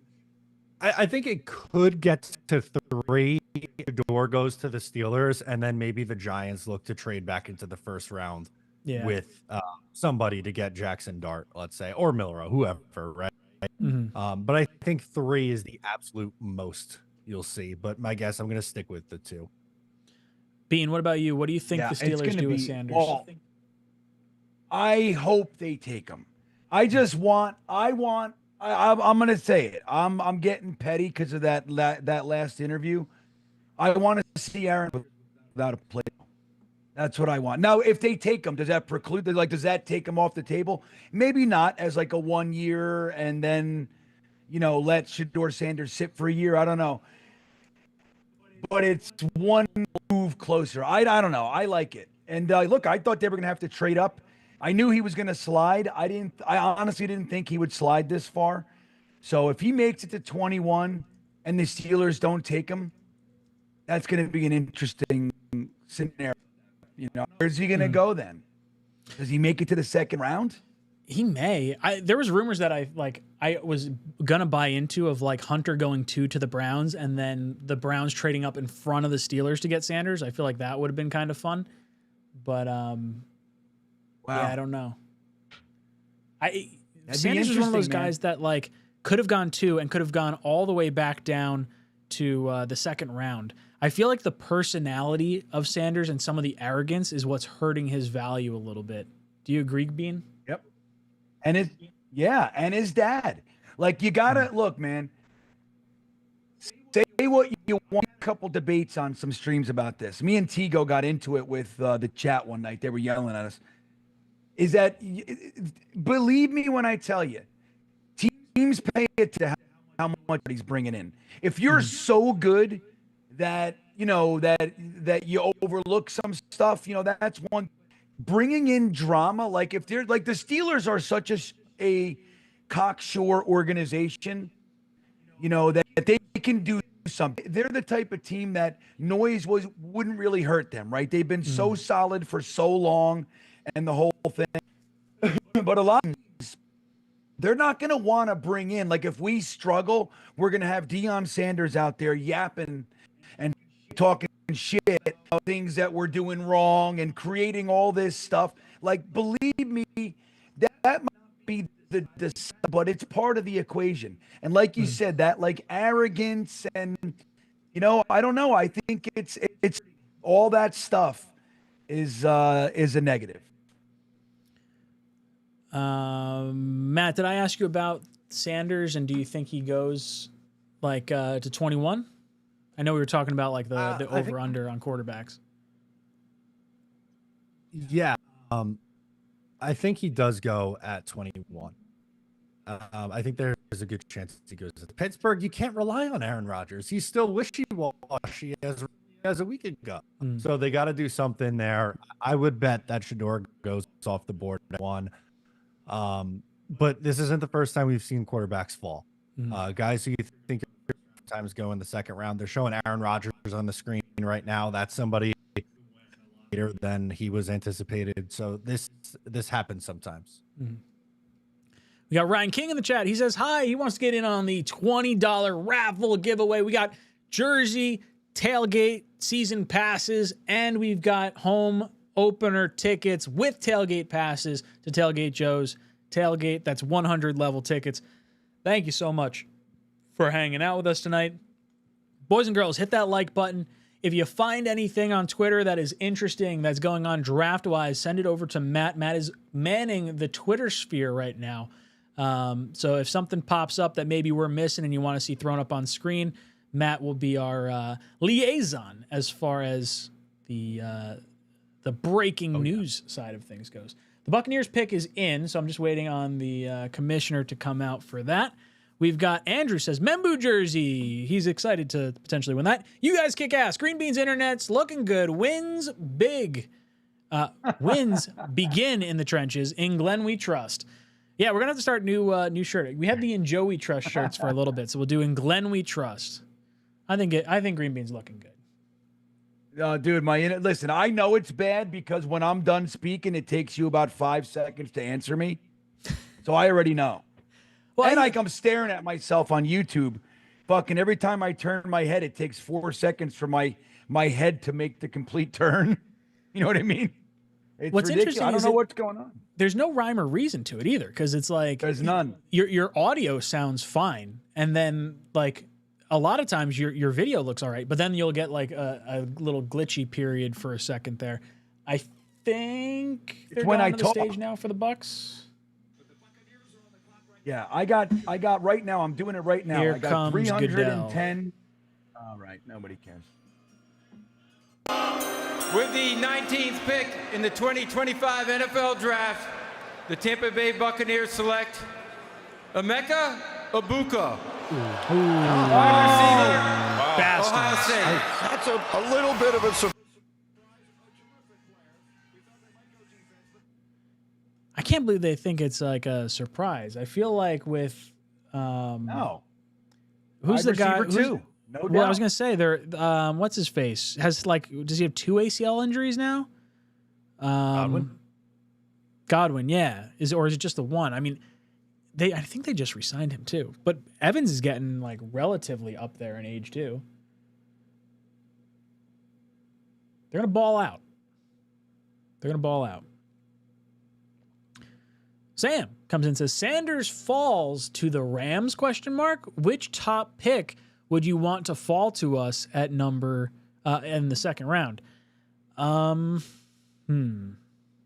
we have Mel's big board? I mean, the Michigan corner's still there. I don't know. Is there a guy that like you guys are kind of keyed in on that's still sitting around? Like I'm not like a huge fan of Golden. I know he has a fast time. No, I don't like Golden. He doesn't run as fast on the field as he does in the 40. Right. Imagine that. Like, I love guys that you watch them on their tape and they're running away from the defense and then they get on the 40 and they do a 4.7 or something like that. Everybody's like, he's slow. I'm like, yep, keep thinking that. Yep. I like guys that are football players, right? Tape is king. Yeah. And yeah, Golden, he doesn't do anything for me. I mean, I don't think he's terrible or anything like that, but he's like, look, Tet was the wide receiver one of this class. Now there was conversation. I wouldn't have been blown away if an Ibuka or somebody went before him. He was in the, it happens all the time. But Ibuka was my favorite wide receiver in this class. So seeing him go now, like as the wide receiver too, I think it makes a ton of sense. Golden will likely be the next, or within the next one or two wide receivers taken. Why? You can't teach speed. There's some GM out there saying that shit right now in his war room. Can't teach speed. They say it every year. So it'll happen. But I think Ibuka going now makes tons of sense. Matt, what about you? What do you think about the top pick that you would like to see maybe fall to the second round? Oh. I was on the Connerly fall to the second round train, but you kind of move off of that after obviously taking Armand Membu. I What guess if I'll Membu say goes to guard next year, and then they're like, hey, they're going double dipping tackles. No, triple dipping. Get out of that. I would say hoping that Jaden Higgins or Mason Taylor are there for the Jets at 42. That would be my pick next. See, I feel like those guys have already been like mocked in the second round. I'm hoping like true first round guys fall, and I don't really know who that would be. I'm gonna go to Tankathon and see what they're like, what their thing is. So guys at the back end of their first mock that I'd like to see. Emin Wari might be a cool safety to have fall. Malachi Starks maybe.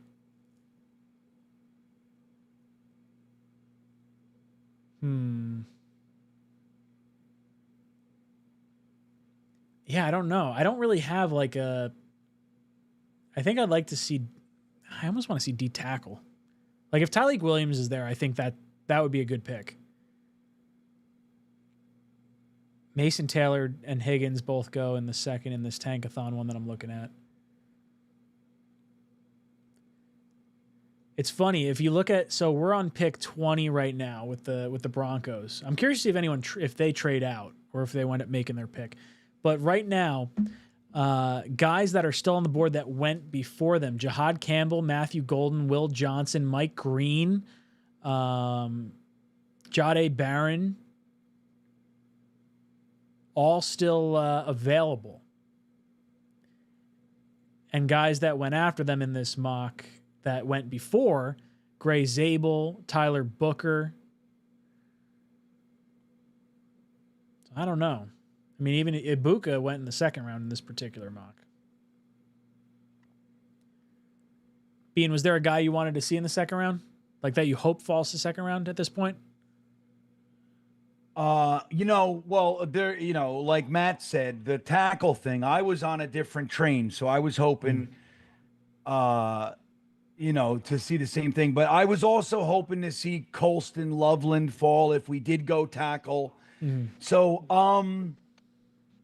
let's say this. If the Jets were going to go defense, I would love to see Nick Eamon fall to the second round and take him. I think he's perfect for the Jets. Perfect. So I would love to see that. Jaden Higgins is probably my favorite wide receiver. Mason Taylor is a guy that I would grab I'd happily grab if he was there. So yeah, man, there's quite a few guys actually. Alfred Collins, if defensive tackle,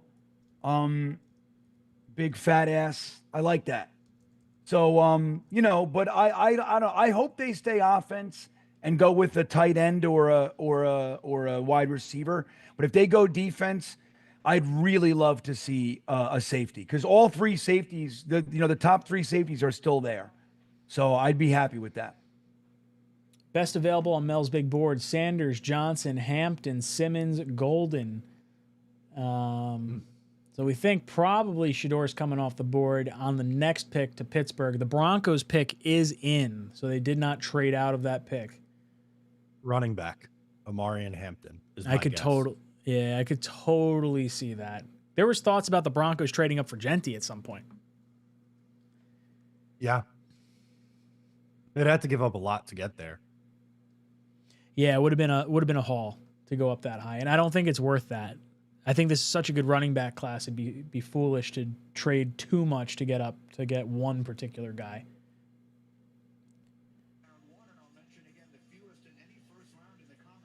Look at this. The Denver Broncos are on the clock. Here we go. It looks like they're getting ready. Goodell's coming out. Here he comes. Here comes Goodell.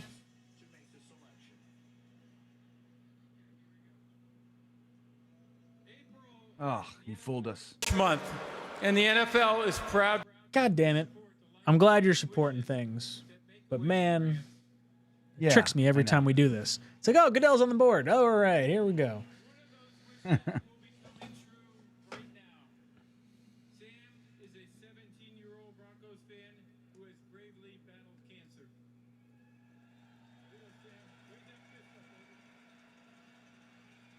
All right, here comes this kid.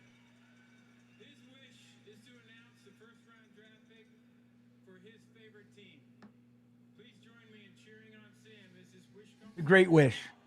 I love That's cool wish. Yeah, let's go Broncos. Thank you. All right, with the 20th pick in the 2025 NFL Draft, the Denver Broncos select Jahdae Barron, DB, Texas. Ooh, wow. Interesting.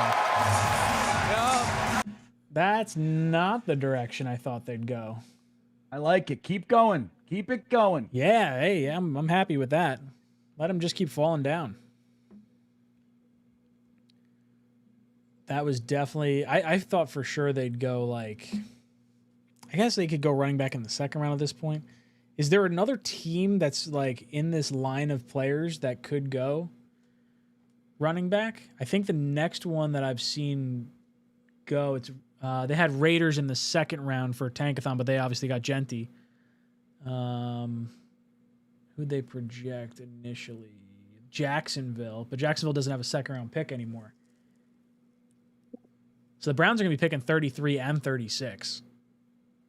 So they have some ammo if they want to come up at all. Yeah, man. If I were them, I would sit right. tight and just like load up.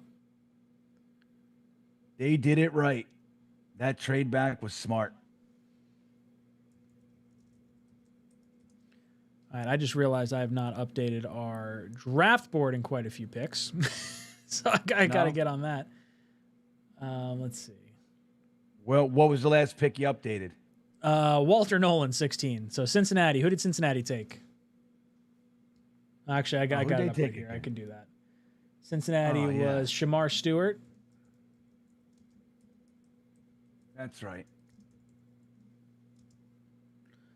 Seattle was Gray Zabel. Where Sammy Darnold gets a guard, everybody. Something we couldn't do for him. We couldn't do it. We couldn't do it. We couldn't figure it out. Poor Sammy boy.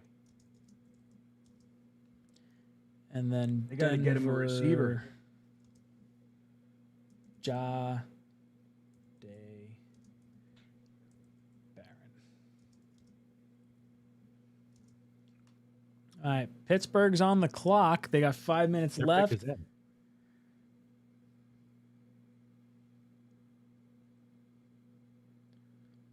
see. Bum, bum, bum, bum, bum, bum, bum, bum. Where were we? Sanders Falls. Who would you want to take? So Ron Weiss saying, can somebody lend me a penny so I can send a full $20 super chat? Sorry, Ron, you're not in. You're not in, dude. I'm tired of you guys. Ron and your wife. Hopefully I get to see you guys at training camp again. I feel like every year I see Ron. He always comes up. Good dude. Jake says, has Campbell gone? 1D player I'd take. Yo, if Campbell makes it to the Jets second round pick, I'm gonna be very excited. I would totally take him in the second round. I'm not like thinking linebacker. I'm really. sorry, who's that? If Campbell, the linebacker. Oh, I love it. That would be wild. Steelers pick is in. Let's see. I don't think commissioners come out yet. I'd rather look. I love Jihad Campbell, like I really do, and I think the Jets need a third linebacker. But the need, and I would if Emanuari's there. Yeah, I gotta do that. Yeah, I agree. For me. Yeah, I think I start pivoting off D tackle if those two guys make it.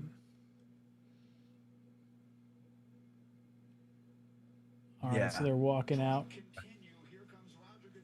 Here comes Goodell. Let's see, this is it. Here it is. With the 21st pick in the 2025 NFL Draft, the Pittsburgh Steelers select Derek Harmon, defensive tackle, Oregon. You can hear the roar in this crowd. Yo, hey, Steelers fans going nuts. I'm a little surprised at that.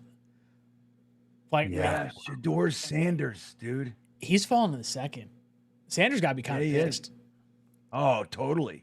It's got to be like it's got to be a personality thing at this point. I think so. They're desperate for a quarterback. I think so. My gut feeling, Steelers are going to take Milroe at some point. I think that's their plan. Yeah, you've been on that one for a little bit, huh? Yeah, I don't have a second rounder though. They may not need it. Milroe might be there in the third. Like as crazy as that sounds, if he gets past the early second, then it starts. Fuck. I don't know. Does Tyler Shuck go faster than we thought? Dude, right now it's a one quarterback first round. We're at pick 22. We just Honestly, don't see it's that. what a lot of people often. thought. Like, I thought the second quarterback would 100% be off the board at this pick. By this, me too. Dion's tweeting about disrespect. Is that right, Duncan McLean? Let me see. Yeah, well, sorry, your son took the most amount of sacks. It is what it is. I kind of, out of the the principle of it, I hope Sanders falls to the second round. I really do. Mumtaz says, wide receiver, D tackle are huge needs, but we are not talking about edge. Will McDonald was rated one of the lowest against the run. Is he playable full time? We have too many needs. Best available player is the way to go. Yeah, BPA is the way to go. Edge is definitely going to be a sneaky need for us because we don't know what JJ is. I don't know if Will McDonald is a full-time starter. And I'll be honest, like me being kind of critical of Will McDonald, there were a few sacks in there, particularly in the Tennessee game where he had 3 sacks, where like they weren't good sacks. There was one where he was like kind of on the ground and the running back or the quarterback tripped over him. Like that counts as a sack, and that's what he have 10 sacks this past year. Like I don't think he's a detriment, but edge is very much an important need for this team. Yeah, I just not don't as much know. as offense. Yeah, well, that's exactly it. Like I don't know if I'm going edge. If the value's there, like let's say the tight ends and the wide receivers are like, meh, and you're sitting between like a safety or an edge rusher, unless it's a good safety. Like if Emanuari's there, I'm taking Emanuari. If Jihad Campbell's there, I'm taking Jihad Campbell. Outside of that, Alfred Collins maybe or Tyleik Williams are probably the next names that kind of fall into my head. But like outside of that, I wouldn't mind an edge rusher at some point. I think edge is a sneaky need for us this year. Yeah, JJ and I think says, and the point back, like we have enough needs that you really can go BPA. Yeah. Like if there's a separation between like your tiers, no doubt. Like you got to do it. We have enough needs. I'm with it. Edge would be fine. I just see there are other positions where we don't have anybody. Like tight end and safety. You know what I mean? We have nobody. We have Rucker. We have Stone Smart. People are like, oh, he's going to be great. I'm like, well, okay. You know what I mean? Like, okay. But I look at it as a vacated position. So I just see those. We don't have anybody manning that. So I just see that as a little bit greater. But if the BPA speaks to you that way, then do it. I'm with it. Matt, what are your thoughts about wide receiver and D tackle / like the needed edge? I definitely think wide receiver and D tackle are more pressing than edge. They do need another body. They need an edge 3, in my opinion. And maybe they sign someone after the draft, right? Because that doesn't impact the comp pick formula. So that could be in play here too. But like a lot of holes. We've talked about a lot of things that the Jets can do in this draft. I don't think we can rule out any one of these positions at any point, honestly, in the draft. Like they got their right tackle in round 1, fine. But we don't know. Maybe they do like an edge rusher in round 2. And if they take it, okay. We're just gonna have to deal with the results after that. You know what I'd be interested in? I don't know if he's still available. Zadarius Smith, I think, is still a free agent. I would after the draft, if we don't have someone, he played with the Lions last year, still had a bunch of sacks. He's older, but it allows you to see what happens with JJ instead of investing a premium pick in a position that you have already exercised a 5th-year option on JJ with. So, like, I think I kind of fall in line with you guys. As much as I do think it's a need, if you can Band-Aid patch it for a year, that might not be the worst decision to do. JJ says Membu was the right move. Sodak says there's a time and a place. I don't want to hear from Goodell about some guy that died in a car crash last week. Sodak's just like all sorts of fired up tonight. JJ says, okay, guys, here's my shirt money. Now, if we can get Golden in the 2nd round and Helm in the 3rd, I'd be a happy guy. So he wants wide receiver in the 2nd, tight end in the 3rd. I think we're on the same board. I'm just not super high on Golden. Like, I think Kyle Williams is maybe a little bit higher for me. I thought he played super fast. But I'm open to BPA. Matt, any thoughts on Golden or Helm? I like both those guys. I guess JJ is a Texas fan, which I get it. That's probably the team that I watch the most out of college football. I consider myself a very casual Texas Longhorn. I don't think Golden makes it to the Jets at 42. I do think Helm would be available in the 3rd round for the Jets.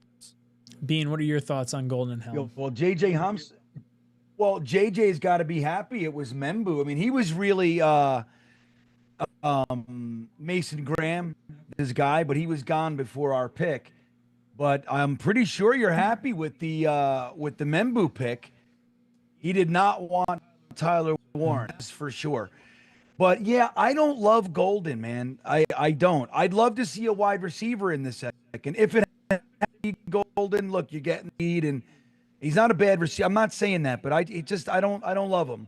I'd rather see them go a different way. So if he did that, like wide receiver, tight end. So, Gunnar Helm in the 3rd, I'd be happy with that. If we're still looking for a tight end in the Gunnar Helm would be fine.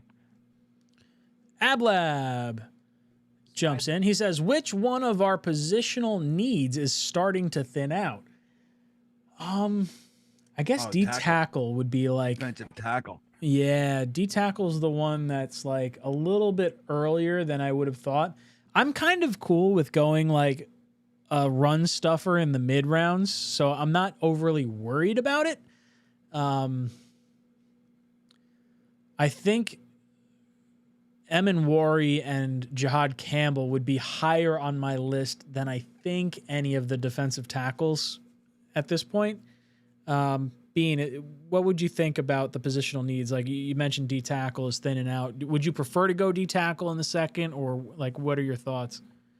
Yeah, well, that's the point. Like, so it is thinning out. That's the one that's, like we're seeing more defensive tackle. Look, and we said that, this was a strong defensive tackle draft class. So the fact that they're going makes a lot of sense. I mean, look, we still got 10 picks in really 11, right? In the 1st.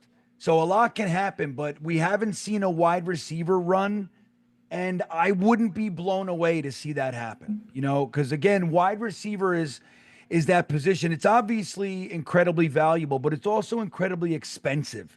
So getting that 5th year for that position is I think, it rears its head, man. Like you got to think about that kind of stuff.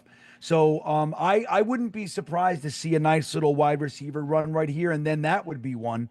Tight ends, we've seen 2. So like our safeties, we've seen none. Linebacker, we've seen none.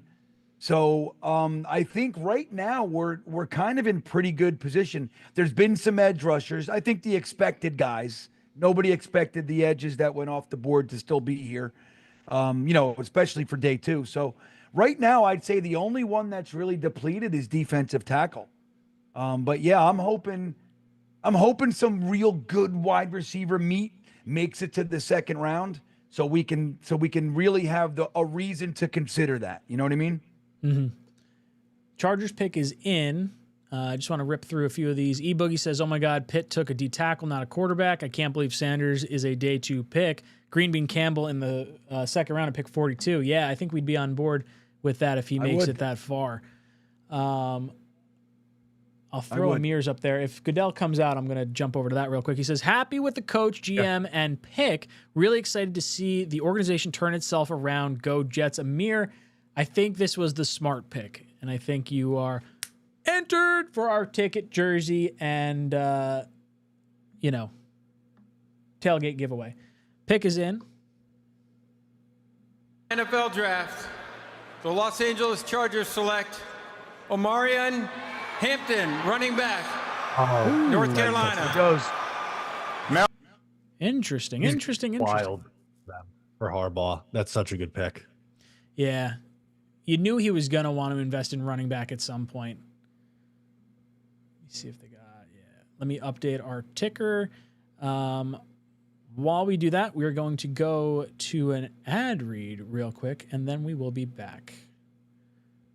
Don't miss the culinary event of the year, the New Jersey Wine and Food Festival at Crystal Springs Resort. Takes place May 2nd through the 4th with over 50 exceptional chefs, winemakers, and artisans, including guest of honor Francis Mallman. Experience exclusive dinners, interactive experiences, and the extraordinary grand tasting on Saturday night, featuring over 200 wines and spirits from around the world. And don't forget the spectacular after party in the Crystal Springs Biosphere. Tickets are limited. Buy yours today. Crystal Springs, thank you so much for sponsoring the channel. We've got Douglas coming in with a super chat. Will winners be notified if we're not watching at the time of the drawing of the contest? I have full DVR to watch. Shiloh Sanders might be drafted at safety before his brother. That would be absolutely comedy gold. Douglas, what we'll do is on Tuesday night when we do our Talking Jets panel, we'll throw the winners on there as well. So we'll have them throughout the draft, but we'll have them on the Tuesday show too, so that way you can kind of check back in. I should say you have to look at the draft so that way you're watching everything, but we'll try to get you guys the gifts for sure. We'll say the bigger ones will be on there. The smaller ones you got to watch. That's what we'll do. So there you go. I sent a link to an Aaron Glenn answer. Someone had the balls to ask him about Aaron Rodgers, and his answer is everything that you think it's going to be. It's fantastic. All right, give me 1 second. I got to pull that up. So while we let me just go through some of these real quick, and I will pull up that comment. I'm going to have you guys talk while I do that. Yep. JJ says, not a Texas fan. These two guys made Ewers look pro-ready, and that's hard to do. Interesting. That's fair. I don't really. We met with Ewers a bunch of times. I kind of hope we don't go with him as our backup option. Arbiv says, do you think this regime feels they can get anything out of Malachi Corley? I sure as shit hope so. The guy's an absolute animal. Like, why not give the guy an opportunity? That's part of why, like, receiver for me might get pushed a little further, because Fields doesn't utilize wide receiver 2. We have a guy we traded up for in the 3rd round last year. Do you try to see what you have in the guys on the roster before investing in duplicate people, and then instead fill out guys like tight end, fill out guys like safety, potentially linebacker as well? Be interesting to see. Ryan G, thank you so much for the super chat. He gets entered into our ticket jersey tailgate giveaway. Says, guys, I'm hoping will fall to us is Burden. Don't sleep on him. Love the show, guys. Keep up the good work. So he's hoping wide receiver falls in the 2nd round. Luther Burton's a good dude. I would be stoked if the Jets did go receiver. I think the talent pool at receiver is going to be really nice for where the Jets are sitting. It just depends. BPA, I feel like at this point is okay with me. I don't think my convictions are super strong one way or the other. Matt, any thoughts on that? I'm not the biggest Burden fan, to be honest with you. That's not the guy that I would take Higgins in the second round, I think, than Burden. Bean, what about you? How are you feeling about Burden? Packers fans, what are they chanting? Who are they chanting? All the Packers fans were chanting somebody. Go Pack, go. Go Pack, Oh, go Pack, go. That's boring. Bunch of losers. I thought they had a player. Commit to They're it. So benign. Whatever they do is great. Yeah, commit. Be assholes like us.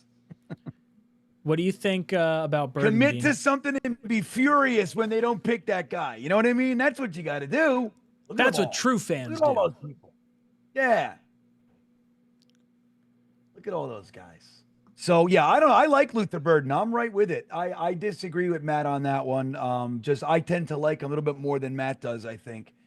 And again, it's that guy. I have no basis for my opinion here as far as I think the Jets are looking that way. I don't know why. Maybe it's because, look, we got G-Dubs, you got Al Corley, certainly, tall per se, but he's big and strong. Like having that, and Xavier Gibson sucks. And so it's time to get rid of that guy and have somebody in that position can actually do the job. And is good at that. So I don't know. Again, I have no real foundation for it, but I'm just feeling that way. So I think the Jets, if they're going to do it, Luther Burden would be a good choice for me. Boys and girls, for every $20 super chat that comes in, you get entered into our jersey ticket tailgate giveaway, courtesy of Tailgate Joe. And thank you so much for tuning in here. Someone's going to win a Membu jersey at the end of today's stream. The 2 tickets to the home opener are going to be given away tomorrow on day 2. And then day 3, we'll do the 3 pairs of Tailgate Joe season passes throughout that. Let's go over. Green Bay Packers pick is not in yet, but we got a 20-second clip of Muji and Aaron Glenn.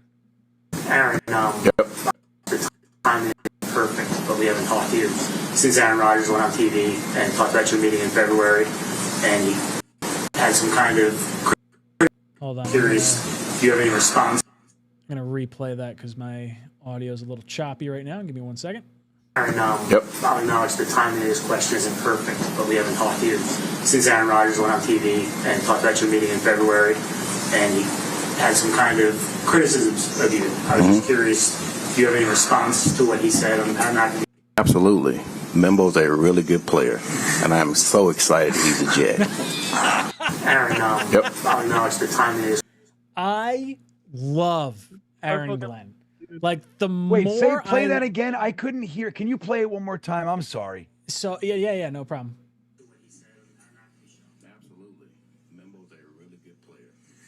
Oh shit, hold on.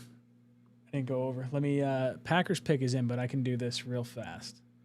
So he asked about Aaron Rodgers being on the Pat McAfee show and what your thoughts are in response to what he had to say, and here's what he said. I was just curious, do you have any response to what he said on the Pat McAfee show? Absolutely. Membo's a really good player, and I'm so excited he's a Jet. Aaron, I'll acknowledge the timing is. It's so good. It's so good. Yeah. It gives him nothing. Screw you. No, yeah, dude. Honestly, he knows how to handle the New York media in the best way possible because he's just trolling at this point. Right. All right, Packers pick is in. There's been a couple. Go on. There's been a couple reports that trying to trade back into round 1.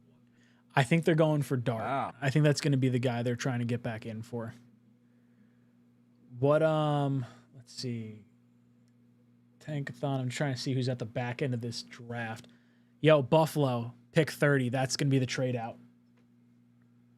I was thinking the Ravens, but Buffalo. Dable and all them, the connection, that's going to be where it happens, I think. All right, let's see. It seems like we got another fucking... To submit this historic pick, bite me.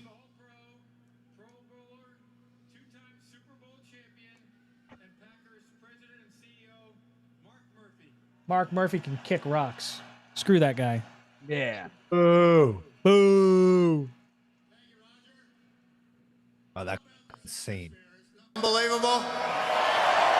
Isn't it great?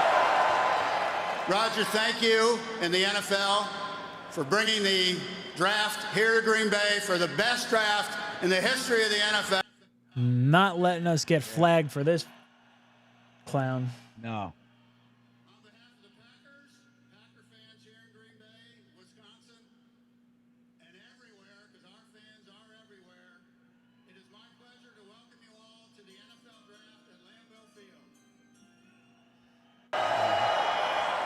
It is our honor and privilege to host this wonderful event in our community, particularly since we are the only community-owned team in the NFL. Bite me. Fucking make your pick.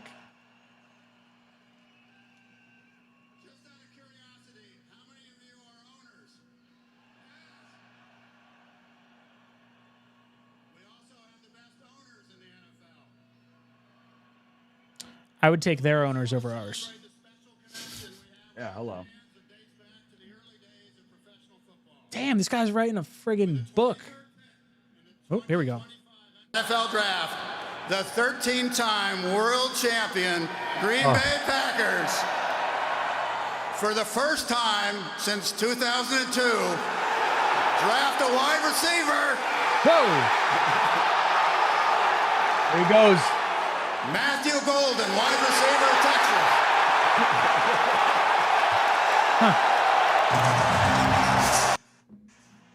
Okay. That was a pretty cool way to announce it, at least. Like, Yeah, totally. That was good. Now All that right. it's midnight. yeah, seriously.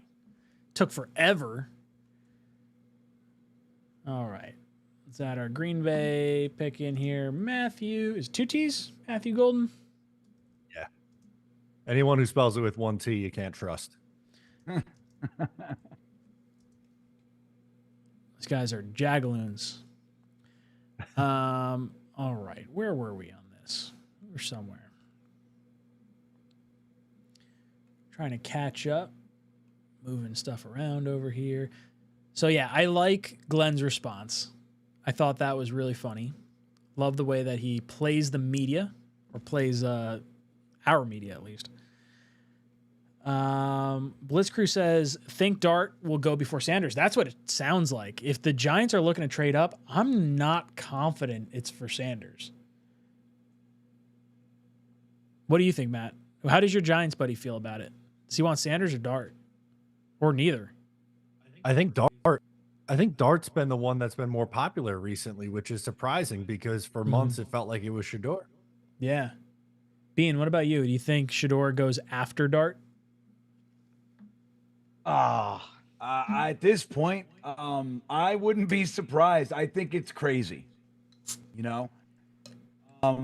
That'd be fun. Fuck it. Drama. You know what I mean? I mean, I think it's the personality at this point. We've been saying it like as to why he's fallen, but like if Dart goes before Sanders after all this hype and like him being a top 5 pick for like the longest time, we were talking about trading down from 7 if Sanders was on the board, and like we are 2/3 done with this first round, and there's not really a whole lot of inkling. Really, when the Steelers passed on him, now it's like free fall zone. Vikings pick is in. Bearded says, trade our 2nd or 3rd to Detroit for Jameson Williams. I would totally do that. I'd be on board. My concern is how much are you going to pay him on a contract? Because how different is he than a wide receiver you could take in the 2nd or 3rd? That would be my biggest concern. I do think Jameson Williams is, first round worthy wide receiver. I just don't know if that's where his value's at right now, having been in the league for 4 years or 3 years. Matt, your thoughts on Jameson? I would hang up the phone. I don't want to trade a guy who has injury history and has a suspension under his belt. That has to get paid. Pay Garrett Wilson and find someone else on a rookie contract to fill in that wide receiver 2/3 role. 100%. Thank you to Matt O'Leary on this one. Dude, I love the skill of Jameson Williams. The money thing's what gets me though. Like trading for anyone that you're gonna have to pay money to at a similar position that you're paying a lot of money to. Like I don't want to trade for a corner. I don't want to draft a corner high necessarily. I shouldn't even say draft. Draft's a bad way to put it because you get them for cheap. But I don't want to pay a lot of money to a wide receiver. I don't want to pay a lot of money to a tackle. I don't want to pay a lot of money to an edge rusher. You could convince me on a lot of different positions. Tight end is the one trade that I think is like intriguing. Because if you get Mark Andrews, you're talking like an all-pro level tight end. But I don't know what I'd want to give up. Like if you can get him for, someone mentioned a 4th or a 5th, sign me up all day. I don't think that's what he's worth though. Vikings pick is in. Any feeling on what direction they could go?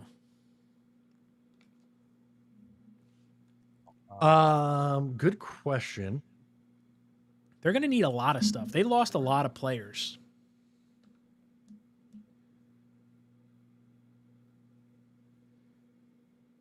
Running back? Are they the 3 running backs?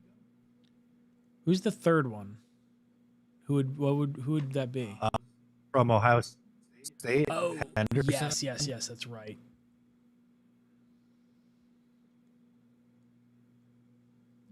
There's a bunch of good guys. The Iowa kid's really good. I still like Scattaboo. He's fun. Yeah. Dude, I'm like living in a jungle. I got moths and mosquito. It's crazy in here. I'm just getting bombarded. They're everywhere. Oh, here comes Goodell. Goodell.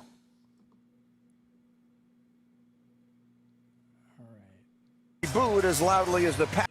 I'll go back to it in just a second.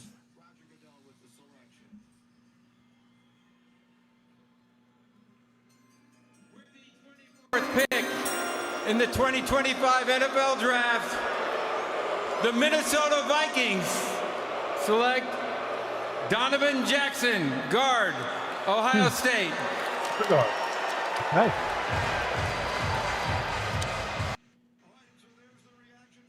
All right, I like that. Yo, keep taking positions I don't want to take. The Giants are now on the clock. They traded with the Texans. Here we go. Wow. So we think it's Dart or we think it's Sanders? It's gotta be Dart. Oh my gosh.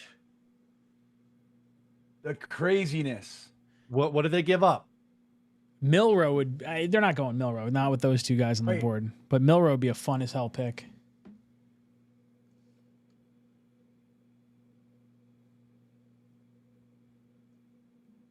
Oh, wait, what'd they give? I couldn't hear Schefter. They didn't say yet. Yeah, he just did. He said, I believe they gave. I heard 99 and a third and 26, but there was something else. Yep. 30. It's 34, 99, and a future third. Got it. That's not terrible. No, if you're trading up to potentially get your quarterback, I think you live with that, right? I am a little surprised that they're letting them go up and get a quarterback because I feel like they're kind of on the hot seat. Like I feel like you almost have to prove yourself with Wilson and Winston, but I guess it's not a lot to give up. So if you wanted to move off of him, if you did, it's not the end of the world.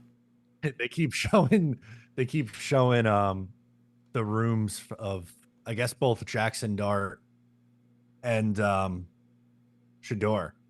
Jackson Dart's taking a picture. So this maybe it's Dart. I think it's got to be Dart. I feel like Sanders, honestly, his dad being like kind of in the picture and like the personality stuff that we've heard the last bunch of weeks is going to be the difference. Dart goes over Shador. I really hope Jackson Dart ends up being like Zach Wilson 2.0. Give them a little love.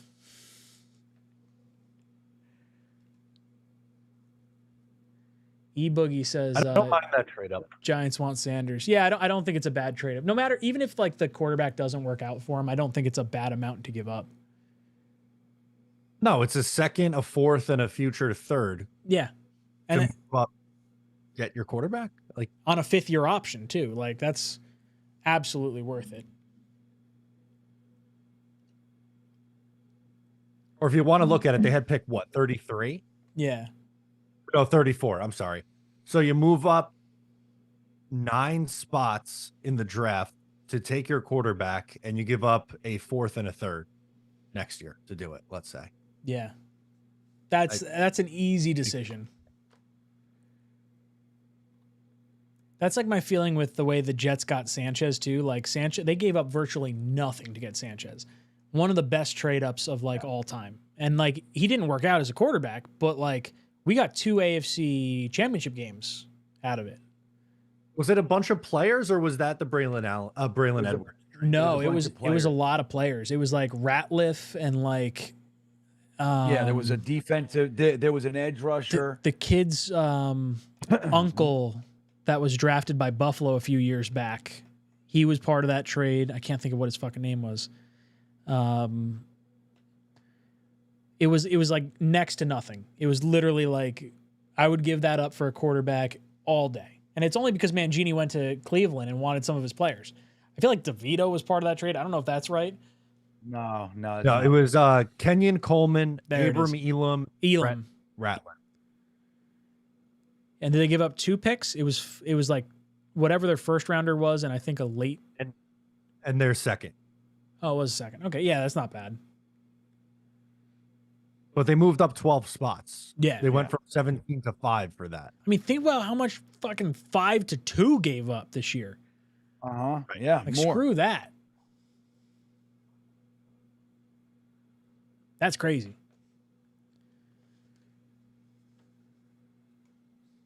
Tony, the GM, said the Rams might draft a quarterback. I could see that. What do you think of that? Rams taking Yeah. Milroe would be fun because I feel like Stafford can hang. Stafford, I think, just signed a contract, right? Like he's there for a few more years. Like if Milroe can sit for 2 years, I think that's a good move. Sanders in LA. I wonder, Raiders are going to wind up getting Sanders in the second round, and they're going to be feeling pretty good about it. I feel like that might be his. I feel like that might be his floor. I still can't believe the Steelers didn't take a quarterback. Yeah. I feel like they got to be all in on Rodgers at this point. Then. Oh, yeah. Do they have a second? They don't have a second rounder, right? Is that what we're talking about? I think it's 70. It's either 72 right before the Jets or 77 sticking out to me for some reason. Of course, they go to a commercial break just before the Giants pick. they're like, yeah, we know it's a quarterback. They traded up. If they hadn't given up the pick, we would have shown the pick first.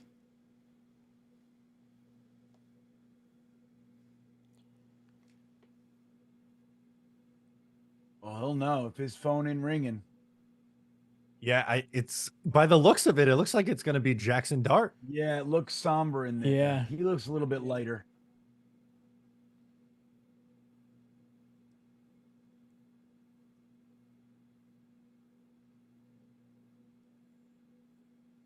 I like the lighting. Yeah, it looked cool, right? From that view. Dude, look at that place emptying out after the Packers pick. Like, all right, time to go home. Dude, there's like they all live within like a block of the draft. Yeah. They're showing the stage. I haven't seen Goodell walk out yet. Goodell just got there, so it'll be a second. I won't look at the screen. I'll only look down here. The Houston Texans have traded the 25th pick to the New York Giants. With the 25th pick in the 2025 NFL Draft, the New York Giants select Jackson Dart, quarterback, Mississippi. Oh, my God.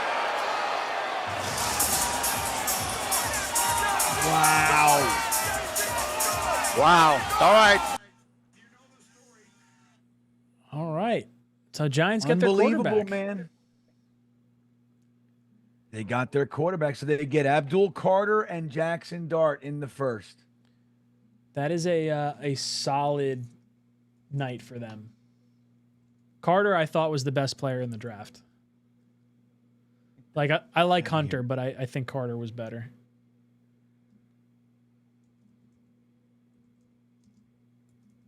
Oh my gosh, dude! I don't know, man. The whole thing with Shedeur Sanders is nuts.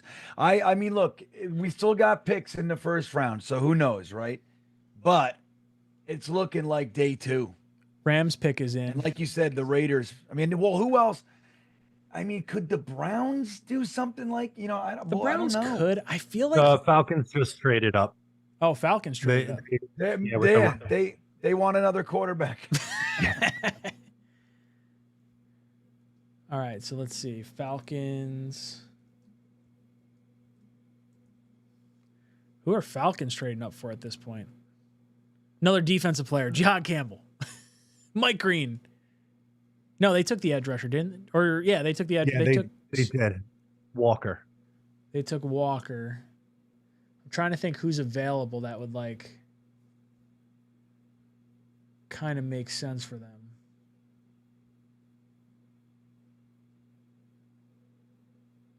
I have no idea what they need.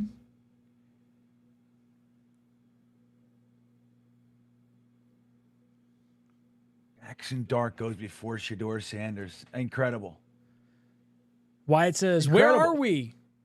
I just got out of class. We are on pick 26. Atlanta just traded up after the Giants traded up. Giants just got Jackson Dart. Falcons traded up with the Rams. So Rams fall out of the first round, fall back to the second. We don't know what the compensation was for that yet, or who the Falcons are coming up for.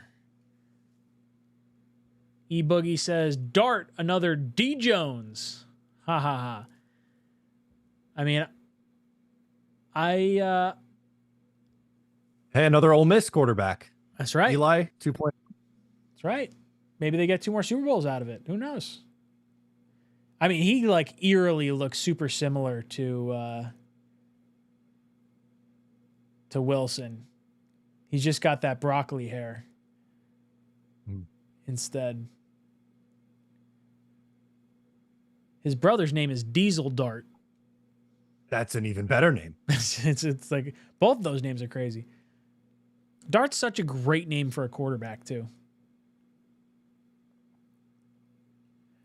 Daboll sees traits in Dart he saw in Josh Allen. That's what I was going to say that before. You think he's so? got it because he's the, well, I don't, but I'm saying he's probably making some correlation. Yeah. Yeah. I don't know. Daboll. Hey, man. At least you know what? I'll say this. I'm not the biggest Jackson Dart fan, but at least the Giants could sit him. They don't have to play him right away. So they have 2 other veterans there because I think he needs a lot of work mechanically. So like, don't toss him in a game in the first half of this year. That wouldn't be the wise choice. No, sit him the entire year. You got Winston, you got Jameis, or you got Jameis, you got Russ. I think almost taking all pressure off of him entirely. Like this is what the Jets should have done with either of their last quarterback picks in the first round. So I am envious of that side of things. Falcons pick is in. Here's Goodell.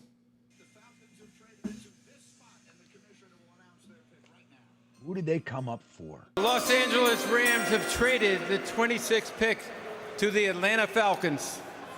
With the 26th pick in the 2025 NFL Draft, the Atlanta Falcons select James Pierce Jr., defensive end, Tennessee. Wow. Another edge. Yo.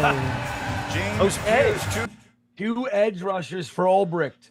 He's going on the solid train. 100%. That's wild. That is absolutely nuts to see them go 2 edges in the first round in the same draft. Yeah. And trading up for the second one. Yeah. He's setting the tone. This place is crazy. They gave up a 2026 first. A second, a 7th, and a 2026 first. I'm glad Ulbricht's no longer our head coach because fuck that. That's crazy. Oh, that is fucking ridiculous. Rams are in play for where'd they come up from? I couldn't have been that middle of the second. They were 14 or 15. They were picked 15, I think, in the first. Wait a minute. So they were at pick 46. Yeah. Dude, That's a lot. crazy town. Wow. For an Dude. That's crazy. I can't believe the other first. Yeah, that's, I don't like that trade. Dude, that is I'm telling you, look, I mean, Pierce better be better than the guy that they took with their first. Like, that is crazy, man. Yeah, that's one of the highlights they showed was Pierce backing a tackle up, and the quarterback just fell over without Pierce touching him. Yeah, I know. You see that? That's a great highlight. He knows how to be in the right place at the right time. Yeah. This to me is insane. The Rams are in play for a quarterback in 26 now. When you're complaining about our GMs, this guy, just so you know, this GM, he got the job last year. This is his track record. He went and gave Kirk Cousins $120 million a year, and a month later, he drafted Penix with the 8th overall pick. Then, you know what I mean? And then now he's using next year's first to go up from the second round to the end of the first to get a second edge rusher. Silly season. I don't know, man.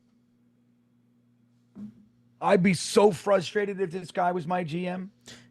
Yeah, I mean, the money side of things you can almost get over because by the time the rookie quarterback is like ready to go and fire on all cylinders, the money's going to reset and it won't really matter. Wonderful. But like they're definitely, I don't know. Yo, if Mike Green makes it to the Jets pick in the second round, I wouldn't hate that. He hasn't gone? No, he's still there. He's a stud. Yeah, that's a bit of a surprise, I would say. There's a few guys. Emin Wari and Jahad Campbell are probably the two guys that I would still take above him. But I'm shocked he's fallen this far. Is there a new SpongeBob movie coming out? What the heck am I watching right now? Star Trek and Patrick and Paramount Plus. Ravens pick is in at pick 27. Freezing in here. Green Bean's freezing his beans off. Blitzcrew says, think Titans and Giants. I just took out 4 moths and like 5 of these fucking things. These big ass mosquito. What are they called again? They're not mosquitoes, but they look like them. I've always called them mosquitoes. I didn't know there was another name for them. Yeah, they're not. They're actually really good for your yard, those things. I forget what they're called. They can stay out in my yard. Yo, it was funny. There was a little tree frog outside our sliding glass door on our back deck, and Shay was terrified. I guess she thought it was a stone, like it was one of those gray frogs that sits like in your pool filter. Yeah. And Shay went to pick up the rock that she thought it was and like freaked out because it was squishy. She's not about bugs. And I was like, Shay, you got to realize the frogs eat the bugs. So like that frog's a good thing. It scared you, but it's a good thing. We want that there. Blitzcrew comes in. Think Titans and Giants are out on the 2026 quarterback now. Yeah, I mean, you'd have to think so. I mean, the Giants didn't give up a first, so I guess in theory they could, but you got 5 years of Jackson Dart under contract. So got to think both those guys are not in contention. But I think the Rams are in play. I think the Browns are in play, which I think the Browns would have been in play anyway. Rams, were kind of on that cusp. They could have taken one now, but they did re-sign Stafford. So next year probably made more sense for them anyway. Now they just got more ammo to come up. Jets are going to be in an interesting spot because there's going to be a few teams now that have ammo to definitely move around the board. Although if we stink and Fields is the guy, then, we might be a trade partner for someone that wants a quarterback. Who knows? Eddie Alvarez said Green Bean's fighting for his life. That's how I feel. I've been doing this for the past hour. Like, Like, what's going on in here? Matthew comes in, says, when do I win the raffle? We're going to do the raffle after the first round, and then we will, this one's going to be for the Membu jersey. But if you send in a $20 super chat, you're good through all 3 days of the draft. Tomorrow, we're going to do the 100 level tickets with the tailgate, and then day 3, we have got 3 pairs of season passes for Tailgate Joe's tailgate. He says that could have been us if Ulbrich stayed. Dude, if Ulbrich stayed and we drafted 2 edge rushers, I mean, there's no way. He stunk. He was terrible. Sodak says, would you take Sanders with our second Dom's top quarterback? No. I would not take Sanders in the second. Would either of you guys take Sanders in the second? I don't want to touch it. Bishop, thank you so much for the 20 spot. Says, thank you guys for great draft coverage every year. P.S. Green Bean's speech was epic last night. Goodell's back. Goodell. Oh, that speech. Wasn't that good, Bishop? I'm gonna clip that one. I felt proud of it when I got myself all pumped up with that one. In the 2025 NFL Draft, the Baltimore Ravens select Malachi Starks, defensive back, Georgia. I love that guy.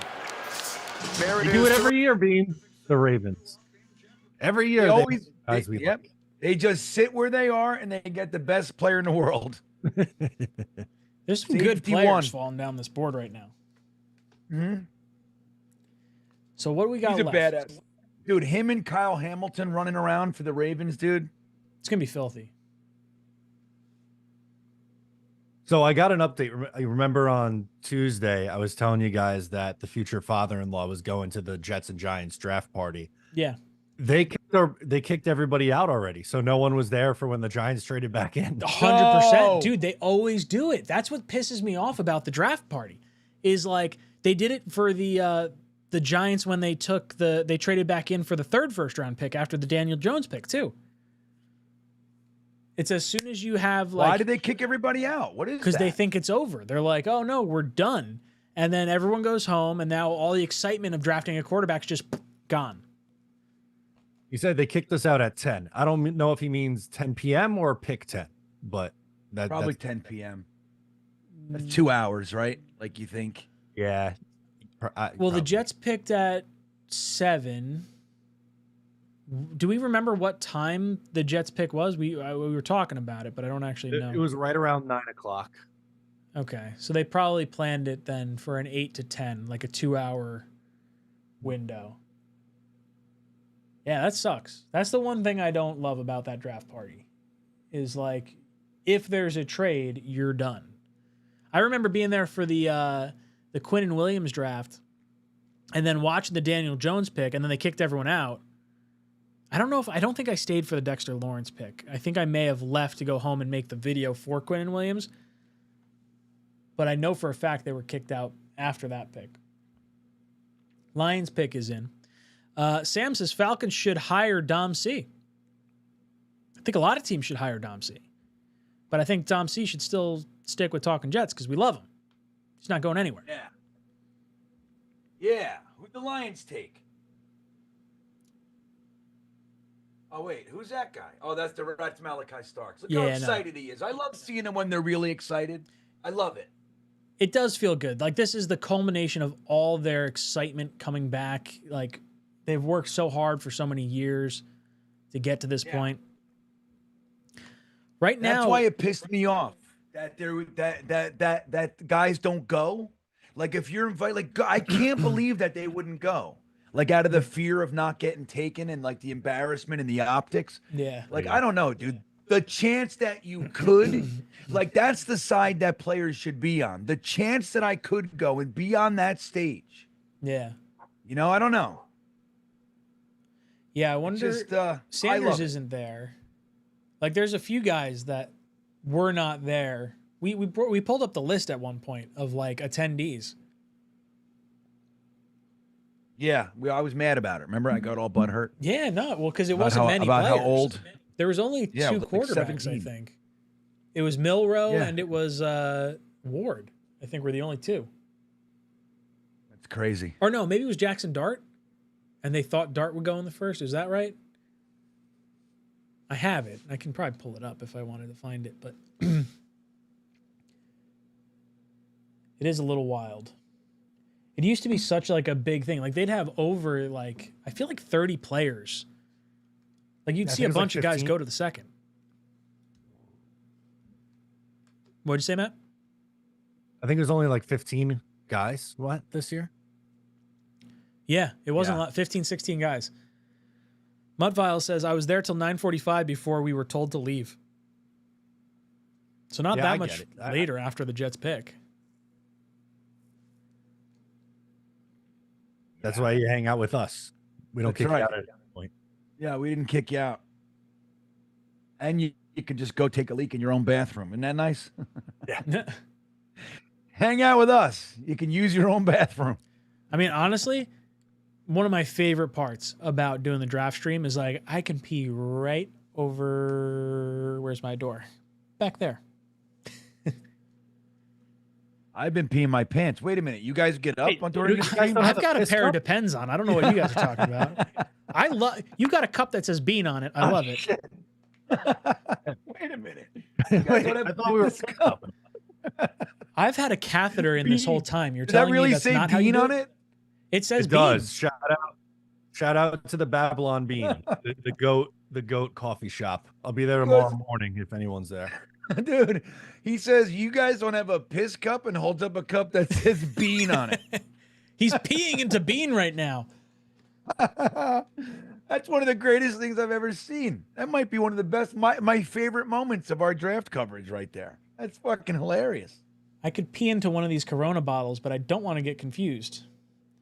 That would be bad. Like Dumb and Dumber. Oh, seriously. Oh, here comes. Oh, all right. Hold on, David. We'll come back to your pick in 1 second. The Mish. The 3 quarterbacks. The 28th 3 pick interceptions. in the 2025 NFL Draft. The Detroit Lions select Tyleik Williams, defensive bastards. tackle, Oh. Kansas State. That's a banging pick, everybody. I know it's early for him, but I like the guy. I think he's going to be a good player. Yeah, it's a good. Only pick. a little. Only a touch early. Yeah, not crazy. Dude, he's a badass. Yeah, he's really good. My fave. Man, dude, we were talking about D tackles going early. I think you start pivoting from D tackle now. You have to start No looking doubt. receiver, tight end, safety, linebacker if Campbell makes it. Yeah, it's depleted. Like you don't force it, man. You know what I mean? Yeah. One Arm Jets fan says, love the pick, and AG is super snarky. I added the super on there, but yeah, it's fucking great. He's added into our giveaway for the tickets, the jersey, and the season passes for the tailgate. Thanks so much, dude. Our poll question. TJ was saying that I didn't hear it, but that Deion Sanders is like I guess he was caught on camera telling he was like supporting his son, saying, "Don't worry, you're the best quarterback in the world." You know, that kind of stuff. I don't know, father son shit. You know what I mean? That gets me. No, me neither. I love it. I think that's father son stuff. You know what I mean? It is. Like, this is a tough moment, man. Well, I'm here with you. This is tough. Yeah. I mean, I'm sure he thought he was going 2 or 3. Yep. And then when the team that you were wearing the cleats of all of a sudden goes up and trades up for a quarterback that, you and your family and everyone else thinks is, a lesser talent. I mean, hopefully this is a humbling experience for him, because I think it really is that personality that's causing him to drop. I mean, he took the most sacks in college too. Like there's other warts on his game. I don't think he's going in the first round. No. Everybody's left. I mean, what do we got? The Eagles, the Chiefs, they're pretty good. Washington, Bills, Eagles, Chiefs. Well, no, it would be someone trading out. That would be my... Oh, right. That would have to be what's going on. But I don't even know who would trade. It would be the Raiders at that point. Like, do the Raiders want the 5th-year option, or do they think he's just going to fall to them at this point? I guess maybe you can consider the Saints.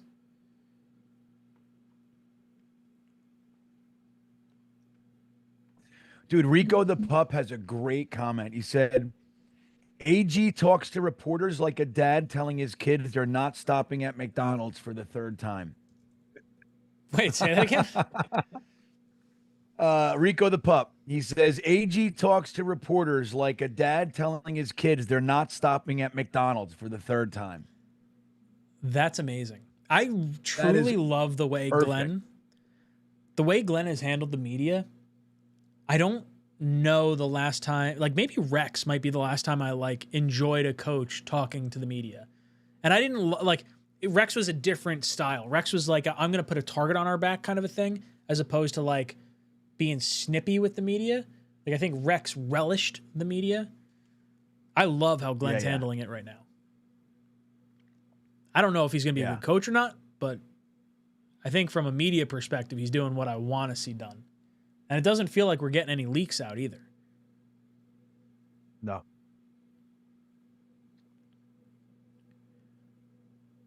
Hennessy says, glad we put the Brees rumors to rest. I'm not so sure it's totally done yet. I hope it's done. Well, no, it would happen later anyway. Yeah. Well, they talked about it at the press conference that they haven't had any talks about it. Yeah. TJ says, if Connerly is there when we pick again, are we mad about what we did at 7?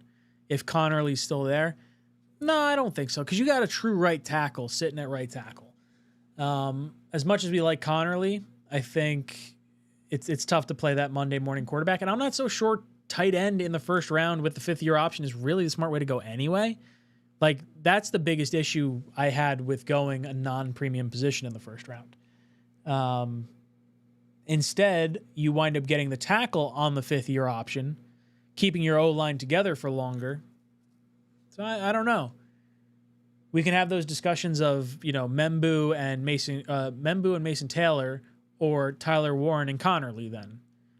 And I think it's an interesting conversation you could potentially have.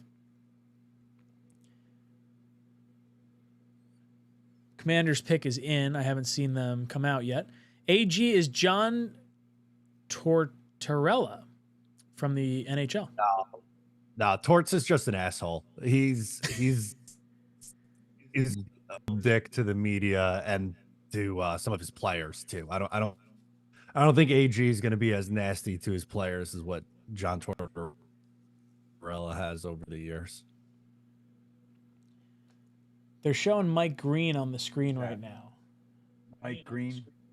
Yeah, he's looking at his phone, but it doesn't look like he's getting a call yet.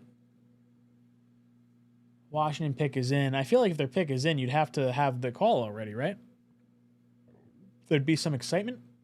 Yeah. Or do they turn it in and then give him the call? No, but they gotta pretend they gotta not show the deal. Oh, here we go. You know what I mean? They wait. Draft, the Washington Commanders select Connerly Jr., tackle, Oregon. Oh, Connerly. Goes that dream anyway. There goes that one. Interesting pick. Player. They need to know. Yeah, well, they got, what's his face from the Texans. Got a lot. Right? They took, Yep. Fucking gas mask. Yeah. I must have tried. Yeah. Hansel. Yeah, thank you.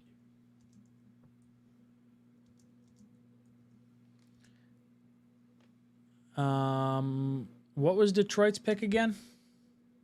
Tyleik Williams? Tyleik Williams. IEK? I think it's EI. Yeah. EI. Oh, I just saw this. This is really sick. Steelers reporter said that Derek Harmon, who the Steelers took, said his mother is on life support in the hospital and is heading over out to tell her that her son got drafted by the Steelers. Oh, man, that sucks. But that's, I mean, cool. He gets to say it, I guess. But damn, dude. Yeah.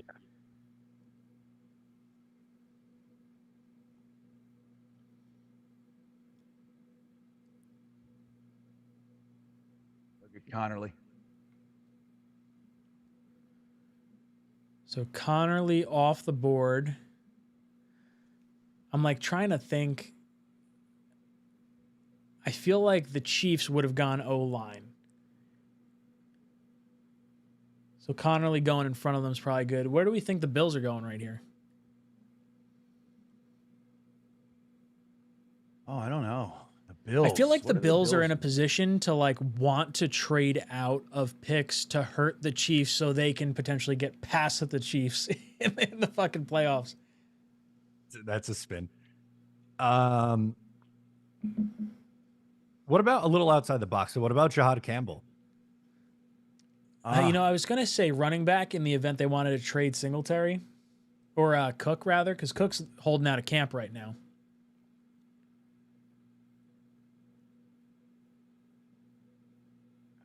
Bills. Yeah, well, who's their? They still got Milano, right? He's been hurt. Yeah, he's hurt all the time though. Yeah, I could see that. I don't want to see that, but I could see that.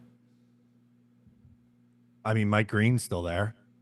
Yeah, that would be a scary thing to come off against. Von could Miller's go up in 8. They still got Von Miller for another year, I think, right? I believe so.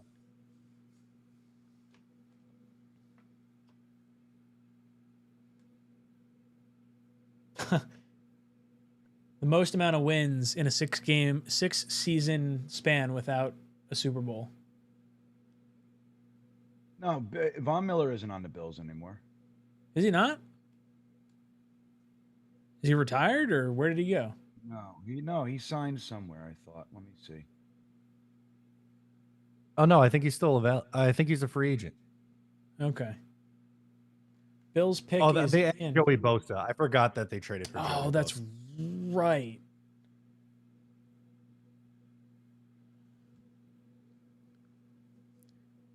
Landon's asking, what are the odds Milroe goes over Sanders? I've been saying this for a while. Like, I think Milroe's traits as much, like, if you think Milroe's not a great quarterback and Sanders is like not the best quarterback, I'd take Milroe over Sanders because of the like freak athletic ability. The only thing is Sanders is deadly accurate. He's like, I think he had a 76% completion percentage, which is like wildly better than anything Milroe is going to put up, at least initially.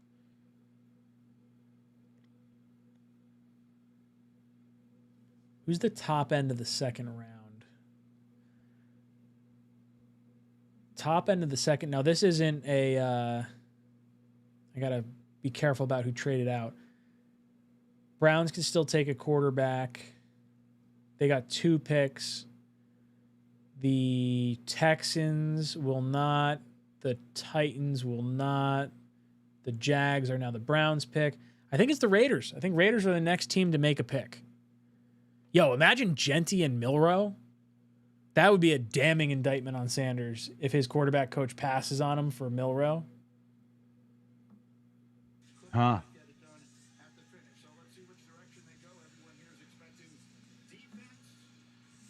They're saying defense is what they think it's going to be the pick.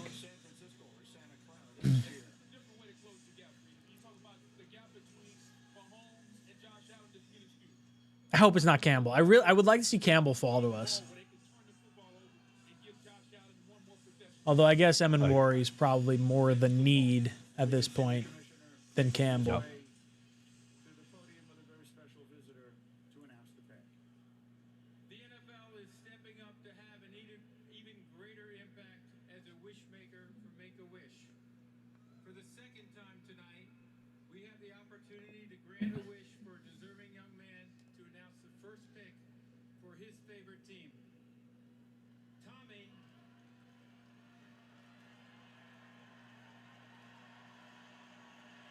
Yeah, Tommy. Attaboy, Tommy. That's awesome. Tommy is a 16-year-old living with a neuromuscular disorder, is a huge Buffalo Bills fan, and he's here with me to make the announcement for his beloved Bills. Go ahead, Tommy.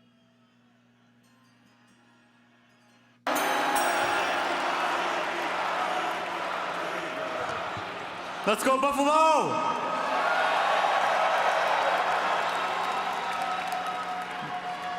With the 30th pick in the 2025 NFL Draft, the Buffalo Bills select Maxwell Harrison. Let's go! Oh, corner.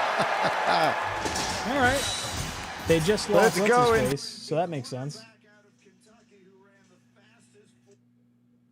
that this year or last year they lost Trey Dom White? had a third-round Maxwell Harrison. Did he really? Really? Yes. What did now I gotta look over here. We had oh yeah, so did Connor Rogers, Hairston. Ha! Screw the Bills.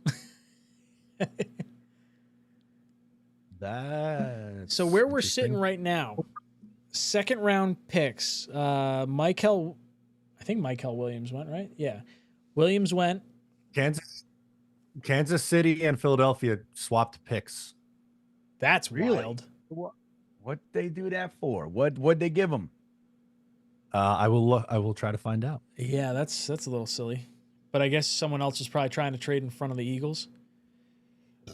Yeah. Or they convinced them that there were.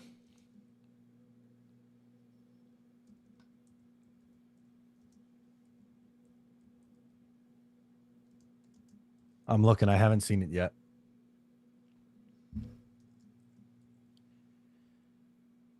It's they gave up a 5th round pick 164 to move up one spot. Maybe it was just a bluff. Like, oh yeah, no, totally. We'll take a 5th round pick. There's someone that wants to come up, so you gotta make this swap with us. Adam Phillips. It's gonna be Mike Green. God damn it! They got so many fucking edge rushers. It's crazy. Rich get richer. Watch. Is there a Georgia player that's on the board that they could be taking right now? Are they just gonna add more Georgia guys to this defense? I don't think so. Yeah, there's no one that I'm. It's all like O linemen, I think, for Georgia.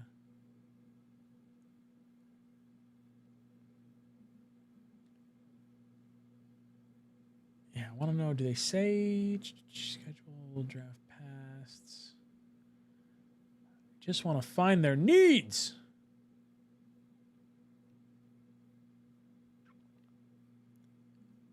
Uh-oh. You mean uh-oh? They're not saying that this is the pick, but Jeremy Fowler said that this is the exact quote from Fowler, which scares the shit out of me.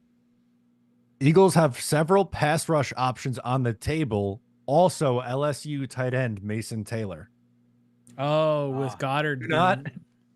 Do not put Mason Taylor out there into the ether as a 1st round pick to the Eagles, please. I mean, it makes a ton of sense with them wanting to trade Goddard, though. Oh my God, that would be such a huge blow, though, for the Jets. No, maybe we trade for Goddard guys. or Mark. Honestly, if we get Mark Andrews, I'm fine. It's okay. There's also a lot of tight ends. Like I won't be beat up if. No, Mason Taylor is going to be the guy, though, man. Yeah, he's a stud. It feels right based on that comment and this point in the draft. E-Boogie says, I hope the Jets trade up with Kansas City. Yes or no? I don't want to trade up. No. I like where the Jets are headed right now. Mumtaz says, I don't know anything about Elijah Arroyo, tight end. He is rated ahead of Mason by ESPN. Is he close to Mason in case he is gone? We are 12 picks away. I mean, I know Dom and Jeremy both said they really liked him at the Senior Bowl. Yeah, I like him. I like Mason Taylor better. Same. I think, yeah, and it's, you know, I think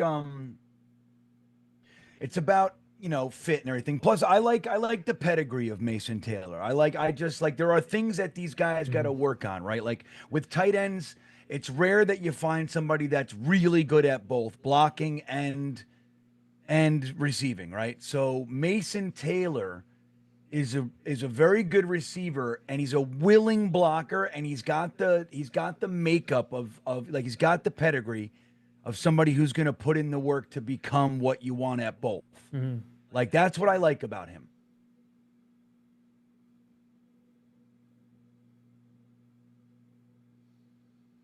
with Arroyo, and I'll say the same thing with Harold Fannin. Both of those guys are basically just big slots. So they're not going to really give you anything as like an inline blocker. Yeah. And like if that's what you want and you're just kind of looking for the receiving threat, okay, that's fine. But I don't know, based on everything the Jets have done so far this offseason, that wouldn't add up to me. Mm-hmm. I agree. I Yeah. think Lazard's already a big slot. I think Reynolds could play that same position. It would be surprising, I think you're right, to see that. And again, it's I wouldn't- preference. Like I'm not saying that Fannin or Arroyo, they're bad players. It's just, does that fit with what the Jets are trying to do at the position? Based on need right now, Amenwari is like the player I think I'd be most excited to have fall to us. But if Campbell's still there, I'd be stoked on Campbell. I don't know. It feels like the Jets are going to get a pretty good player at the top end of the second round tomorrow night. Yeah. Yeah. If they can stay offense, that'd be really amazing. I would love Mason Taylor here. You know, like at 42. Yeah. There's a bunch of wide receivers I'd like, but I just have a feeling that it's going to be defense. I just don't think they're going to do what we want them to do. Well, I think But if Amenwari's there, it makes so much sense too. Yeah. It fills a hole with one of the better players at the position in the entire draft. Yeah. I think that's the only reason I would err on the side of defense is like two players that I feel like are more special to have fallen that far. Like I like Taylor, but I don't know if I necessarily love him that much more than like any other tight end that could be available.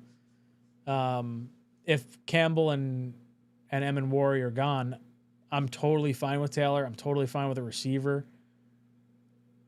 I don't think there's a D tackle at left anymore. Like, is Alfred Collins a second round guy or is he third? No, second round. Second round. Tankathon has him 63rd. Let me go to Draft Buzz. Draft Buzz is always pretty good for who's that? We're talking about like other D tackles that could be available, and Alfred Collins, I think, is the next one up. Did Darius Alexander go? I don't think so. Oh no, he didn't. I don't think so. That'd be another one.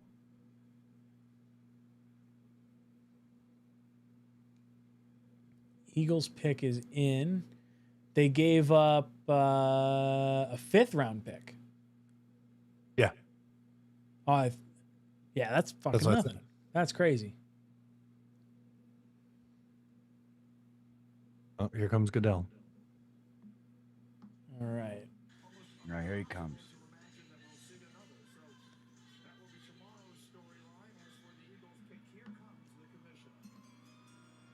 The Kansas City Chiefs have traded the 31st pick to the Philadelphia Eagles. With the 31st pick in the 2025 NFL Draft, the Philadelphia Eagles select Jihad Campbell, linebacker, Alabama. This young man is... God damn it. Yep, there he goes. He's a stud muffin for the God, Eagles. the Eagles They just load up. They stack good players. God. That sucks. I was really hoping he'd make it down. Yeah. Damn, that's a good pick. That's a really good pick. Where are we? Landon says if Milroe gets to 73, take him, but think Cleveland soon. Yeah, I think Cleveland with 2 second-round picks would be a really good spot, especially if they can sit him for a little bit. Because they're stuck with Watson's contract for the next 2 years. Wyatt says a ball-hawking safety is a massive need. Amenwari would really be nice if he can make it to us. Yeah, Amenwari is a dude. He's massive. He's a thunderous tackler, and he's got good ball skills. But he would fit that strong safety mold. Let Cisco be the ball guy, the free safety, and just dude, If we could add him, it would change the defense. Do you think there's a like a pick you would give up? I wonder what it would cost to just hop up a little bit to make sure you get your guy. Yeah, I mean, look, we got 2 5ths and 2 6ths. If you want to do something like that, like if you're really zeroing in, and you're a couple picks away, and you got to throw a 6th at it, you do it. You know? Yeah. As long as he's still okay taking that kicker. Yeah, gotta get him. Got to get a kicker, man.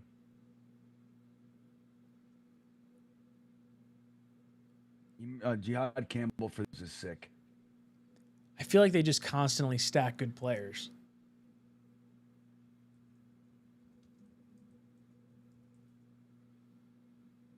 But every year, it's like someone falls to them. Yeah. Yeah. And we're always nervous at pick 7 or pick 5 or whatever, pick 10, and we're not going to get our guy. And someone great just falls in their lap. Yeah. Same with the Ravens. Yep. Every Chiefs year. pick is in, by the way. E-Boogie says safety at 42 or tight end. I like both those options. Thanks for the cheese. Says Higgins at 42 if Emanwari and Green are gone. Trade up for Emanwari, says Adams. David getting himself into the raffle. Thank you so much, David. Says, I'd be lying if I'd say wasn't a little bit disappointed in not picking Warren, but at least it's not a defender. What time do we start tomorrow night, guys? It's 4:38 here Friday morning. You three are the best, by the way. David, thank you so much for hanging out with us the entire night. We start at 6 o'clock Eastern Standard Time. So the draft actually starts at 7 o'clock Eastern Standard Time, but we come on an hour beforehand for days 2 and 3. And then day 3 of the draft, we're going to come on a half hour before, and it's going to be 11:30 a.m. for a 12 p.m. start for day 3.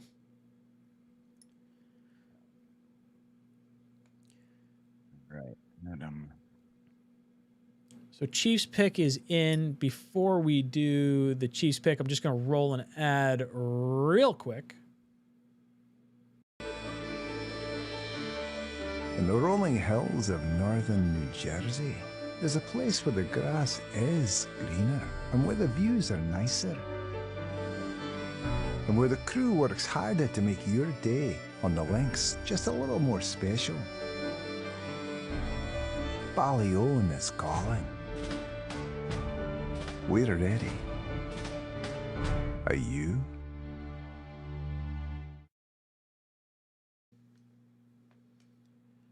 Boys and girls, we got 1 pick left in the first round. We'll be hanging out. Let's see, it's 11:42 right now.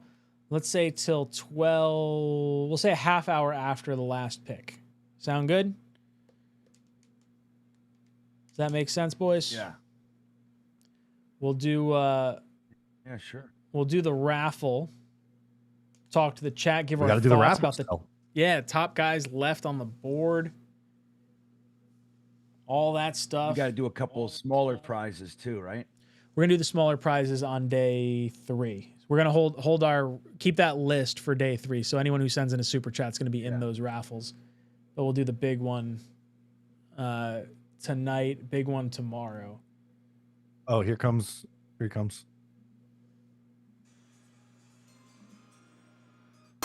the 32nd pick in the 2025 NFL Draft, the Kansas Chiefs select Josh Simmons, tackle. Wow, great Ohio pick. State. Great pick. You saw it coming, Mel. He's from Sandy. I didn't even realize he was still available. That is a great roll of the dice for them. He might be the best tackle in the draft. If he's healthy, he could be. I saw a report that he was it squatting maybe or doing some kind of drills, and they think he's definitely going to be ready for training camp. Wow, really good pick. Really good pick. Siberian, are you going to watch the Jets press conference? We did show a little bit of it. We saw the the reaction to Glenn being asked about Aaron Rodgers. That was the last thing I think we saw. So we are through the first round. Let me see. Do we have a best available board? See if I refresh. It's got to be. Yeah, I'm refreshing NFL.com. So those are the picks. Where's best available?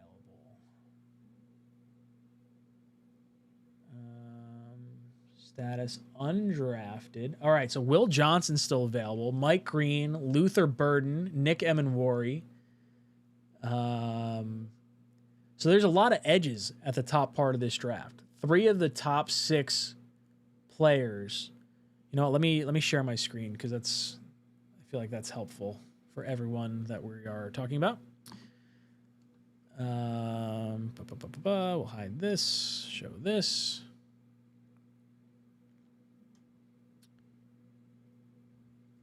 And give me 1 second. I just got to shrink it down a little bit. All right, so top players on the board right now. Will Johnson, Mike Green, Luther Burden, Emenwari, Donovan Ezeukrayu, Nick Scorton, Mason Taylor, Trayvon Henderson, Demetrius Knight, Schlesinger. Besh is high up there. Billy Bowman. Siobhan Revel. Revel would have been a first-round pick had he not been hurt. I was going to say another injury guy, right? Yeah, Xavier Watts is there. I mean, there's a lot of good players. So if we're looking at the top, what pick are we right now? How many? Let's see. Big board, full order. So 12 picks. Is that right? 1, 2, 3, 4, 5, 6, 7, 8, 9. We're the 10th pick tomorrow. So Cleveland's got 2 picks. I could totally see the Raiders at 37 taking Sanders. I do find it funny that Sanders is not on this list. How far down do you have to? He's got to be on the next page. Really? Maybe they just can't believe it's real. Wow. Yeah. Shador Sanders, just in front of TJ Sanders. Ozzy Trapillo's ahead of him.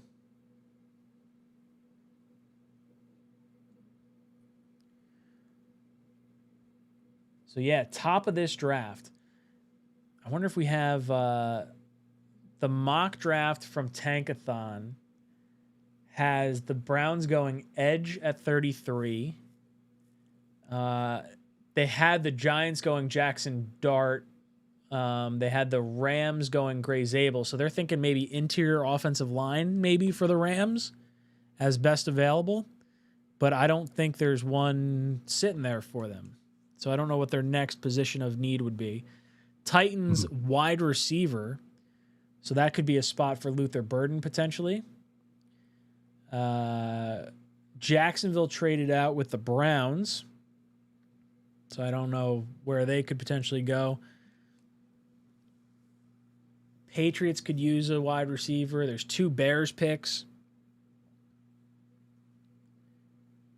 Bears got a tight end in the first.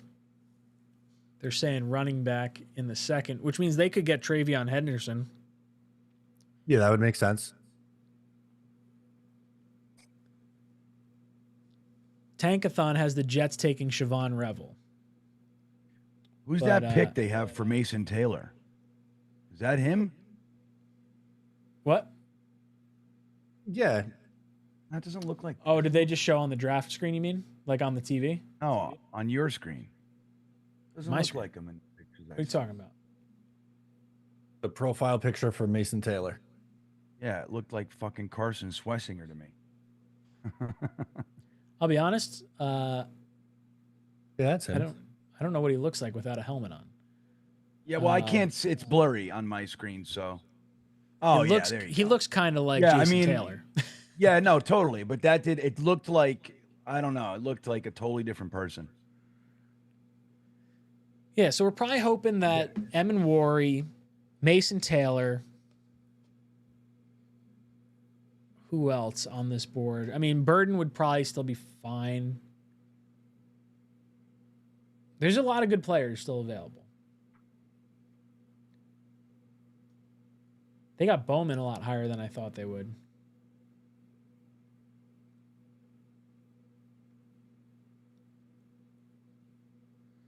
So let's see. Let's go to the chat. Let's give some thoughts for where you guys are thinking.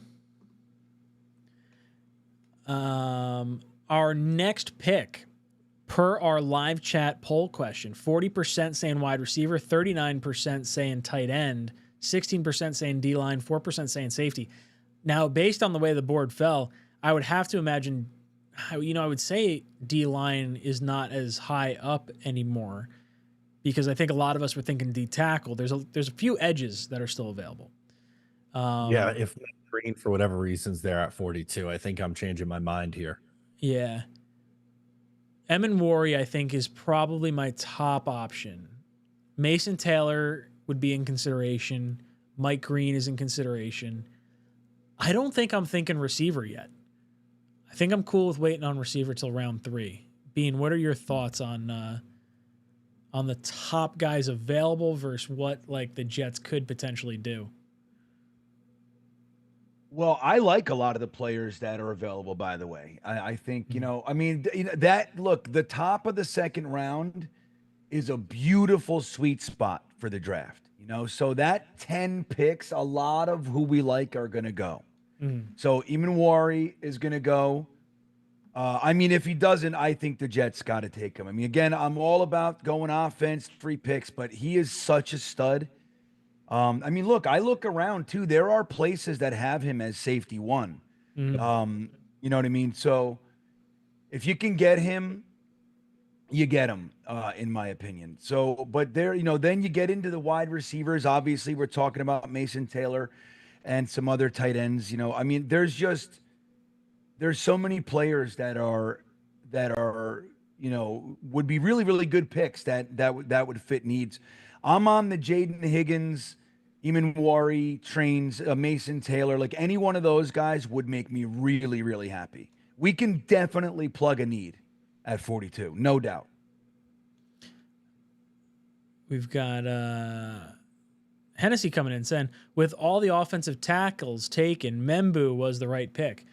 We still have Ursary on the board, but yeah, I agree. I think, with Taylor still being there and the amount of tackles that did go, you're probably sitting pretty happy right now, fixing your trenches. Joe the Jet says, where do you think Tyler Shuck going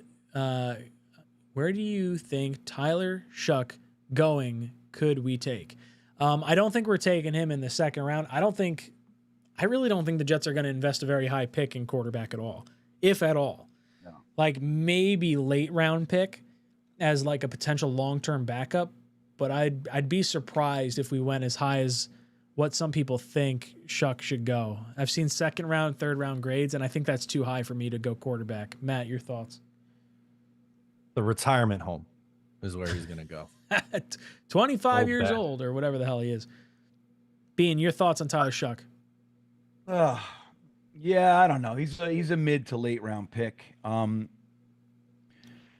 he's higher on a lot of people's boards. That's the thing. Yeah. Mids, I don't know. The truth is I didn't do much. I didn't watch him much. You know what I mean? So I listened to other people. So my opinion is kind of bullshit. But I'm with you. I don't think the Jets should invest in a quarterback. Like the whole thing, if this guy slides, you got to take him. Like, I get that. I want to see them take this draft and fill needs or start some pipelines. That's what I want to see. That's what this draft is for. It's the blue collar draft. You know what I mean? So get some work done, man. And they started that in the first round. I think we don't know. There's a lot of draft left. We don't know. We can't say that, we can't make a definitive statement yet, but the first round very much points to they know that, and that's what they're going to do.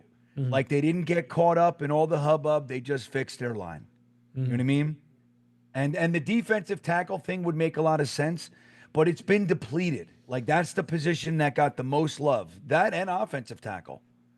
interestingly enough. So, you know, forcing it, I think, is silly. You know what I mean? Like there's other positions, and there are, you know, they're going to be most likely like higher rated players. So that's where the BPA thing comes in. Don't get caught up in, but we need to. No, you don't. You know, just plug as many holes with the top players that you can, and call it a day. Matt, your thoughts on Tyler Shuck or quarterback in general for the Jets? Yeah, I wouldn't take a quarterback in this year's draft class. I would use this to fill out the roster. And you know, I was joking before with him going to the retirement home. He's going to go in the second or third round probably, and that's fine. Maybe he hits somewhere, right? A lot of people really like him, but I think the Jets need to use this draft to continue to build out the roster. And I mean, we just ran through the names that are still there. You need to find a tight end. You need to find a wide receiver. You need to find a defensive lineman and a safety. And, you know, if you take a quarterback swing, you're just pushing one of those down the line even further. Mumtaz comes in and says, we should get 2 starters with the next 2 picks. Let's not lock ourselves into a position. Although, agree with Green Bean, we have a couple of blanks at a couple of positions, best player available. Yeah, you can really go, you know, just let the board fall to you. And safety, to me, just because of the value right now is where I'm leaning. But edge rusher is a need, so you could go that. There is some strength there. The tight end position would be obviously a dire need as well. So probably, I don't know, maybe I air safety, tight end, edge rusher as my 3. And receiver, I think I'm waiting till the 3rd round at this point. Bean, your thoughts on the next 2 picks being starters? Well, I agree with him agreeing with me. That's first. I think that's I wanted to get that out. Yeah, like that, and that's a great way to say it. Like, we got to do our best to get 2 starters with the next 2 picks. If it's not the position you were hoping for, fine. As long as if you're able to fill some of these holes. And the whole thing about blanks, like strong safety, we don't have one. Like, we don't have one on the roster. We have a bunch of defensive tackles, and quite frankly, we got a couple defensive tackles that I would really love to see get some playing time in Fedarian Mathis and LT3. Like, I really want to see them with this defense, with this regime. Let's see what these guys can do rather than overcrowding the room. We have Noddy in there. Noddy's one of those guys. He's a lunch pail guy. You know, he kind of, you know, the way that they, you know, talk about him is he's the guy who does the work so other guys can make plays. You need those guys, right? Those were the Mike DeVitos, the Sione Pujas of the world. They were going to go to the Pro Bowl. They were never going to go to the All-Pro game. They're never going to be Hall of Famers. But those types of guys are so valuable to have on your team.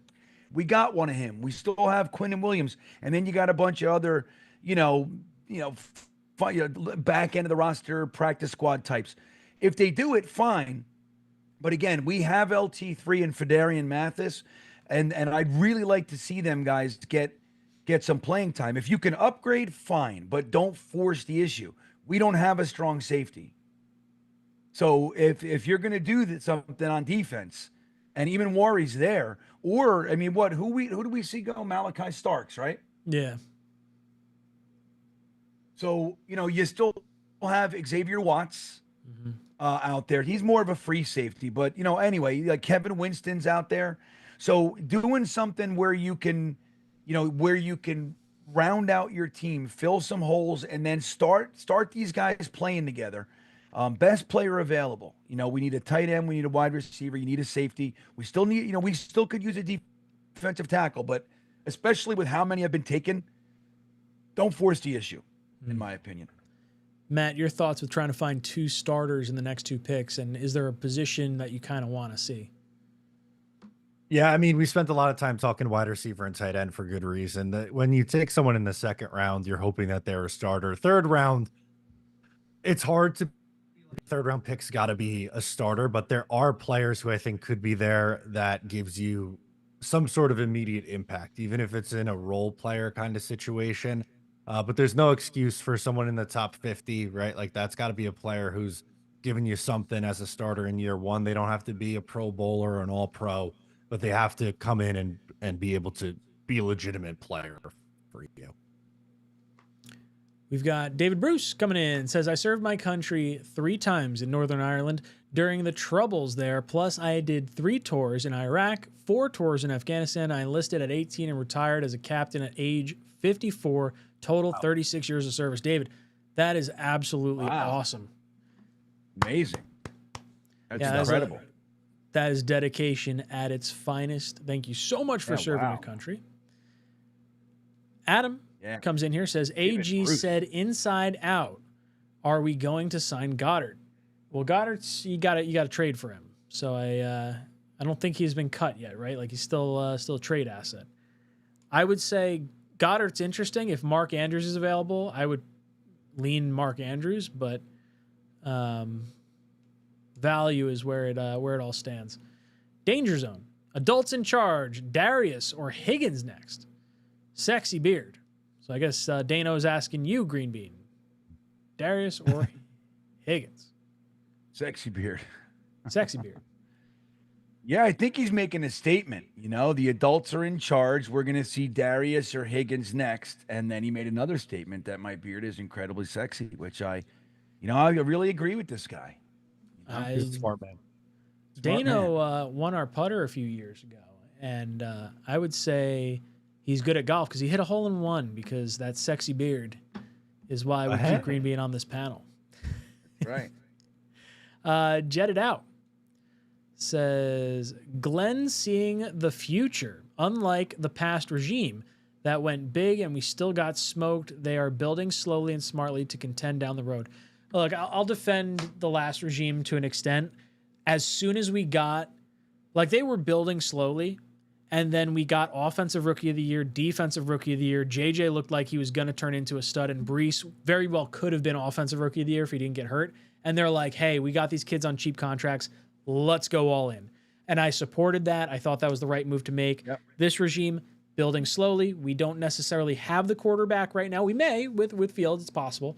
But surrounding him with as much talent as possible to succeed, and then also setting up a future quarterback to also succeed, because it takes a little bit of time to be an offensive lineman. It takes a little bit of time to kind of get your feet wet and whatnot.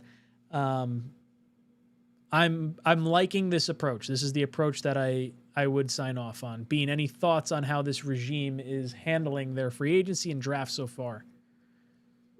Well, I think you said it well. Like, you know, hindsight and everything, it changes things. They did build slow. They whiffed on the first quarterback, right? So he was doing the right way. He traded players that he didn't want.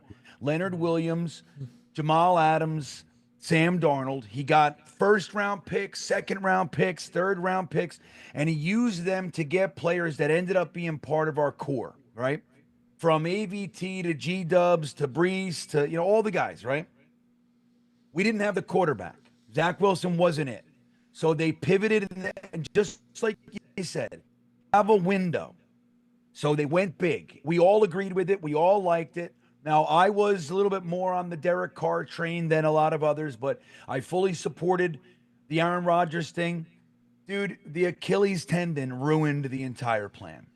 Okay? And then when they obviously came back and everything was what it was last year. Bottom line is that it didn't work. They had to go all in, last year. They had to do it. You had to spend the money. You had to do the things. You had to do it because now the window's even shorter. And they knew that their jobs were on the line too.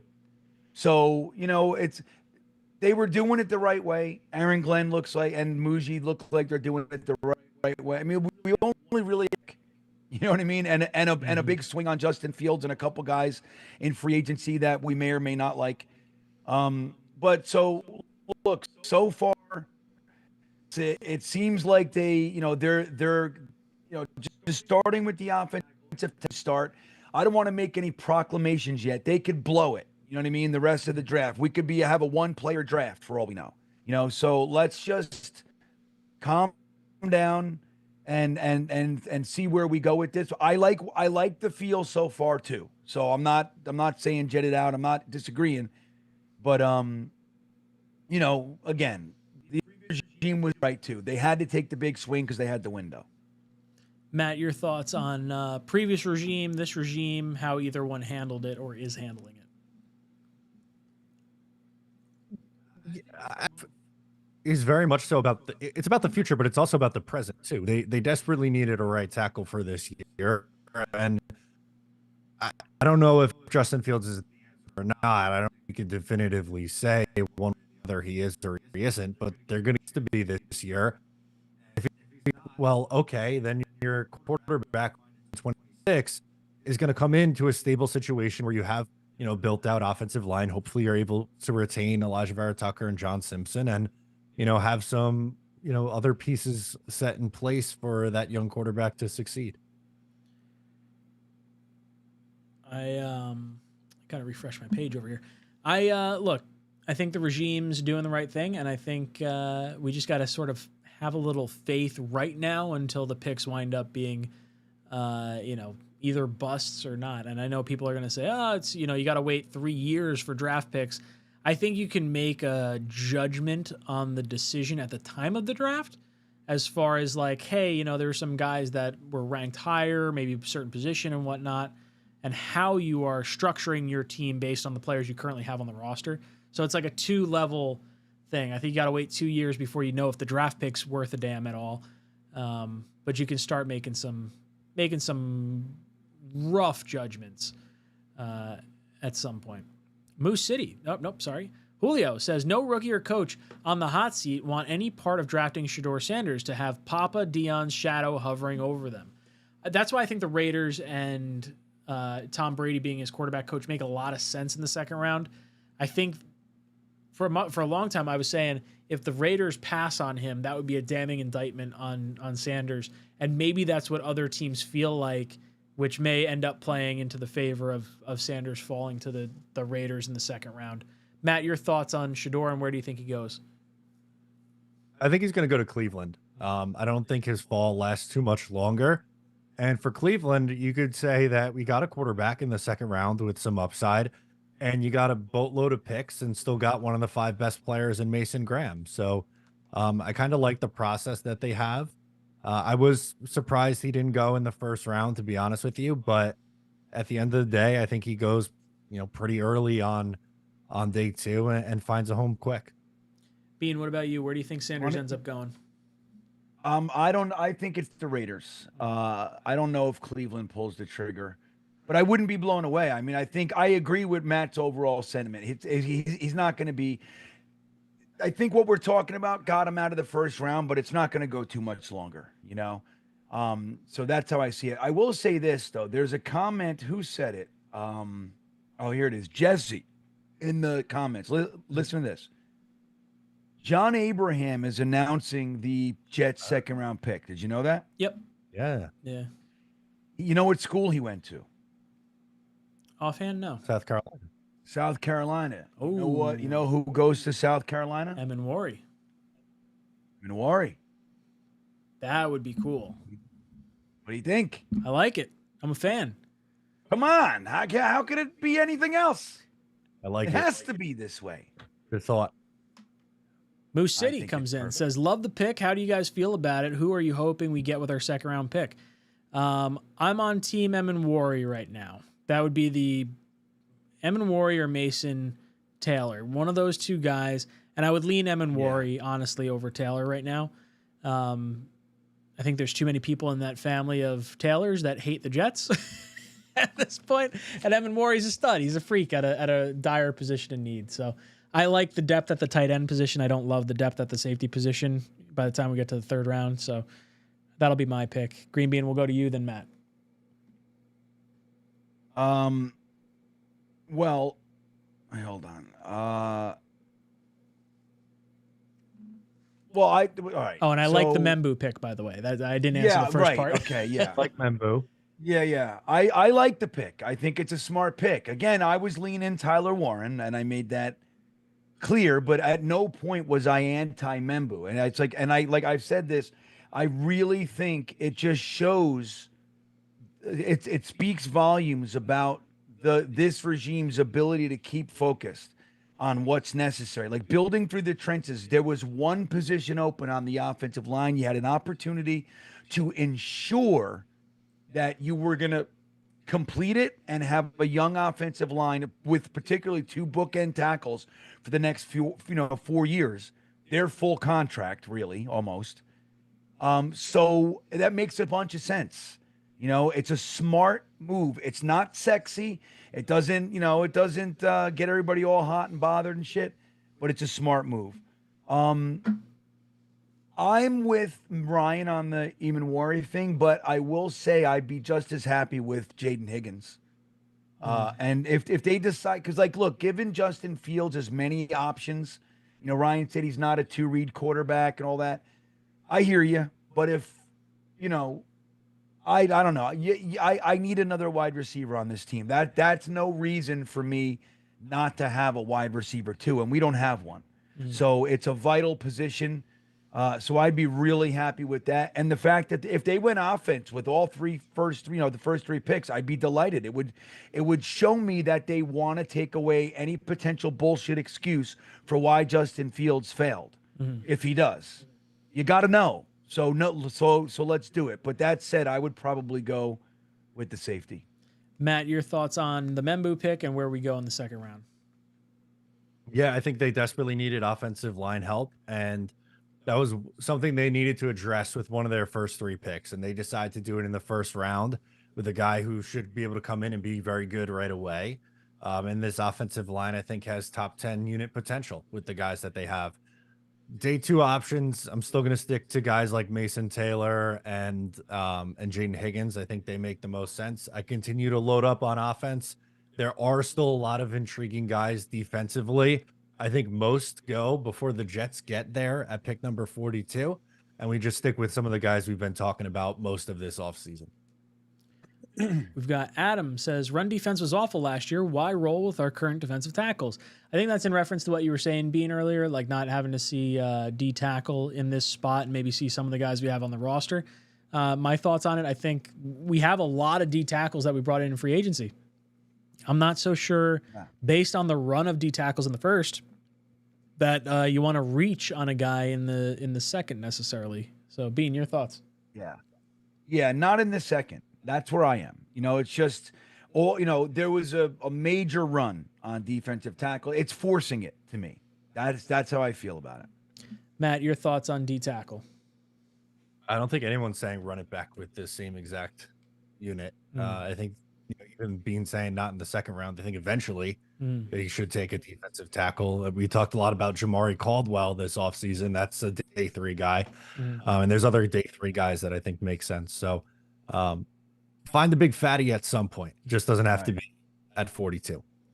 David says, love you guys with big Jets, Jets. I love you guys from Scotland. It's almost time to say goodnight. It's 5 o'clock here. David, go to sleep so you can hang out with us all night tomorrow and Wednesday. Or not Wednesday, Saturday. It is a long few days here. The Milton Fung says, legit scared about round 2 curse for wide receiver. But the round 2 tight end curse is only Jason Morrow deep. Give me Taylor Arroyo, Fergie/Fannin later. Look, it's a different regime. Don't let the bad juju of previous regimes get under your skin. We can draft some good guys. Just have a little faith. JJ says there's some good centers in this draft. Maybe we look there as no one took any. It's an interesting mindset because I do think interior offensive line is going to be a need, but I would wait till like the 4th and beyond to start looking that direction because we have our starters in place for this year. So I'd rather a guy that has high upside on the developmental front than a guy that could otherwise push a starter at safety or at a wide receiver or tight end, out of the picture. Matt, your thoughts on the center position? I think that'd kind of be a wasted pick. You have Joe Tippmann, who has 2 more years left on his rookie contract, and you just found Jason Myers, or I think it's Jason Myers. I always Yeah, second it is. that. I know it's only a 1-year deal, but you signed him too. You have your backup center, and he could play multiple positions. I don't really look at that as something the Jets need to do. Bean, what about you? What do you think about the center position? Yeah, I'm with Matt on this one. I mean, not to say that, like, in the later rounds, grabbing an interior offensive lineman to start on the pipeline, because, look, both guards are on the last year of their contract. Jason Myers is a 1-year deal. Like, it doesn't mean that we're, like, this is when you want to start getting guys in. So when other guys leave, you have someone there. Like the look that we have this year, like with literal holes, like we don't have anybody going into free agent. There's literally nobody there. That's not a good look. You want to have guys that are already kind of stewing and learning your system. So I'm all about interior offensive line, using a pick on that, but later, Thanks for the cheese says, help Fields.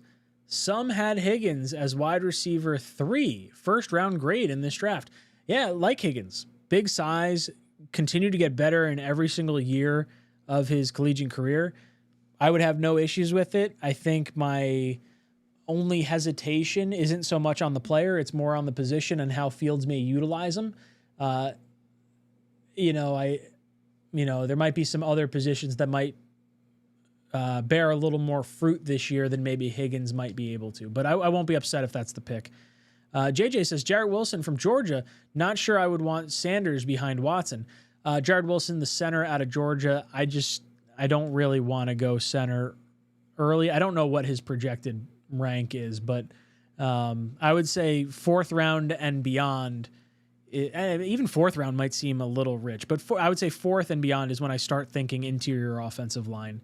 Matt, anything else to add on either the Higgins wide receiver front from Thanks for the Cheese or the Georgia center, Jarrett Wilson? Yeah, Higgins makes a lot of sense for what the Jets need at wide receiver. I wouldn't be thinking of Wilson. He's a projected 3rd rounder. I think the Jets should go a different direction than center in round 3.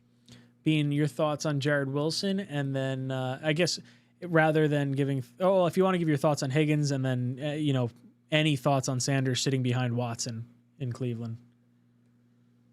Why doesn't he want Sanders behind Watson? What does that mean? I mean, I don't think understand. Dion or Sanders wants to go to Cleveland. I also think Cleveland is loading up all their picks to draft a quarterback next year, and they are going to literally tank next season because they have Kenny Pickett as their friggin' quarterback, and they're just gonna ride it into the ground. Like I don't think there's any intention on them like trying to win games this year.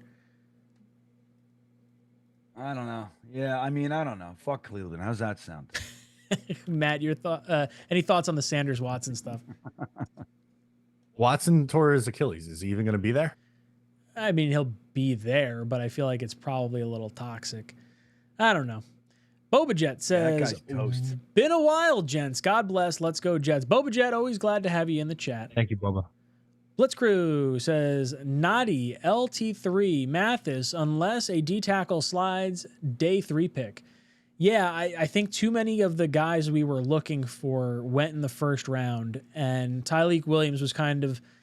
Alfred Collins is still like a guy I would consider, but I'm okay on waiting on D tackle at this point and just getting a fatty with a nice tree trunk ass, as Green Beam kind of likes seeing a thick guy. Yeah. Eat up blockers. Right. It's kind of where That's right. Space eaters. Ray Danger says, I'm taking Mason Taylor over Higgins tomorrow. What say you? I think Mason Taylor would be more critical for Fields right now, based on the needs that we currently have. Like, you still have Lazard, you still have some guys like Josh Reynolds that I think the OC is gonna gravitate towards comparatively to Higgins.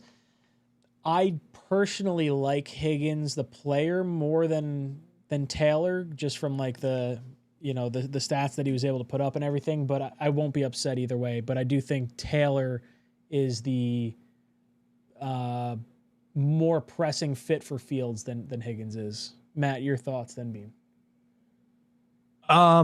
If this is how he sees it, I think you can make the case for it at tight end. They don't have a starting tight end right now. Mm-hmm. At least you have Garrett Wilson at wide receiver. So if you want to spin it like that, I'm okay with it. Bean, any thoughts on Higgins over Taylor or vice versa? Yeah, do it. Do both. Bean's burnt. He's like, yo, dude, I'm tired. I'm fucking tired, man. I'm I exhausted. gotta work all day tomorrow. No, I tell you what though, like either one, I'm totally fine with it. Like I really like both players. I'd be elated if they went with either one. All right. So you know what? We are at the point in the night where we're going to do a giveaway. Do it, baby. I want to say the Talkin' Jets draft chat poll. 40% wide receiver, 38% tight end, 5% safety, 16% D-line. We'll see where it all shakes out tomorrow. Before we go into our raffle, if you could just pull up the amount of contestant players, Bean. We're going to run a quick ad, and then we will come back and do our raffle winner for tonight. New Jersey golfers, did you know the Northeast's biggest golf resort is in New Jersey? Manicured perfection awaits at Crystal Springs Resort with 6 spectacular courses, including New Jersey's #1 rated Ballyowen. Plus, stay a little longer and enjoy 2 resort hotels, 2 luxury spas, 9 unique dining venues, and the famous wine cellar of Restaurant Latour. Easy to get to with the best rate guaranteed, and never any booking fees when you book direct at crystalgolfresort.com. All right.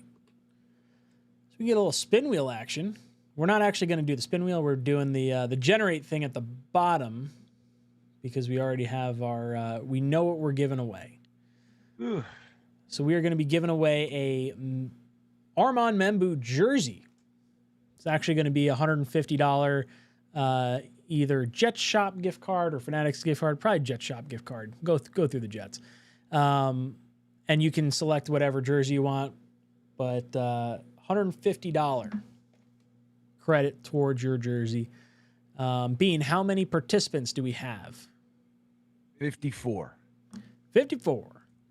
And those 54, you guys are going to be entered into all 3 days of our Draft Streams giveaways.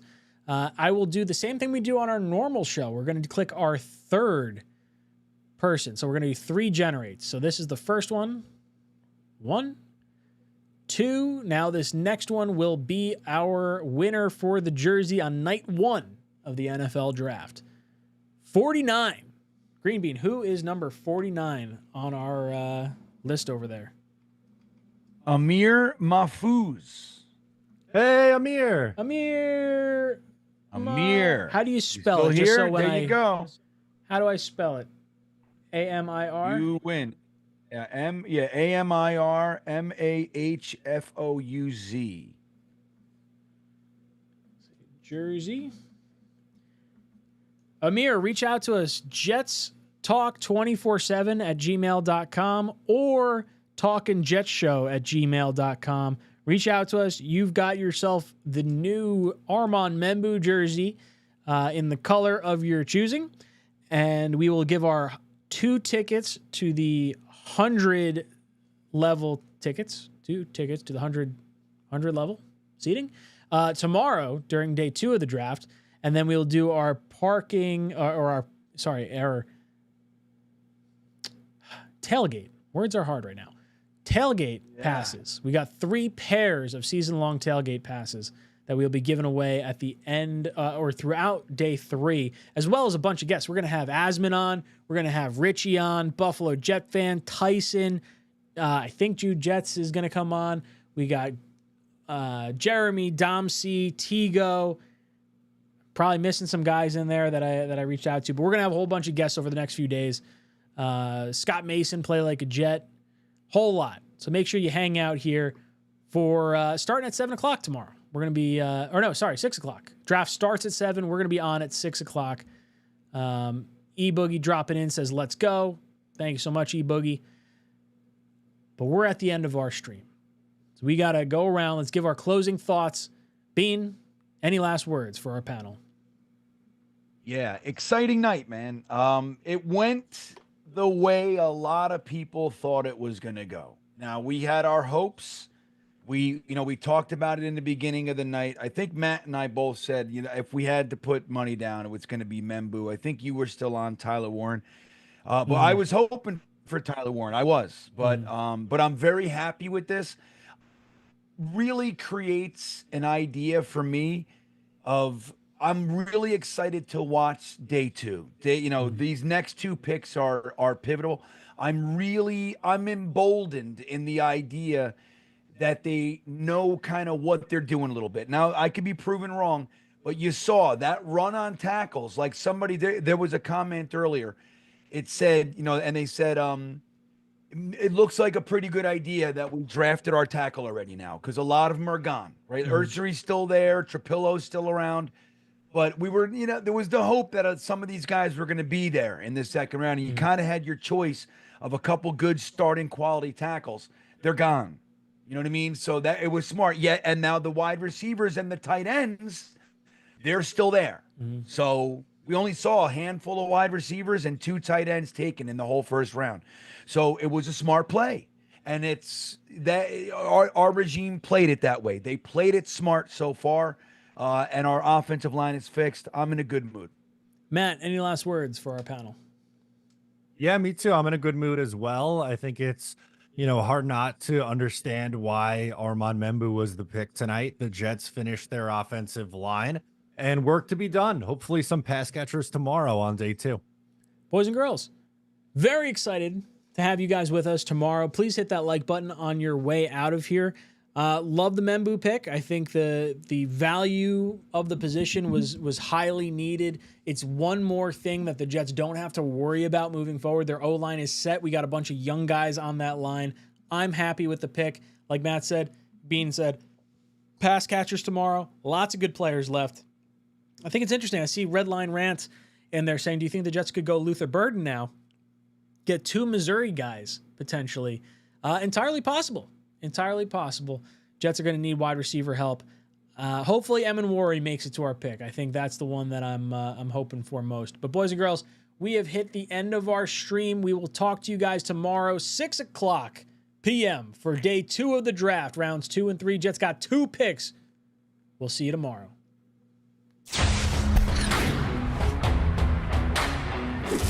Just go somewhere else. I can't take this nonsense anymore. How are you going to blame the defense? I got the pouch. Screw Green Bean. Damn it. But once you get to the sausage, I feel like we're doing something. Go Jets.